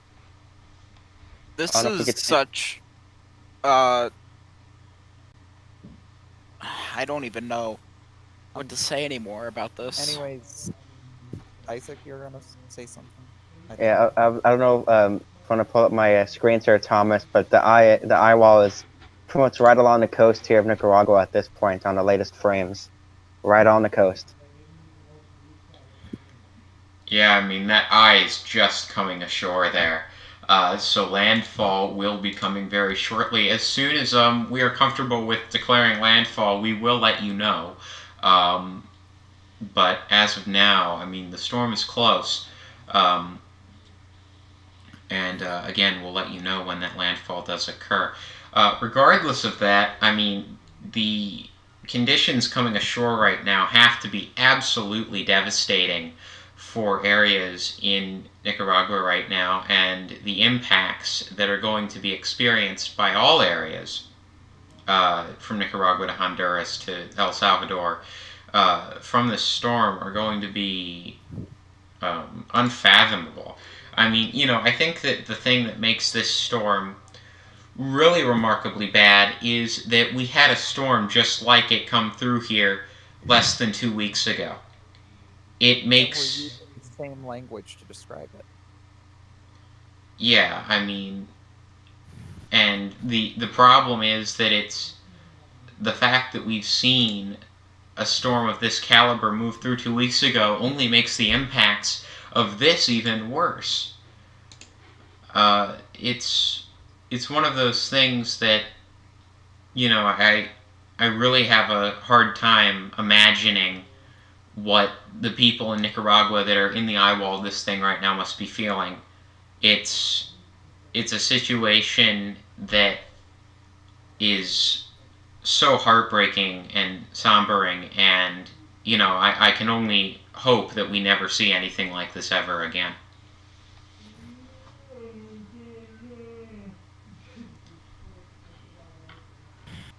I mean, my goodness, this is catastrophic. So again, I want to go over the National Hurricane Center's latest advisory on this storm.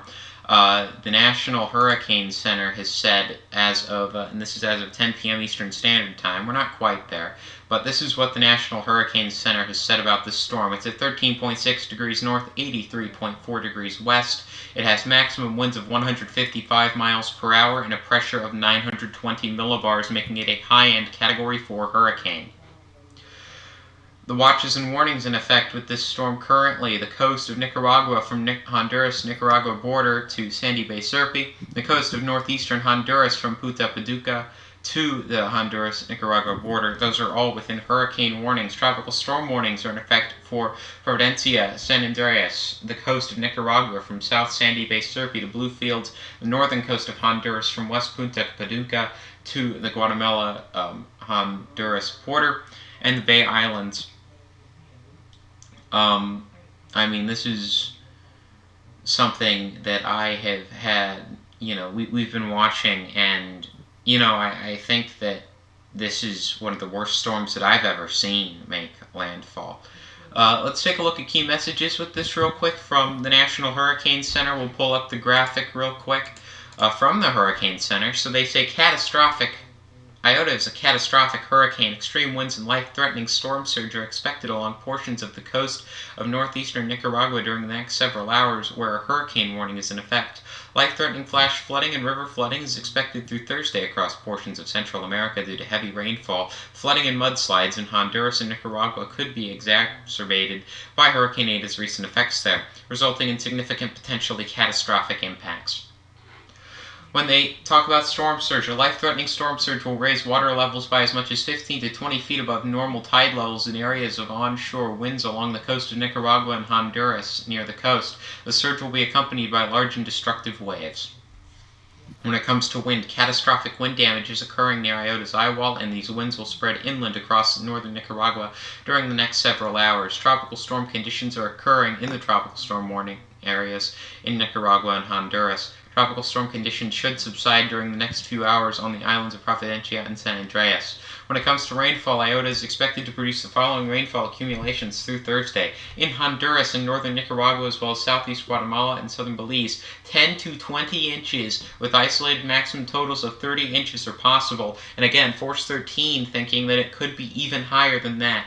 El Salvador and Panama expected to get 6 to 10 inches of rain widespread, with isolated totals up to 15 inches. This rainfall could lead to significant life-threatening flash flooding and river flooding, along with mudslides in areas of higher terrain, and I even think that could be an understatement. This rainfall is just going to be absolutely devastating. 3 to 5 inches of rain are expected in southern Nicaragua and Costa Rica, with isolated totals up to 10 inches. And southern Nicaragua and Costa Rica could also receive that. Surf. Swells are generated by Iota that will affect much of the coast of Central America and the Yucatan Peninsula during the next couple of days. These swells are likely to cause life-threatening surf and rift current conditions. Consult products from your local weather office for that. But the main threats right now that need to be hammered home, storm surge and rainfall, are going to be absolutely devastating with this storm, and there's no way to overstate it here. I'd like to draw your attention to my screen here. I'm about to pull up a video here from Puerto Cabezas that was recently taken, and it shows the roof of a home partially gone here. Just let me know when you see it. Yeah, we have it up on the air. All right, here's a video here, parts of a roof. This person's roof flying off from the hurricane already. Wow, and I mean, you can see the rain coming right through there. I mean, you can tell that home is flooding.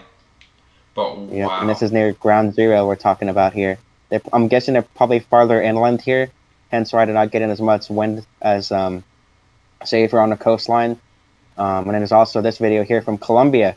This is from Colombia, all the way in Colombia. This is nowhere near where the storm's making landfall, and look at this flooding. Oh, let me turn it on mute there. This is the flooding currently ongoing in Colombia right now. Take a look at that.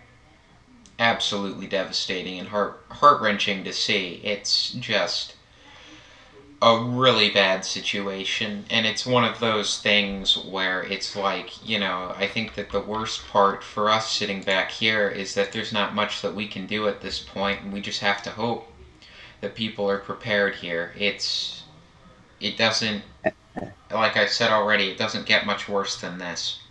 And if this is in Colombia, I could only imagine what it's currently like in the coast of Nicaragua right now. This is in Colombia, keep in mind. This is not where ground zero, this is nowhere close to ground zero. So just picture what's currently going on over there at nighttime with no power. Just imagine that. This is nowhere near where the worst of it's at. And you know that there's no power there because they couldn't have gotten power restored in 2 weeks. It's impossible. Especially considering their infrastructure. Even if it was in the United States, they wouldn't have the power back on in 2 weeks. Yeah, definitely.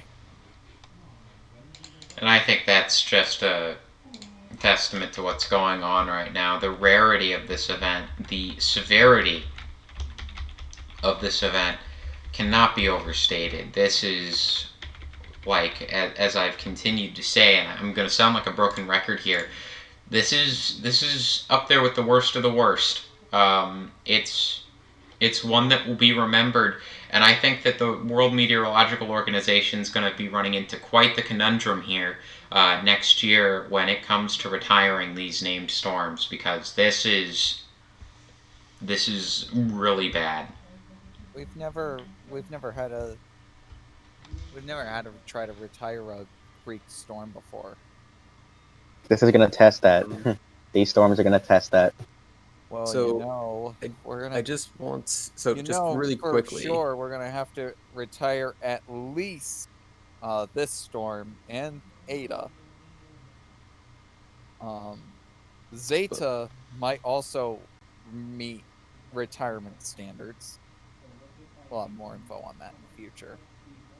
So just a quick little thing that I want to point out. If you look on the satellite feed on the stream right now, the very edge of the cleared out eye has made contact with land. Personally, I think the NHC defines landfall as the center of circulation coming ashore. So that should be happening within the next probably half hour, if that.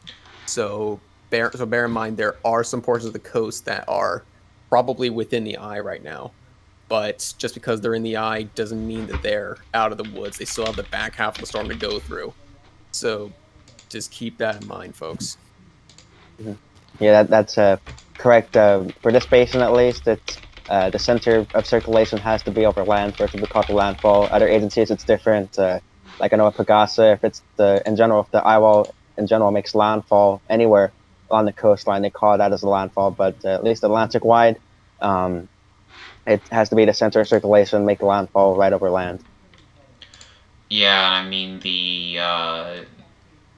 what Force 13 defines as landfall is when the center of the eye, the very center, hits land. So not when the eye comes ashore, but when the center of the eye, when the eye is halfway over land and halfway over water, that's when Force 13 would call it a landfall.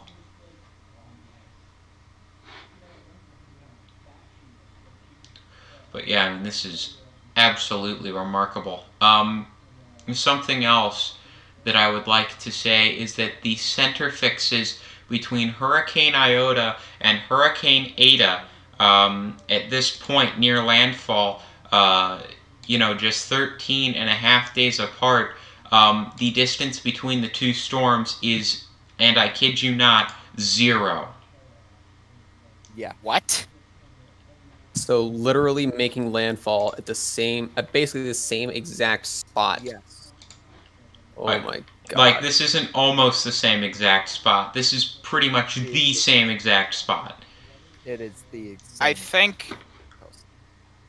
think I mentioned it being roughly making landfall anywhere from like 15 to 40 miles from where Eta did to the south, but I'm just wow. To think it'd be making landfall in the exact same location is something that I don't think anybody really could say. The chances of that happening are just astronomical. I mean, they're And both of them happen in November too. Just consider 2 stage 9 storms making landfall within 100 nautical miles of each other within 2 weeks. The chance of that is already astronomically rare. So it's astronomically Oh my rare. god! Again, just two stage 9s happening in the same season. 8 and 300. 8 and 300. I mean, I know that's not rounded down. That reduces to what, 2 and 75? That's already hard. Then you have to consider that they happen within 2 weeks of each other, not within an entire season, within 2 weeks of each other, which is insanity. And then they literally landfall on the same exact location.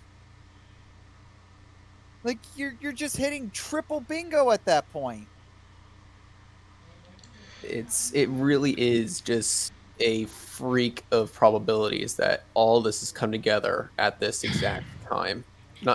There's so many individual little variables that had to come together to actually make this happen. But the fact that it did happen, it just goes to show just how absolutely insane this whole situation is and how incredibly dangerous it is. So just keep that in mind. Like this event is something that is basically statistically impossible. It's not completely impossible, but it's so low that under normal circumstances we could basically just neglect the possibility. But here it is happening right in front of our eyes. It's pretty much what happened is everything possible that could benefit the storm happens. Everything possible that could not benefit Nicaragua, and especially this part of Nicaragua, also happened at the same time. Just to sum it up pretty quick there. Everything that could go right with the storm went right. Everything that could go wrong with the storm hitting land in the same area went wrong here. It's just, like I said earlier, we're watching history in the making here. There's nothing they can do. Just hope and pray everybody is gonna make it through here, and we have the least minimum amount of deaths with this monster here at Landfall. I mean, that's the most that we can hope for, is that everyone's prepared and that everyone is, taking this as seriously as possible. I mean, we continue to get video from the ground that's just been absolutely horrifying. I know that Eta produced horrifying video. I am not looking forward to seeing what the footage we're going to be seeing on the ground from this is going to look like. I mean, the worst part about this in particular, especially with the rain, is that Eta blew through 2 weeks ago. It dumped 20 to 30 inches of rain over, I would assume, a fairly widespread margin of areas. This storm is dumping an additional 20 to 30 inches, and maybe even higher than that, on the same areas, which means that they're already saturated. So it's like you've virtually taken saturated areas and you're just adding on to it. You're just piling on at this point. And it's absolutely terrifying. And the worst part is, there's a new disturbance in the Atlantic that could develop and hit this same area again. It's ridiculous. It's November. This isn't supposed to be happening. It's just terrifying. This isn't doomcasting, folks. This is real life. I've kind of been looking at the Caribbean as kind of a ticking time bomb for something like this to happen, because I saw how warm the ocean temperatures were in the Western Caribbean since late October, and I said in my mind, I'm like, I really don't hope systems really don't go through this, because if they do, we could easily see rapid intensification and a major hurricane making landfall in these areas.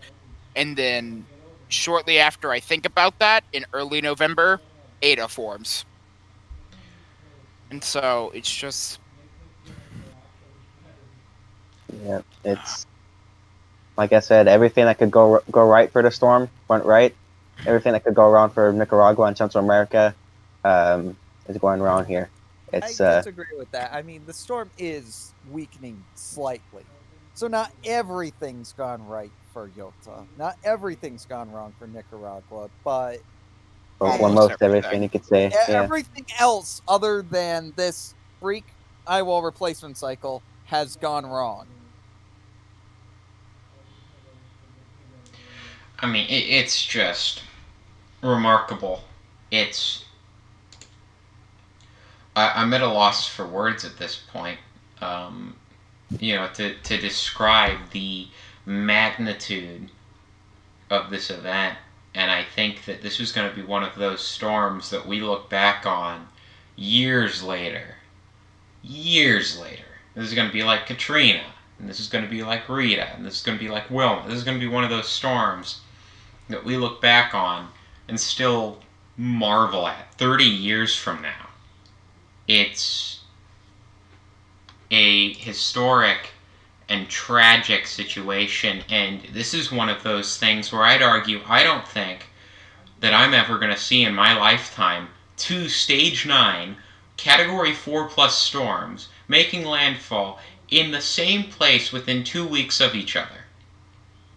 In November. The odds that we ever see anything like this within our lifetime again is astronomically low. And at this point... Go on. No, I was going to compare it to, and we already thought Louisiana getting hit so many times this season was bad enough. And now this just kind of puts what's happened there to shame in terms of chances. And that's terrifying to say, because what happened in Louisiana this year was terrible. But this is a whole nother level higher than that. And that's the worst part of this. You know, I mean, this season has been relentless, especially this late season. And right now, we're seeing, you know, what I hope is the worst of it. You know, in a normal season, I'd say this is the worst of it. You know, things are going to slow down from here, but I genuinely don't know. And that's the most terrifying part of this. I thought Eta was going to be our last shot, our last big storm. And then this happened. You know, it's like every big storm that's happened so far, I thought, okay, this is the last one. After this, we're going to start calming down. And it just hasn't happened. I think we've only really had 2 breaks like this entire season, if I'm not mistaken. I think the longest one was between Cristobal and. Oh, go ahead. No, you can continue. It was basically I was gonna finish what you were saying. So Yeah. So at first there was a gap between Cristobal and the next storm that formed after. I can't remember the storm that formed after that. It's just been so long of a season. I can't remember the storm that formed after that, after Cristobal. So we had a break there, and then I think I want to say in late September, we also had like a short break of, I think, 3 days or so before stuff started to pick back up again, and here we are right now, looking at Hurricane Iota nearing landfall over Nicaragua. Yeah, and I mean, we're anticipating landfall to occur within this hour, and we will let you know when that landfall does occur. I think that it's still important to drive home that the absolutely catastrophic impacts are occurring right now in Nicaragua, and you know, this is one of those things where what we're going to see on the ground, I think, is going to be absolutely heart-wrenching. This is indescribably bad. This is, as I've said multiple times this stream, up there with the worst that it gets. And the worst part is that we've said that now for the past 3 storms. Goni, Eta, and now this. And the problem is, you know, we sound like a broken record, but it's true. All 3 of them are in the upper echelon of the worst storms you can get. Like, they're not just the worst, they're the worst of the worst. They're on a level unparalleled by 99.9% of other storms. It's truly remarkable to see, you know, what's gone on here. Like, this is with Dorian and Haiyan and Katrina when it comes to terms of destruction. And that's terrifying.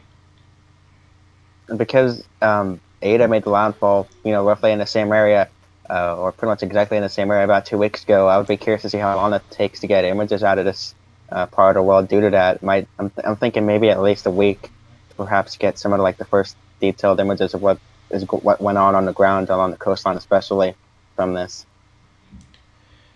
Yeah, I mean, you know, this is one of those storms where it's like, even when they do come out, I may not look at them. Like, it's... Seriously, I'm at a loss for words at this point. Yeah, it really does that. I mean, I know with Goni, I think it took about 3 days or so for the first images to come through, and that wasn't even from ground zero. That was from like the outer part of the eye wall. I still don't know if any images came in from the inner eye wall just yet, and that was in early November, if I want to say, at least Philippine time. That was like November 1st for you guys. And of course, with Eta making landfall 2 weeks ago, most of the communication to this part of Nicaragua is shut off here. And then now with this hurricane making landfall, doesn't make it any better. So I'm thinking at least here it's probably gonna take a week to get some of the first real damage photos and videos from the coastline of Nicaragua where the storm made landfall in here. I think we can see on your... To see how truly powerful this was. Yeah, I mean, this is, again, just incredible. I want to note, Isaac, it looks like the eye is coming ashore now, according to the latest rapid scan imagery. It looks like that eye is just on shore at this point. Looks like those -50s are starting to come ashore. Yep, this is the latest frame from the mesoscale imagery here, and you can see at the very least the outer eye wall. The outer eye is making its presence known along the coastline here. And keep in mind, you're looking at satellite imagery right now. You're not looking at radar. So with radar, you would get a more detailed position estimate, and satellites are kind of tilted because they're in one fixed spot in space here. So this could easily be more inland than what the satellite is indicating here. So regardless, though, eye wall coming to shore here in Nicaragua on satellite imagery. Yeah, and this is, again, just a catastrophic situation. Heavy rain, extremely heavy rain that's going to produce rainfall over 30 inches, storm surge of 20 feet, winds of 155 miles per hour. It's a combination that is terrifying to hear. At this point, we are nearing landfall. This will likely be our final hour of coverage. If you have questions for us, please ask us. We'll be more than glad to answer them in these final minutes, this final hour.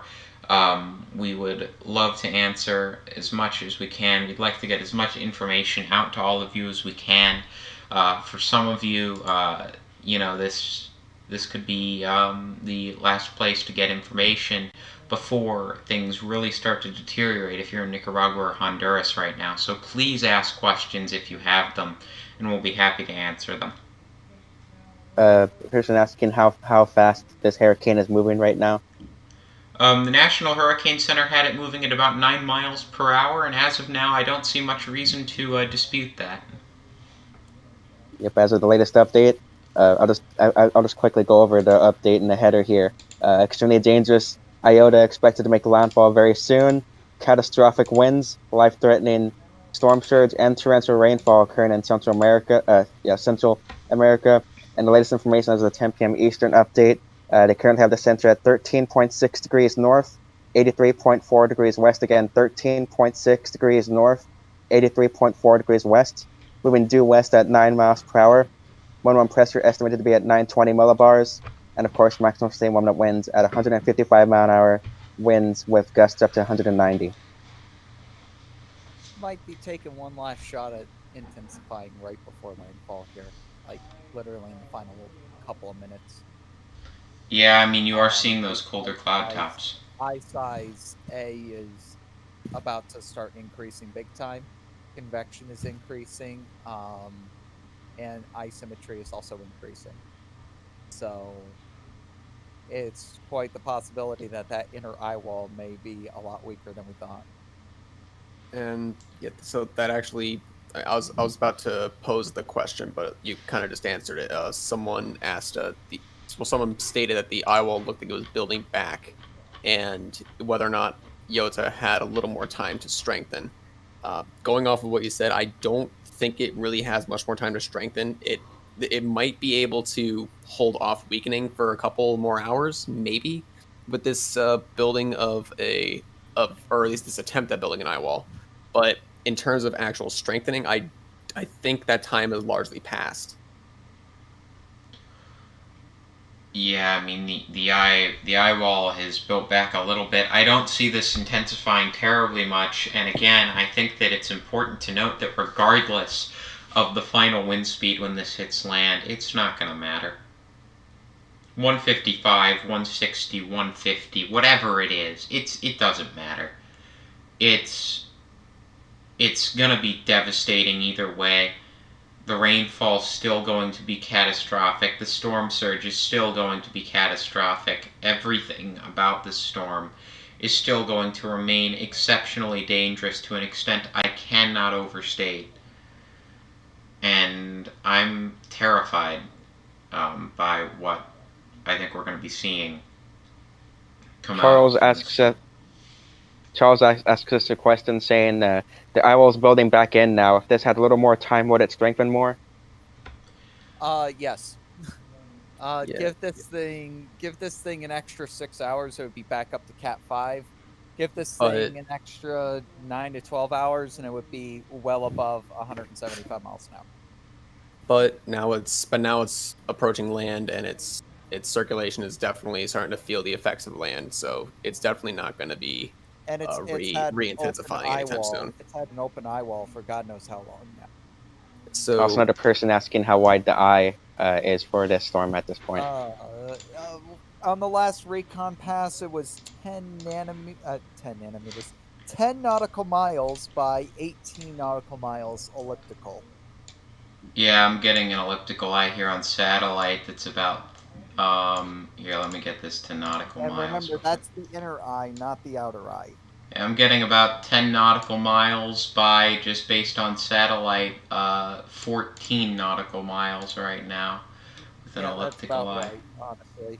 10 by 14. The recon said 10 by 18, but 10 by 14's.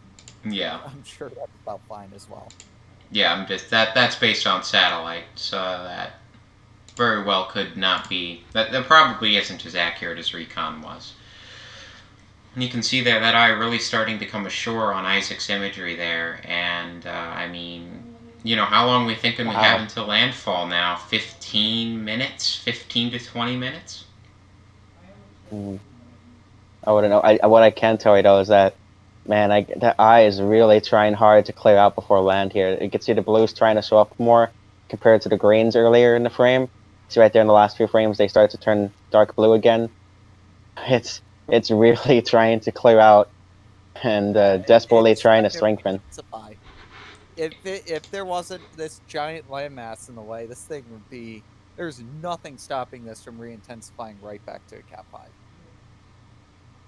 Yeah, Yep. Speaking of Category 5, Area asks, do you guys expect that this is actually a Cat 5? I'm assuming they mean right now.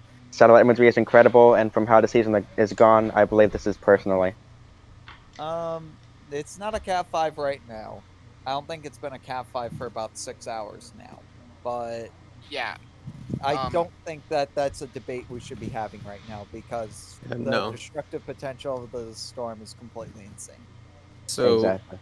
I actually found on Twitter, I'm not sure if it's of quality enough to bring. I mean, I'll put it into our call just in case. But it looks like the eye is heading for a town called Hallover, which is a little bit south of Bilwi, which I believe is just another name for Puerto Cabezas. That's correct. So it looks like a true landfall will happen really close to the town of Hallover, or however you pronounce that. I'm not entirely certain, but I think Hallover is probably close enough.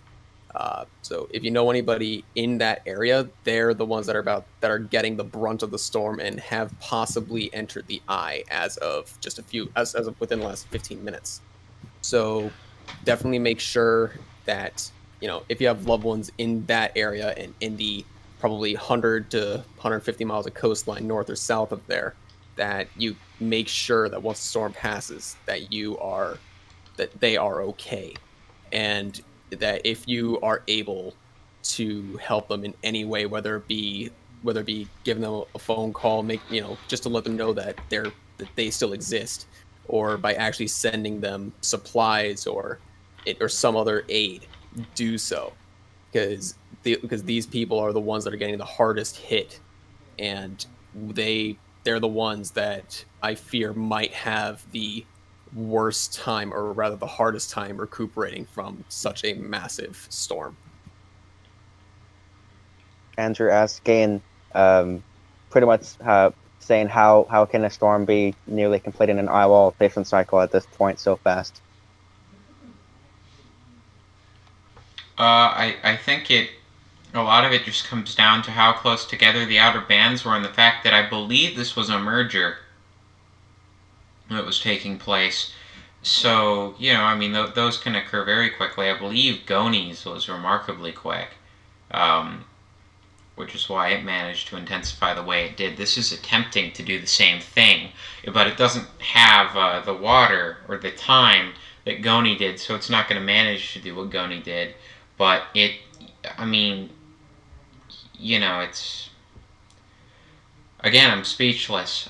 We have a question here saying, is there a possibility of a brown ocean effect with this? And I have to say, absolutely not. No. In no universe. How high are the mountains? No. No. Yep. I mean, and when you have a storm of this intensity, regardless, even hitting a flatter land, I mean, you have this as soon as this thing completely moves over land and it loses its main source of energy, which it's in the process of doing.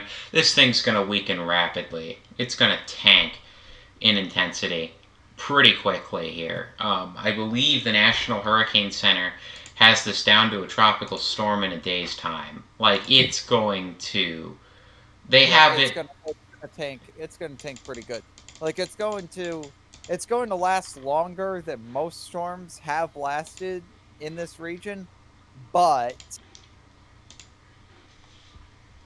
the mountains are just so devastating that it's gonna fall apart. Just like with Eta, it's just gonna fall apart. Yeah, I mean, we've seen what these mountains have done to remarkably powerful storms as well.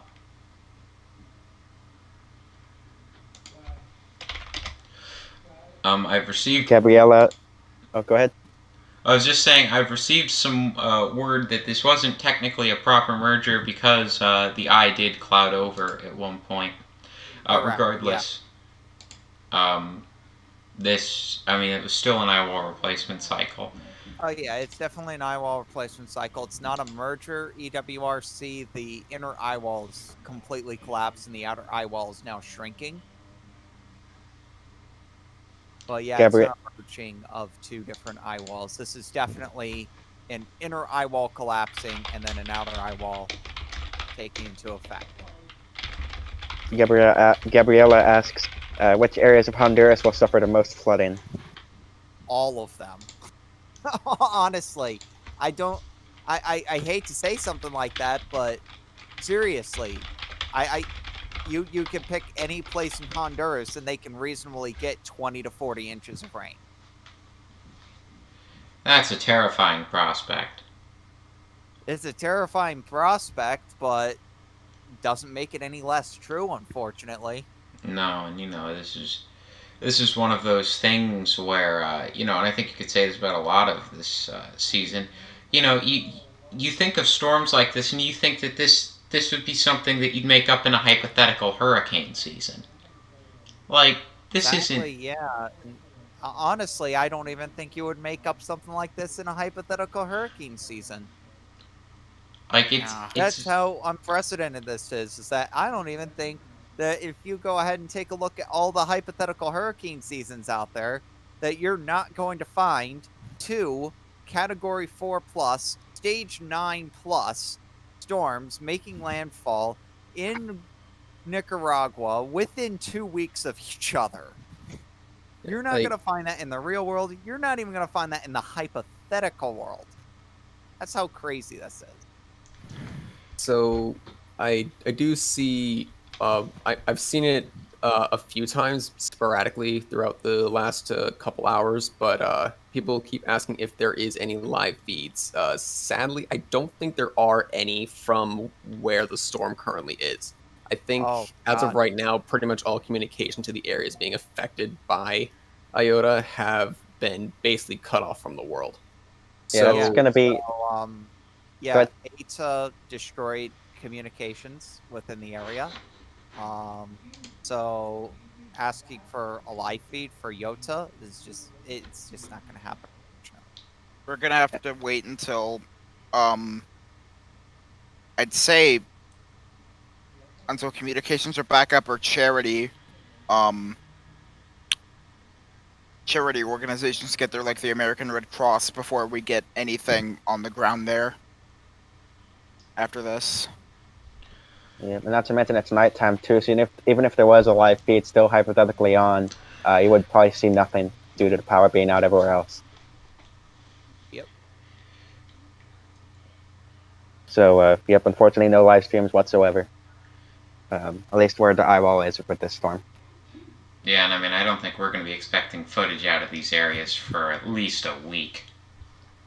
I mean, how long did it take us to get to Cameron Island after Laura? Oh my, it was weeks. Does Cameron Island... I want to say it was at least a week. Exist? On Go's satellite after Laura was impacted, you couldn't see it. On satellite, it was completely underwater. Crazy. Yeah. To my understanding, it was at least a week till we got our first pictures down there. And that was, keep in mind that was part of the continental United States. This isn't, that was in Nicaragua. Nicaragua is a lot worse off with the communication here. And imagine infrastructure. remote rural villages in the mountains. Forget about it. You're just not going to get there. Any roads that might lead to these villages are just going to be completely cut off by the mudslides. Yep. So you think that it's going to be a matter of weeks to really get a full picture. It's going to take years to get a full picture. I think if anything, if we were to get, the first pictures from this, there'd probably be by some planes trying to survey the damage as a whole, from other parts of Nicaragua, if I had to guess here. But even then, that's not from the ground. That doesn't show you the true power of this hurricane here. It's the ground pictures that tell you what exactly happened. Yeah. So I'm seeing a whole bunch of questions here. But the one that I'm going to pick out just because I am more numbers inclined is, do you think this storm could break us into the top 10 seasons in terms of ACE? Since we're currently sitting at about 178, and number 10 is only 4 away at 182. Then, considering Kappa's likely to form in the next 5 days, since Kappa's supposed to form in the next 5 days, yeah, that's going to be beat. It's looking increasingly likely that we're going to, at the very least, get above 180 ACE, and it's also not out of the question that we get above 182. And then that kind of brings into another question I saw about what are the chances for Costa Rica. Sadly, it looks like the thing that's going to go toward Kappa, or that's going to form Kappa, is heading in Costa Rica's direction. So while you dodge the bullet with Iota, it looks like Kappa might be an issue that you're going to have to deal with if you are in Costa Rica. So definitely bear that in mind. The season's not over. Do not start letting your guard down. It's still going strong, and it's still got a few punches left to throw. Absolutely, and I think that in the long range, one of the worst things is it looks like shear is going to remain below average in the Caribbean, and the MJO negative phase is going to skip over the Caribbean. Not even kidding. That's what models are currently showing, and that's That not is good. Cause for major concern if anything starts forming there, and that's what's happening. That's exactly what ends up happening if, you have such a powerful CAG that we've had here, and it's not going away. Yeah, the MJO's not going to care about that. What's the MJO going to do? Slightly suppress the rainfall in a very powerful CAG? Yeah, okay. Yeah, I mean, my goodness,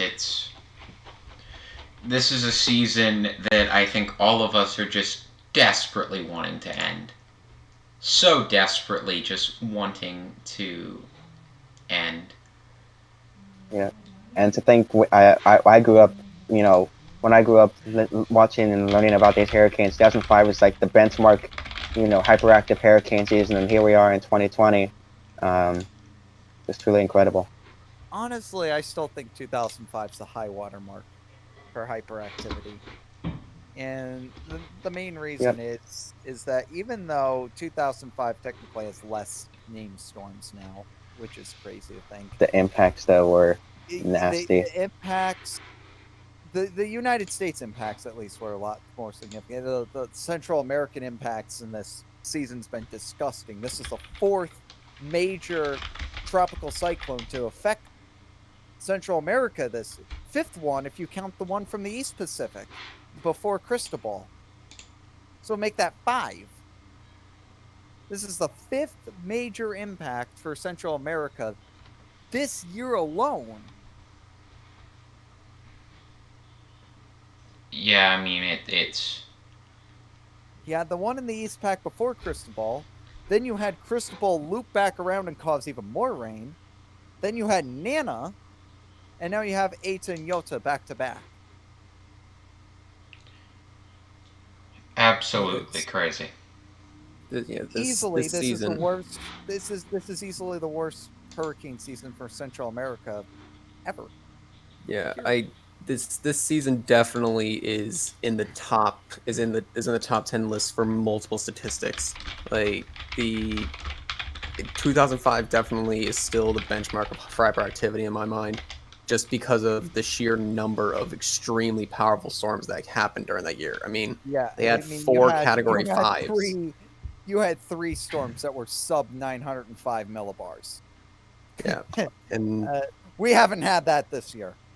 I mean, then 2017 came along and absolutely destroyed the record for the most monetary damage caused in a single season. Then we have yeah. 2 stage 10s make landfall in the United States. So this season, like in terms of just because each of those seasons really only stood out in one or two regards, this one stands out in multiple. Just So in this terms one of stands overall out in- effects, this Yeah, storm this one is stands or this out season. in named storms.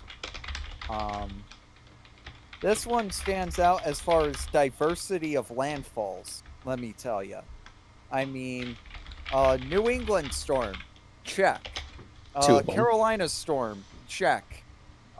Texas storm, check. Florida storm, check. Louisiana storm, check, checkmate. Central America, just Central America. Again, Portugal. yeah, even Portugal got a taste of hurricane season Planet 2020. Canada's even gotten this. Like, there's not been. I don't think there's been a landmass that hasn't been touched. Okay, Maine. No, even Maine got Teddy. New Hampshire, maybe. No, New Hampshire probably got Faye. So the crazy thing, I don't think I've ever seen a season where every single mile of Atlantic coastline of the continental United States got touched by forecast cones of hurricanes, or of tropical storms, or named storms. Jeez, let me get my terminology right. But I also have not seen a single season where landfalls have occurred in so many different places throughout the entire Atlantic. It really is just absolutely flabbergasting, and might I say it literally makes me feel awestruck, and not in a good way. I'm talking about the biblical sense of awe. Yeah, like this season, this storm makes me feel that way, but the season on a whole is a whole different level. You also have to consider that 2020 is going to be pursuing a dubious record, not necessarily for monetary damages, but unfortunately for collateral damages. The lives lost just in these 2 Central American systems alone is going to be unbelievable, and I feel terrible. And you already had the several hundred people that died during Cristobal. I think Nana ended up killing 100. I think Laura was around 100. It's the ES, I think, was 20 or 50. Somewhere in that region. And it just keeps on going. And these 2 storms, I don't see why these 2 storms can't combine for more than Mitch. So we're going to more than likely break the modern era record for amount of deaths in Atlantic hurricane season. I mean, I think we can reasonably get to 21,000. As far as 1780, well, 1780 is pre-heard at, so we're not gonna. If I was gonna extend on your point about 2005, is that in comparison to this season, I look at this season more of a quantity rather than intensity kind of season than 2005. Because we had a lot more storms, yes, but we didn't have the sheer intensity of 2005 storms, we and didn't that's have the any- difference. We didn't have a Katrina. We didn't have a Rita. We didn't have a Wilma. You know, we didn't have anything like that. We didn't have any long track storms, so we didn't have an Emily. We didn't. Well, I guess Eta was a Eta. long track storm, and Teddy was pretty long track, but you didn't have the multiple long track storms like 2005. You had Dennis, you had Emily, you had Maria, you had Ophelia, you had Irene, that insanely long track. Wilma also had an insanely long. So those are all storms that were alive for like 2 to 3 weeks, and there hasn't been a ton of that this year. It hasn't been a. We've had more named storms this year because the named storms that happened early on in the season were so garbage. I hate using that term, but that's what they were. They were trash. Like until we got to Laura, we didn't see anything really. I mean, Isaias was okay, but it looked terrible when it made landfall, and it was only a hurricane because of a sting jet. You had what's its name end up hitting Texas, and it was like, that was pretty cool, but that's something that happens like once a season, where you get one of those quick little spin ups in the Gulf of Mexico and it hits Texas. And whatever. Cristobal looked terrible, despite almost being a hurricane. You have a bunch of subtropical garbage that formed that affected nobody, formed in the middle of nowhere, went to the middle of nowhere, did nothing. It probably didn't even lightly affect a ship. Looking at the imagery and satellite of looking at this, landfall looks basically imminent. The center of circulation is almost on land. It's very, very close. Yeah, you can see it there. It's extremely close. We're not calling it just yet, but it is an extremely close. Look at that. You can see it's extremely close there. Not quite halfway on just yet, but very nearly there. So. Yeah. It really is looking. Wait, hang on, gotta make sure I'm unmuted. I am. Okay. It really does look like, and we've had one of our more experienced spotters say this in our Discord. It does look like landfall is imminent within the next 5 to 10 minutes. So it looks so. If I were to make a estimate on my own, I would say that landfall will be happening between 10:40 and 10:45 Eastern Standard Time, which puts it at 03:45 Zulu time or UTC. So if you know your time conversions, then you can get your local time landfalls. But I'm willing to wager that it'll be within the next 5 to 10 minutes. Yeah, we'll just have to see. You can see there, just barely under the halfway point at this point. I'd argue that landfall is going to be occurring within the next 1 to 2 minutes. It is imminent at this point. We are just below the halfway point, but we'll be letting you know when that landfall does occur. We'll also be letting you know when National Hurricane Center declares landfall, because the National Hurricane Center normally issues special updates whenever they have declared a landfall as well.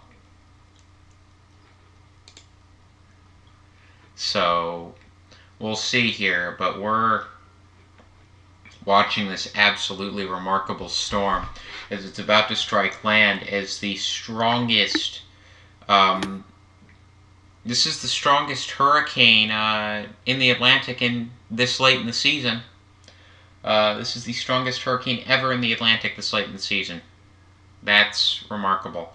And it's about to make landfall as a 155-mile-per-hour monster. Absolutely devastating, remarkable storm, and we're about to witness a historic event that will be talked about in the weather community for, I would think, forever. This isn't going away. Yep, this is not your run-of-the-mill kind of weak tropical storm. This is this was a record-breaking Category 5 hurricane not too long ago, and still is a really intense Category 4 hurricane we're looking at right now. No matter how bad you cut it here, so we're just waiting at this point for the National Hurricane Center officially call landfall and make history here with this particular system. Yeah, absolutely. I mean, we continue to look at. We continue to look at the satellite, and you can see there it's technically not at the halfway point yet, so we can't call it. Force 13, I know we'll be calling landfall within the next, I would think 2 to 3 minutes or so. It is ridiculously close. I'd say this next image could be the one to do it. And the newest image on my end, at least, is from about 2 minutes ago. Yeah, that's what we're looking at. I mean, that's really close. But we'll be calling it at any minute. Yeah, NHC will probably be calling landfall at 11 o'clock because, NHC. Makes sense. My goodness, this is... Yeah. What are our thoughts to the team as this is making its landfall? I mean, I feel like we've gone over about everything we can. I think that about all the preparations that could be made have been made from people. What's going to happen at this point is going to happen. And yeah, we have to come to grips with that. I don't really know even what to say, and I think that kind of goes for everyone really here. We've said all we've said. We've repeated ourselves a lot of times throughout these past, I'd say, 2.5 hours ever since we went live.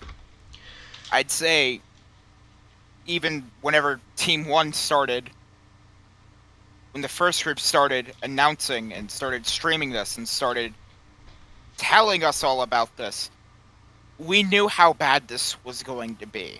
And the closer this came to landfall, I think the more we realized how worse of a situation this is than we thought previously. Especially with what Devin said about the paths to these villages that are in these areas being most likely inaccessible after the fact, because I didn't think of that until he mentioned it.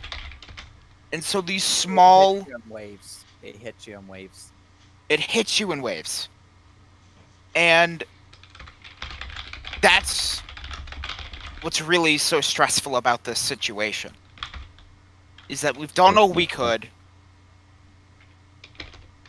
And we can go and say that we did the best that we've done. And this system is unlike anything I think meteorologists have seen, period. At least if it has happened before, it hasn't happened many times. But I just look at this with this utter feeling of my heart being sunk. Absolutely. Being pulled and tugged by this. I just wanted to say, Tom, what do you think about this latest image here from 2 minutes ago? The center, I think, is right about where my cursor is, right about here. This little pixel. Halfway. It looks to me like literally one more minute on that frame, and we will like the very next. Here's a new frame. It's a new frame. All right, we have some news to break here, so give us a second. We have some breaking news that's come in here from us here at Force 13. We have declared that Hurricane Iota has made landfall in Nicaragua at this point. The center has just made landfall. This is going to be as of 9:41 p.m. Central Standard Time, 10:41 p.m. Eastern Standard Time. That is when we believe this storm made landfall. This is a historic situation. This is the strongest landfall ever for Nicaragua. It is a devastating situation, but we have just called it here at Force 13. Hurricane Iota has made landfall at this point.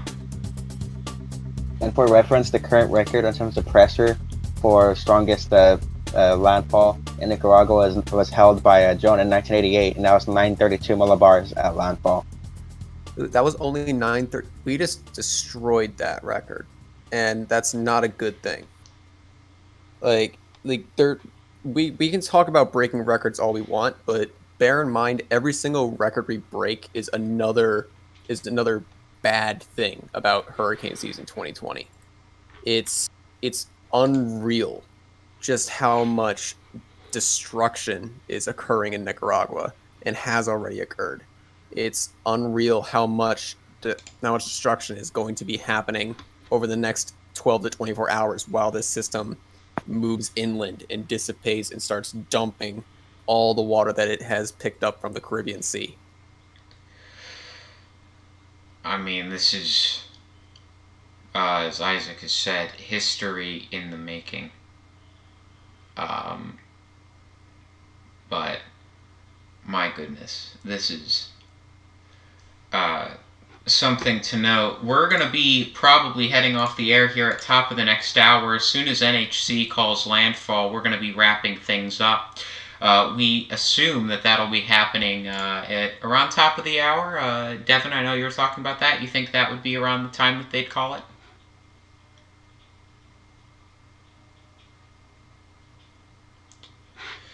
Right, well, we're going to make the assumption that that would be about the time that they'd call it.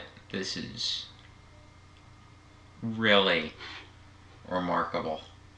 But I mean, you know, we've just watched the strongest storm to ever hit Nicaragua make landfall. And this is... I've said it once tonight, I'll say it again, I'm at a loss for words. To the team, what are your thoughts on the strongest storm to ever make landfall in Nicaragua? I'm on the verge of tears, honestly. Yeah, it's like I said earlier, and I know it sounds like a broken record because I've been repeating it all day. But this is, like I said, history in the making. High-end Category 4 making landfall in Nicaragua.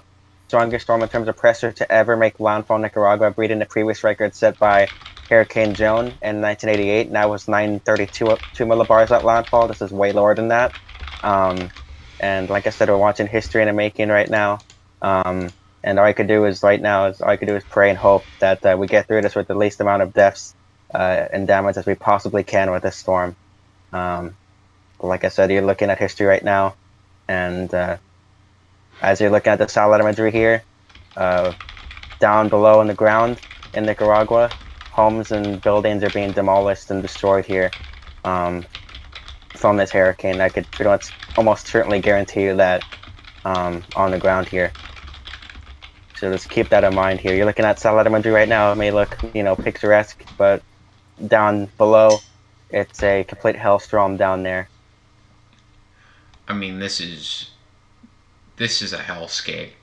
Like, there's no other way to put it. This is so devastating. This has been everything that 2020 has thrown at us in 1 3-week time span, to go from the strongest landfall ever recorded in the world, anywhere, period, to immediately go from that to a storm that brings widespread flooding, destruction, mudslides, 40 inches of rain, just an overall terrible storm that zigzags through the entire Caribbean. And then to immediately go from that to the strongest storm to ever make landfall in Nicaragua, make landfall in the exact position that Eta just did, and it also going to produce a similar amount of rainfall. I have breaking news here. The National Hurricane Center has declared landfall for Hurricane Iota at this point. They say extremely dangerous Hurricane Iota makes landfall along the coast of northeastern Nicaragua. Life-threatening storm surge, catastrophic winds, flash flooding, and landslides are expected across Central America. Category 4 Iota with sustained winds near 155 miles per hour made landfall along the northeastern coast of Nicaragua near the town of Hullover, or around 30 miles south of Puerto Cabezas, at 10:40 p.m. Eastern Standard Time this Monday evening. Hurricane Iota's landfall location is approximately 15 miles south of where Category 4 Hurricane Eta made landfall earlier this month on November 3rd. 15 miles is all that separates these two. And as of the newest 15 miles.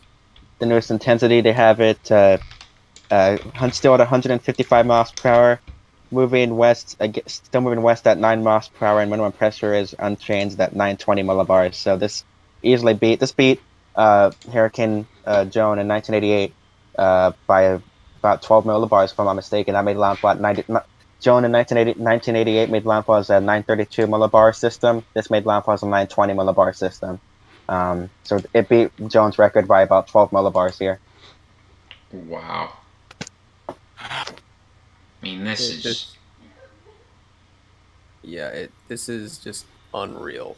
And just in case there was any confusion there, just like while you were mentioning all the things that happened in the last 3 weeks, when you mentioned the strongest landfall ever, just to clarify that was indeed Typhoon Goni. That wasn't an Atlantic storm. Just in case there's any confusion that came about. I just wanted to dispel that really quick. I don't think that there shouldn't have been any confusion. I wouldn't think there should have been any. That was. But it's still just this is all just it's mentally and like even just like all the people that are in this stream right now, all the people that are out here watching this storm, we all have the luxury of being able to sit back and watch this as it tears into Nicaragua. But we have to realize that the people down there are literally watching their lives get blown apart by what's basically the equivalent of a bomb being dropped on their head almost every minute. Their lives are being destroyed, their homes are being leveled, and we're all just here watching from a computer or a phone. We have to realize that what we think about this storm, while it does matter in terms of numbers, it doesn't directly help those who are now being put in need. Not anymore. So make sure that you help in any way you can, because the people of Nicaragua and Honduras and Central America are going to need all the help they can get in these next few months while they recover. I did mention specific organizations you can donate to. American Red Cross, #1, I'd say. I think they're going to be the first people down there. And then the other ones I mentioned up in this earlier in the stream, which I believe Save the Children Fund. They've already started setting up donation efforts for dealing with Iota. And then Food for the Poor. They're also saying that they need urgent aid in Central America due to Hurricane Iota and Eta. So any way you can help, and if you are able to help, please do so. Please. Yeah. This is not only... Yeah. It's physically and emotional draining. I was just gonna say, just to even like I said, just to add on to this, they got impacted by a Category 4 hurricane by the name of Eta about 2 weeks ago. Yeah. And now they're getting impacted by a high-end Category 4 in roughly the same area here. So 15 miles. 15 miles. Difference. 15 miles. These people are gonna need a lot of help. Right now, it's complete hell for them, I imagine. They're everything like I'm like I said, I'm pretty much at a loss for words here. It's just heartbreaking, and you really hope, like I said, I really hope this goes through without with the minimal amount of deaths and destruction here. Yeah. And I imagine it's going to be really difficult for communication to get through here, especially given the fact that they did get hit by a Category 4 hurricane about 2 weeks ago here. So I'm guessing it's probably gonna take at least a week here to get pictures from the ground. Maybe first ones will be from planes flying by, but I think from the ground at least probably a week to get the full story here from the ground, at the very least. And I think that the worst thing about this, and this is something that I've been considering throughout this stream, Eta hit 2 weeks ago. Nicaragua isn't exactly a rich country. Most people probably haven't had power restored. I'm terrified right now because I'm thinking, how many people had no idea this was coming? Exactly. How many people had no idea that this was going to happen to them again? This is happening at night too. Eta happened during the day, if there's a silver lining for that. This is happening at night. So power's out, and all the people we're hearing that are going through this right now, all they're hearing is their livelihood being destroyed in front of their eyes right now, and the piercing sound and scary howl of this high-end Category 4 hurricane making landfall. It's just, it's like 2020 specifically hates this part of Nicaragua. And like other people on this call are saying earlier, if we can help in any way here for Nicaragua and Central America here, it'll be greatly appreciated, I'm sure, for them, because they're going through hell right now. They're going through it right now, and again, this is at nighttime, no electricity. All they're hearing outside right now is their livelihoods being destroyed and thrown out the window here, and the piercing howl and sound of the winds just screaming outside.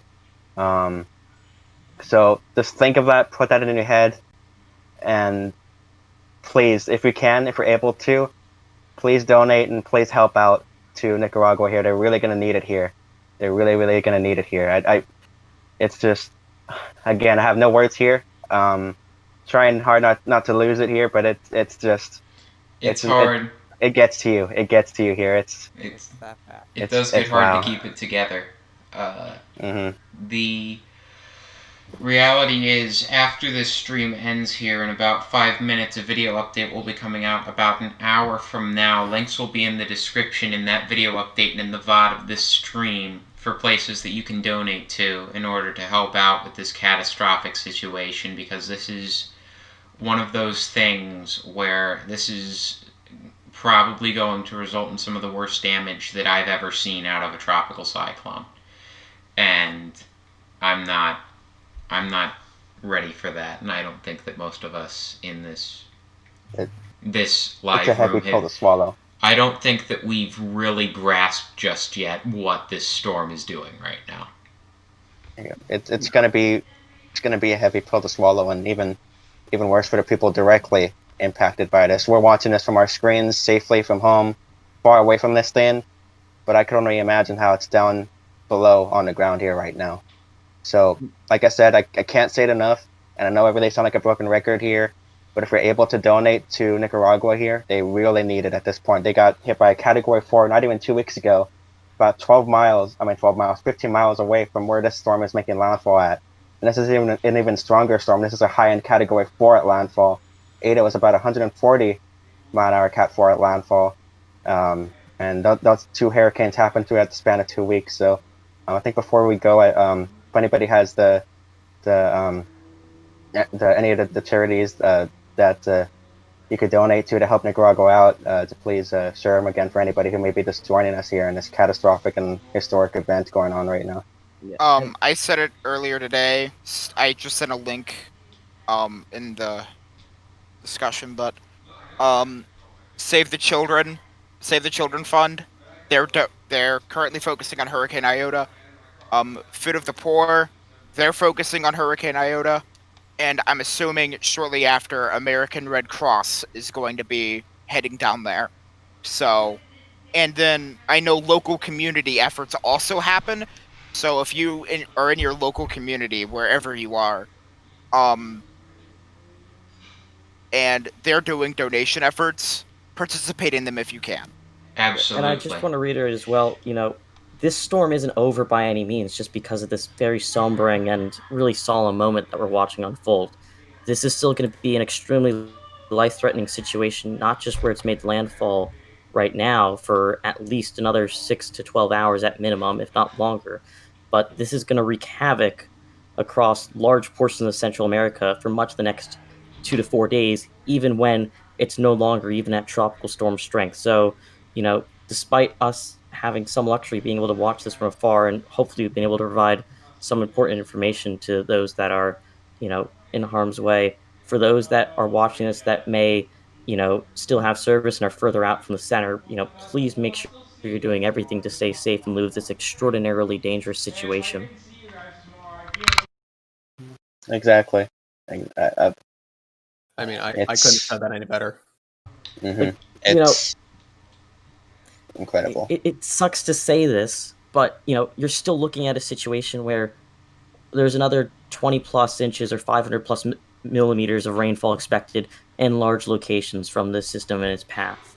Not just in Nicaragua, but in a lot of the terrain in Honduras. You're going to be seeing extremely life-threatening and severe conditions, well after this storm is no longer a hurricane. And that's going to stretch into El Salvador, that's going to stretch into Belize, that's going to stretch into Guatemala, that's going to stretch into western Nicaragua. Some of these conditions are also stretching back into Costa Rica and Panama, as well, as we've seen from the rainfall forecasts. It really, I guess hurts to know that we've seen so many of these strong storms make landfall and have potentially and actually cause so much damage in such a short time frame. So, to read the point as well, and I'm pretty sure that we are going to be hosting an awareness event later on in early December. But if you can now as well, and are fortunate enough to be able to do so, please consider, some sort of contributions to help recovery acts around the world from these 4 really devastating storms that we've seen occur in the last 3 weeks. Yeah, this has been remarkable. This is when our coverage comes to a close. Again, a video update will be coming out in about an hour, and then a cone, key messages, and rainfall graphic will be coming out on our social medias an hour after that. We'll be posting links in the description of the video update in the bot of this, where you can find places to donate to. This is one of the most devastating situations I think I've ever seen from a tropical cyclone. So, Strat, thank you so much for coming on towards the end here. You've had some really insightful commentary.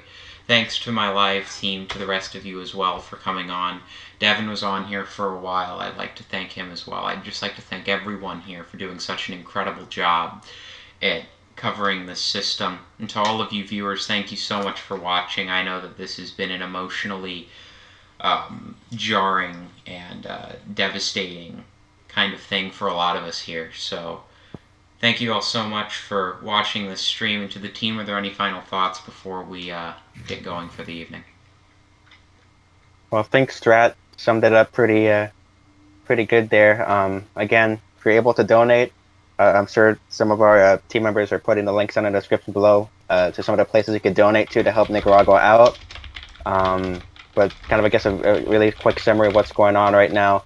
Hurricane Iota made a catastrophic high-end Category 4 landfall just minutes ago here over Nicaragua, about 15 miles away from where Hurricane Eta made landfall about 2 weeks ago as a little bit of a weaker Cat 4 than this is, around the same general region.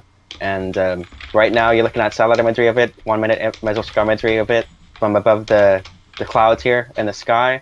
And below all this, a lot of people are losing their livelihoods and watching their businesses go down the drain and hearing howling piercing wind out there and pitch black darkness with no power.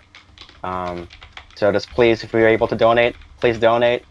And if we're still ahead of the system here, please take this as a warning. This is a serious hurricane here. I do not want to, I don't want to go and, discount the fact that you guys inland can still see some serious impacts on this. Maybe not so much the wind like the coast is receiving right now, but definitely in terms of rainfall, you guys could still easily receive some catastrophic flooding over there. So please don't take the system lightly as it progresses inland here.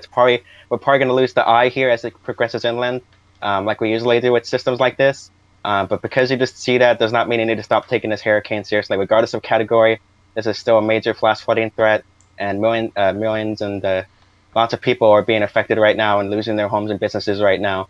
And just please consider that and take this as a warning here to please take this hurricane seriously. And again, that's pretty much all I have to say here. History being made, and I guess I'll just hand it over to whoever else wants to speak, or to Thomas here. Just that this is an incredibly painful situation to watch unfold from afar, but to those that are, being impacted at or near the core right now, that, please stay vigilant. In general, this system is still going to be bringing adverse impacts to where it is right now, catastrophic impacts for at least the next several hours. And again, through much of Central America, even when this storm is no longer even a hurricane strength system, it is going to be extremely devastating and life-threatening. We've talked about the rainfall forecasts. Those are, again, going to be coming over areas that are still not properly prepared for another storm after Eta's rainfall impacts. So, just because this thing starts to weaken, it's still just as much of a threat it is right now, unfortunately. And, please, to everyone that's still in its path, continue to stay safe and prepared. Yeah, and just from me, like this is just something that I personally never thought I'd ever see, and I think I can speak for the majority of people watching this stream, that they also never could have possibly seen anything like this coming. And just the fact that it's happening right now, and that we're all watching it happen, it's just something that's, as Strat said just moments ago, sombering. It's sombering. Basically all the adjectives that you use to describe something that's momentous in size, like incredible, awe-inspiring. All these adjectives that we use, we usually mean them as a good thing. For this system, we're going to use the same words, but we're going to mean them in the biblical sense. This storm and this season has been nothing short of a biblical disaster, and it doesn't seem like it's going to end, at the very least, for the next couple of weeks, and quite possibly it might last through the end of the calendar year, not just the hurricane season. So, just as a word of caution, and as well, not really as a word of caution, but as a suggestion, which is a little adage that my father always told me, is to always hope for the best but prepare for the worst. If you hear that a hurricane is coming toward you, make sure you do everything you can to make sure that you're safe, regardless of what strength it happens to be, because it might do what Iota did and strengthen really quickly, or it might fizzle out. But it's better to be safe than sorry. And with that, I'm gonna hand it over to Trent to sign us off, unless anybody else wants to speak up. All right. I think that was perfect there. Go ahead. Yes. This is the most emotional I've ever gotten over anything like this. The most emotional. And I think that goes for a lot of people here. Because once Eta hit, we thought, okay, that's one storm, it was really bad. And to see something that's stronger than that hit the exact same location, it's just hard to even... It's fathom. It's really incomprehensible. Hard to even fathom, and I'm just... It's hitting us in waves. And all you could do, like I said, is help and donate to the people that are affected. And all I could do right now is just watch as it happens, and hope for the best. And like I said, hope we go through this with as little as casualties as we possibly can. Absolutely. Thomas. And I'm gonna call it off here. Our team is exhausted tonight. I know that a lot of our viewers here are exhausted tonight. This is one of those situations that is really, really sombering to think about. And, again, to all of you, thank you so much for watching the stream. We appreciate you being here. We are glad that you trust us to get your information, and we will come back with more information on this and video updates and other forms of content throughout the evening tonight.